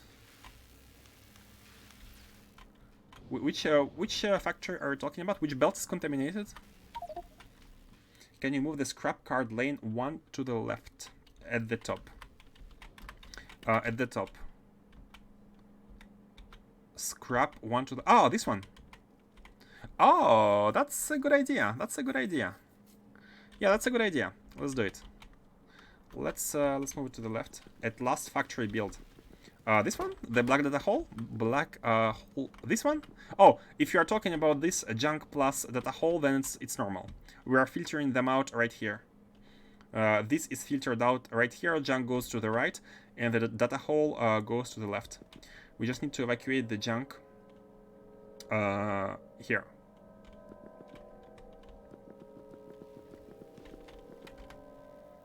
If that is your concern. Maybe it's something else. Input belt. Oh.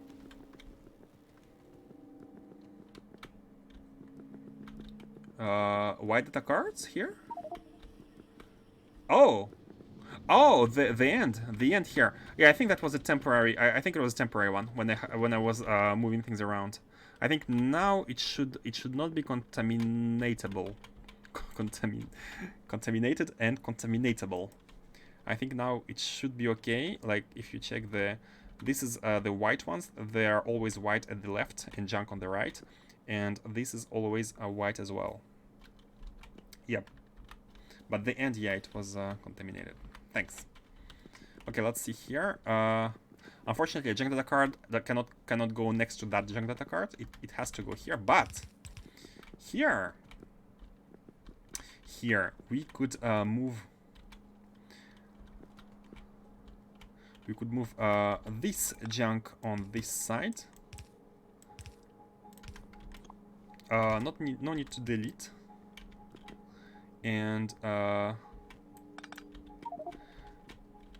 inventory? No, not inventory. Oh, I forgot to stop scanning. Oh, I forgot to stop scanning. We have been scanning for hours. Okay, guys, I'm gonna trim this belt. I'm gonna trim it.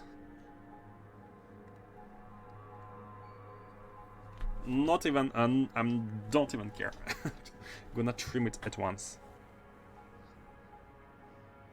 Look at the time it's taking.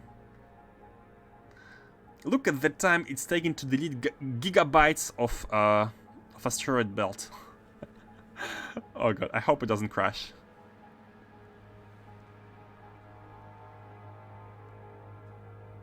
I don't want to click anywhere. I'm gonna let it process. That was a mistake. That was a big mistake. I remember I started scanning it last stream. Oh, did it work? Asteroid belt. Okay, good. It worked after like 30 seconds. Tea break. Hey, it worked. Okay, guys, I'm gonna I restart the scan and let me know in like half an hour to stop it. Blank data cards train missing. Really? Blank. Oh, okay. It's not missing. Basically, the train, the way it's set up, it can if it cannot find any provider of blank data cards, it's waiting at the last requester, which is okay. Like when I see this, my reaction is, oh, I need to go fix the provider of data cards. We must have enough input. Basically, it's okay if there is another train waiting to serve the data cards, and whenever data cards here become. Whenever this feels enough, this or this. By the way, there. Oh yeah, the rocket has just arrived. By the way, I think the rocket has just arrived here, and they are back to business. That's weird. They should not stop producing. They should not stop producing. How comes the rocket is not coming non-stop? Is the throughput too bad? Oh, there is a small dropped cargo. Yeah, robots dying is a big problem. I need to. It's on the task list. It's on the task list, guys. It's this one. Crash as blank data card facility. No, not this one. Junk data card. No, not this one. Charger pack logistics. And I think that's gonna be the next objective after we finish Astro Science. You know what? I don't even want to scan it for ages. I just wanted to see whether... Hold on. Stop all scans. I think Trims had automatically stopped all the scans, but this button was still saying scanning because the flag was not off or something. Okay. Do we want to scan? I don't even think we want to scan, to be honest. Like, I don't plan on coming here for, like, beryllium yet. So it's unnecessary. Okay, let me check the blank data cards. I think we have finished outputting. To be honest, it might just be some copper ore or anything like novice side input problem. So might not be a big deal. Let's see, copper ore is steadily decreasing. This is also steady. Or maybe it may actually be advanced circuit problem.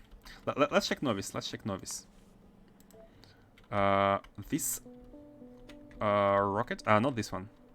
Data card rocket is here. This one. Okay, I see. Rough data storage substrates are red. So we are having a small production problem of these. As you can see, bottom is not working because we lack iron plates. It's the first time during this playthrough that we are lacking iron plates.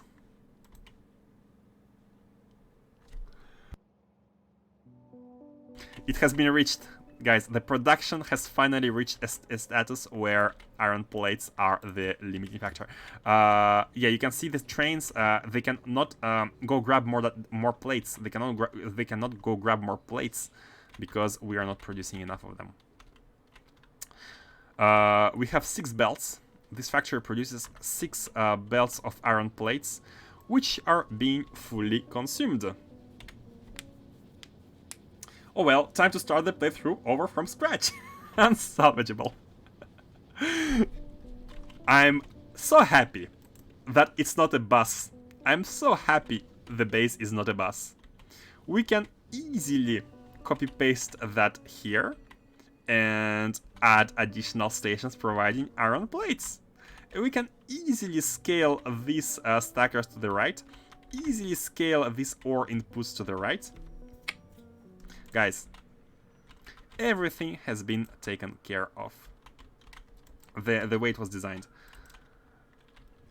And I think even the core has been, the copper ore has been properly emptied. We are core mining non-stop. And by the way, can we see how many resources have been mined here? I don't think so. It doesn't say how many resources have been mined. We can see how many products have been made by these machines, right? Yeah, 151,000 per machine. Oh no, this one is like 800. What? Oh, the belts are full. I haven't realized last machines were not working. But, okay, maybe we can just make a count and estimate the amount of free resources we got from this core mining mine.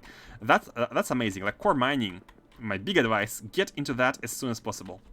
Because your research is gonna stagnate, your game is gonna be slow, and slow means more resources. Core mining is amazing. Okay, are we done here? Are we done? No, we need to build the junk. We need to build the junk. So here, how are we doing it? This is the belt of scrap. This is the first belt of junk. This is the second belt of junk. Let me do this, because yeah, actually we can move it one belt to the left. We can move everything one belt to the left.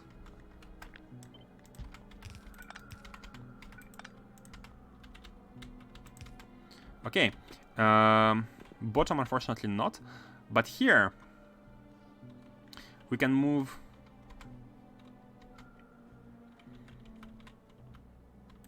Let's do it like this, yeah.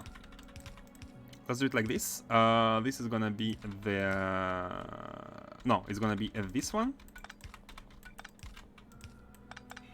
And this one is gonna be that one. Okay.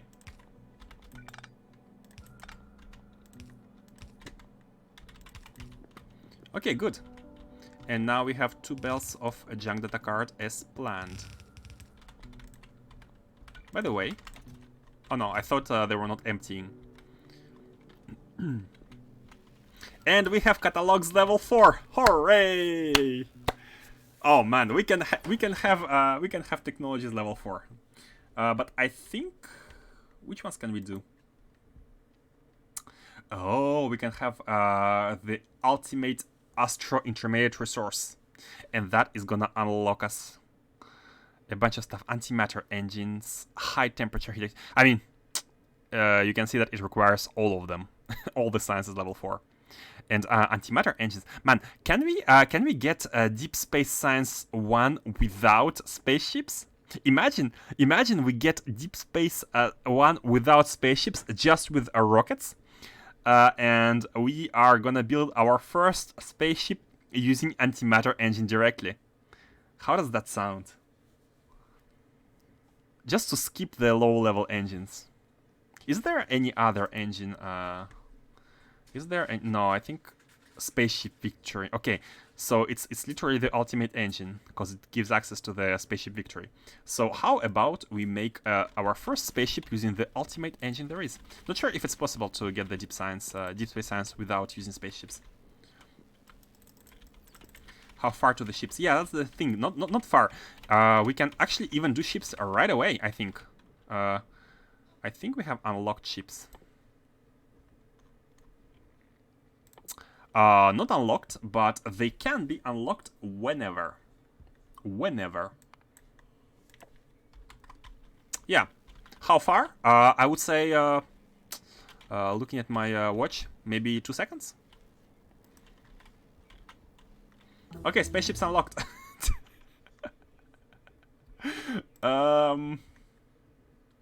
Yeah, these are... have been producing, like Astro Science 3 are produced manually, basically.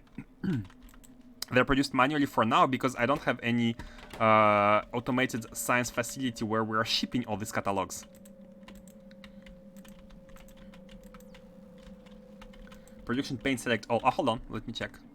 All with the core. Yeah, 23 million core fragments. Look at this. And 1 core fragment, hold on, let me check. Core fragment. Yeah, 1 is basically 1/3 of copper and iron. 1/3 is copper, 1/3 is iron. So basically we got almost 8 million iron ore using core miners. Out of 73 million, we got like maybe 15% of free iron ore. 15%. And maybe 25% of copper. No, not 25. You get the idea. You get the idea. What are you doing with the water crude oil from core mining novice? Injecting it into the system. Just injecting it into the system. I think water I'm burning. Yeah, water I'm just burning it because water is literally infinite and easy to get. Water is being burnt in the electric boiler, but oil is being pushed here into a... I wanted to say into a station, but actually no. Oil is... no, hold on. Oil is here. Oil is being pushed all the way back. It's being pumped. I mean, it's not very far, so if it was far, we could be using trains. But it's pumped all the way back into one of the oil provider facilities. There's literally an oil pump, oil field next to the core miners. So I'm pumping it back here, and the nice thing about it is that this facility, this station, is the closest station to the refinery. So this station is being used in priority by the refinery over other oil stations. And that's really neat. So basically it's delivered by train. I don't even have to mess with priorities because how it was located. Start scanning for more celestial bodies. Targeted blue research. I did some zone discoveries. It costs nothing. It costs nothing to do zone discoveries. I mean, it costs Astronomical Science Packs 1, which we don't have for some reason. Then we have Targeted Zone Discovery 1 and Deep Space Zone Discovery 1. Hold on. This one searches for stuff using telescopes. This one searches for stuff that have specific resources. Select resource preference in Informatron Zone Discovery. Oh, that's interesting. Like you can, if you are lacking one particular resource, you can target research it. But I don't think we are lacking any particular resource. Search interesting areas of deep interstellar space. Asteroid fields can have a lot of unique and valuable resources. Interesting. Let's see. Let me check Informatron. Zone discovery, no preference. I mean, we have everything. I don't think we need any special resource in particular for now. Yeah, because we are gonna be needing the one we don't have yet, and that is the black one. What's the word for the deep space one? This one. Naquium. We haven't found any naquitite. We haven't found any naquitite yet. So I was assuming they are located in on other. They're not in your star. I'm assuming they're in some other stars, right? And so this one can locate them, right? Or is it? Do we have another one? Deep Space 3. Does Deep Space 4 gives us access to any tech? No, only... okay, so Deep Space 1, 2, 3 successively give access to some zone discoveries, right? And we can try doing a Deep Space Zone Discovery. Interesting areas of deep interstellar space. But we don't have Space Pack 1s for that. We don't have Space Packs 1s for anything. We don't have Space Packs 1s for anything. Wasn't aware of the water burn-off option. Yep, actually Fnay helped me there. I have looked into any default water usage thingy, and it said you can literally burn it. This one. You can produce 0 steam from 100 water. So in electric boiler, and that's how I found out. Just trying to use it with the steam engines for extra energy. Why not? Why not? But at some point you have free solar, right? So, yeah. Let me check why we don't have any Space Packs 1. So what are you missing? Beryllium. We are missing beryllium. Remember who said not even 30 minutes ago how I was not planning on using... Oh, I have just give you the answer on the who said. How I was not using Caridius Asteroid Belt for beryllium? Because we have a ton of beryllium. We have a ton. We have 28 million very nearby. But we also have a beryllium planet, which is Lincoln. We have a Lincoln here, which has beryllium. And the rocket seems to... Okay, so we do have beryllium issues. And of course we do, because the mining operations are minimal. We don't even have a full belt of crushed beryllium. Yeah, I have set up a really minimal setups on each planet with the idea of expanding when necessary. So there is no logistics problems, I think. There is just throughput problems because of not enough miners, which is easily fixable again. So yeah, is this everything due to lack of beryllium? No, we have beryllium plates here. So let me check. We still have some items which are not being produced. So let me try to find the cause. Here we do not have. Let's go from the latest one. Here, which one do we not have? Oh man, I don't even want to look at my balancing mess. This one, there is an empty belt. There's an empty belt of radio. We don't have blank observation frames because we don't have light oil. We don't have a light oil. I mean, we have been shooting. We have been shooting for oil non-stop, for methane ice, but it doesn't surprise me that, yeah, you can see we only have that much light oil, like nothing, and that is because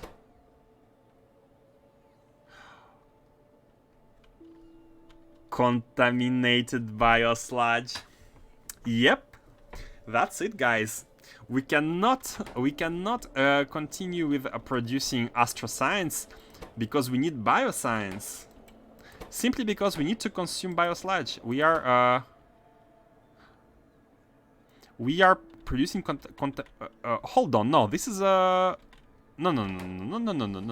I'm saying bullshit. Because we need 100. So for some reason we are not. No. Hello, Fluffy. Welcome to the stream. Added a few more quantum biotanks and call it a day. Could never but backfire. Yeah, absolutely. There could absolutely be no future me problem. Yeah, look at the biosludge. Biosludge is full. The biosludge is full. Why is it full? It's not supposed to be full. This one is disabled. This one is disabled when we have 100k in these tanks. Basically, it's disabled when these 4 are full. That means we have only been using the contaminated one. But how did that happen? How did that happen? That using decontamination, I mean, it's almost 1-to-1, a bit less than 1-to-1, with 1% losses. How did that happen? That we... Are you producing contaminated biosludge in some factory already? No, I don't think so. I think, yeah, we don't have any biosludge delivery from here. Neither do we have from here. Refinery? I mean, recycling? No. Oh. No, we have contaminated cosmic water. That's not biosludge. So how did that happen? How did that happen? That we have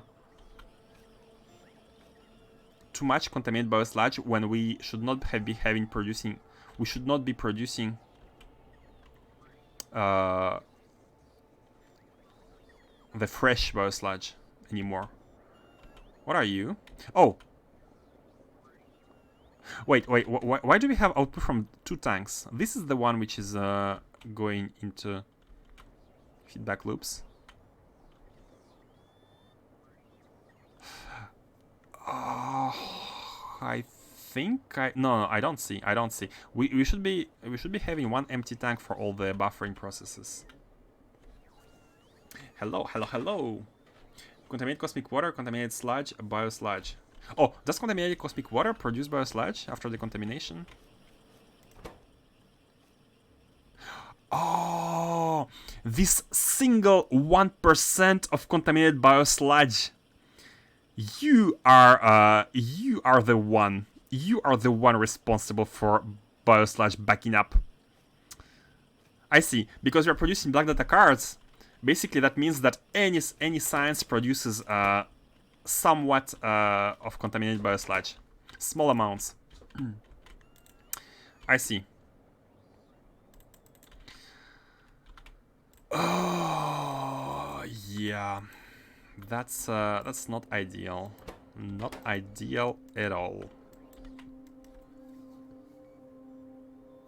I mean, we should be using biosludge at some point in biofactories. So, but does that mean that at some point you cannot not have bio science production, which is interesting. I like when the recipes have this kind of intricate connections, the chains. Like decontaminating, it sounds like nothing, right? But when you're going ham on like some science, you're gonna be blocked if you don't have bio, because bio is recycling. That's why I started out with the orange data card processing instead of blue. I see, because with the orange it's way more expensive, but you don't have the output. I mean, it's fine. Meaning the creation of the blank data cards. Yeah, I got you. The orange. Yeah, I got you immediately. I immediately understood which recipe you are talking about. That one. Using chemical gel with rough to produce one polished without any byproducts, as compared to using cosmic water and producing contaminated cosmic water, which is way better long term, efficiency wise. But yeah, it does produce some biosludge, a little bit, 1% per cycle. But that's okay. You know, that's okay. That only means that we need to be making a bio facility as the second one. That's all that it means.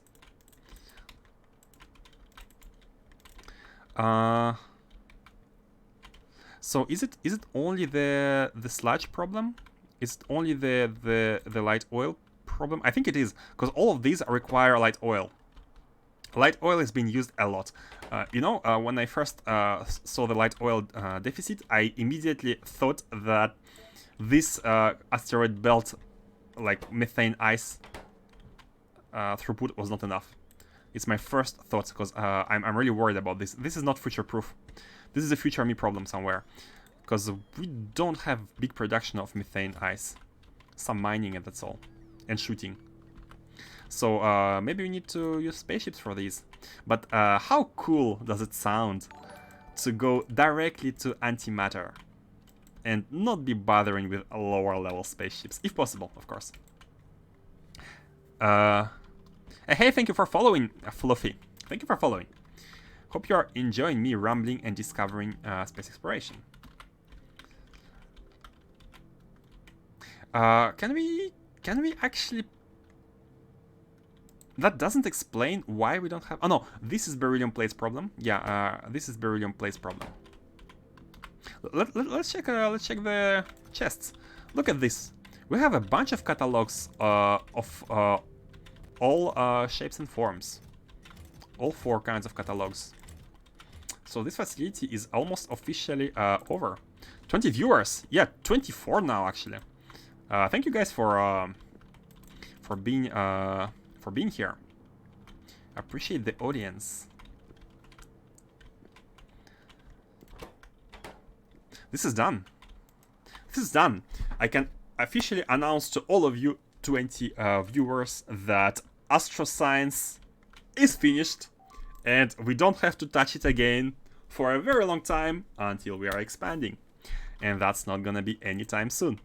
So we can actually be having new projects. But before that, some maintenance would be required. maintenance. An easy way to fix the throughput problem here, the biosludge problem, is basically only begin working on the biosludge factory. Which, let me remind you guys that the way I'm planning to do it, this is the Astro Science facility.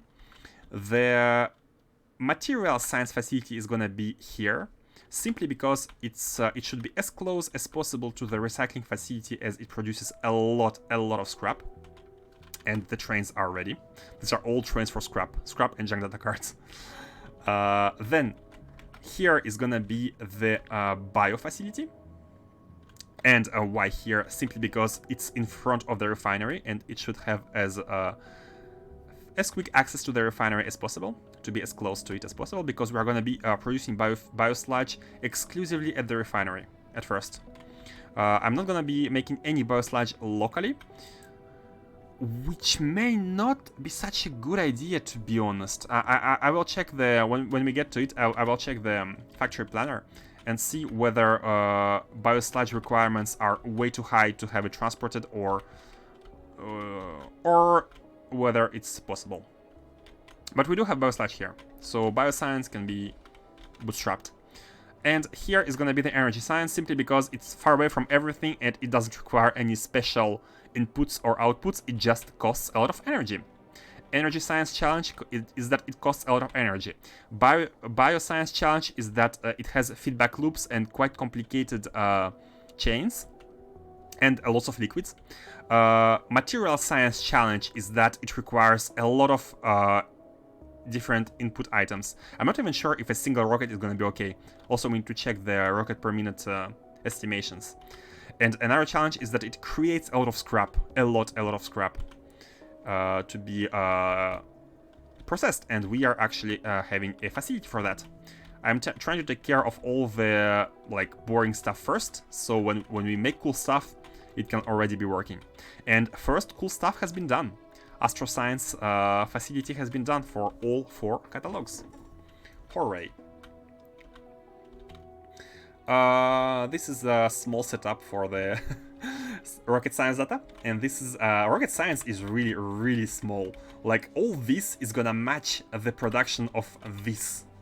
This small setup is matching all this in terms of infinite techs, because infinite techs, I have checked, not exactly looking into them or into what they do, but if you check any tech marked infinite, you can see that usually you need like 1 rocket science pack, 1 or several of science 4s, and 1 or several of the deep sciences. For example, if you look at I don't know, factory, spaceship, whatever, always 1 rocket science pack, a bunch of basic 4, and 1 of the deep ones.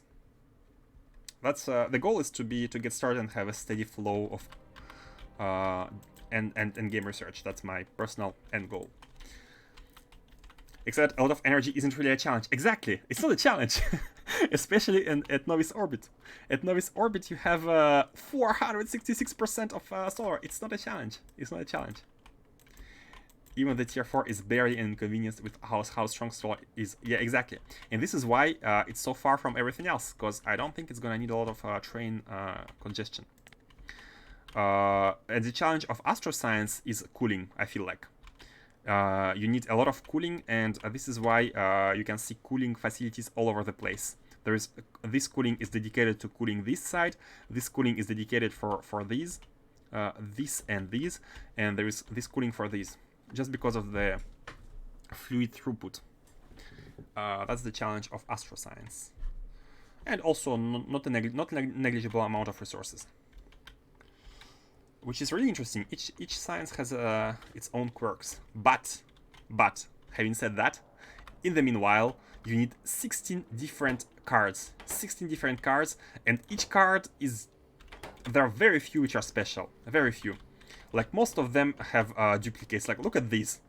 This is a setup for a tier 2 catalog, and this is a setup for a tier 3 catalog. Like, spot the difference, except for the color. Why, you know? Why? Why so many? I mean, space exploration is a logistics challenge first and foremost. Maybe that's why, like, you need to ship a lot of different resources, or between. between surfaces. Man, look at this battlefield graveyard of robots in between the. Yeah, I think we need to take care of. So this is done. Bam! Astroscience done. We need to take care of charger pack logistics. Right now we are charging the trains using the special charger items being provided by the global network everywhere.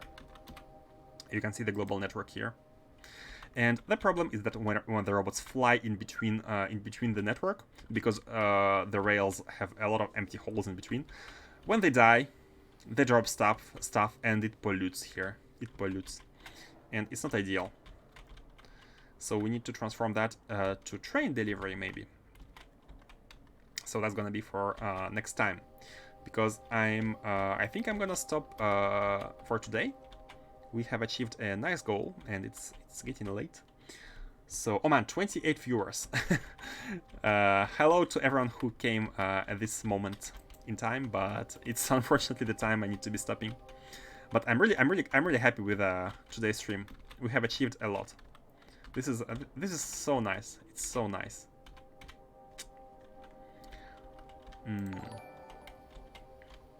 Hey, thank you for following, AnimaZ.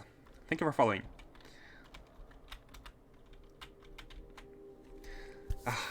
Space base is growing steadily. It is growing. Okay, thank you all again, and see you next time. I think I'm gonna stream tomorrow as well. Usually Sunday is my day off, but considering I couldn't stream yesterday and the day before because of work, I literally finished at midnight. Instead, I'm gonna have a exceptional stream on Sunday, tomorrow. I'm really excited to continue. So, yep. Thank you all, and see you next time, whenever you want. And as usual, let me send you to someone. Let's read. Who do you want to read, guys? Do you have anyone you would recommend? Cheers. Is there anyone who is playing space exploration? Space exploration.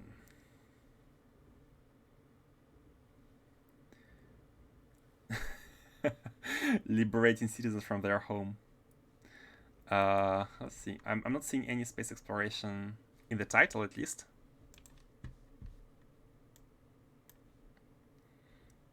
Leo! Leo. What? Why would you do that? Funny. Sounds fun. Sounds fun, guys. Okay, a load of inserters on let's go here. Oh my god, just craft them. Let's go here. I've got so many turrets being crafted right now, it's just taking forever. There is a lot of laughing going on, and I like myself some laughs. It's not Jumble Dog, what are you on about? What are you on Okay. about? Launch the raid. What? I didn't do anything. I didn't change the way it was all working. All I did was add a box on the end of it. Okay, guys. Raid is in progress. See you next time. Bye bye. I'm gonna watch you do this on stream.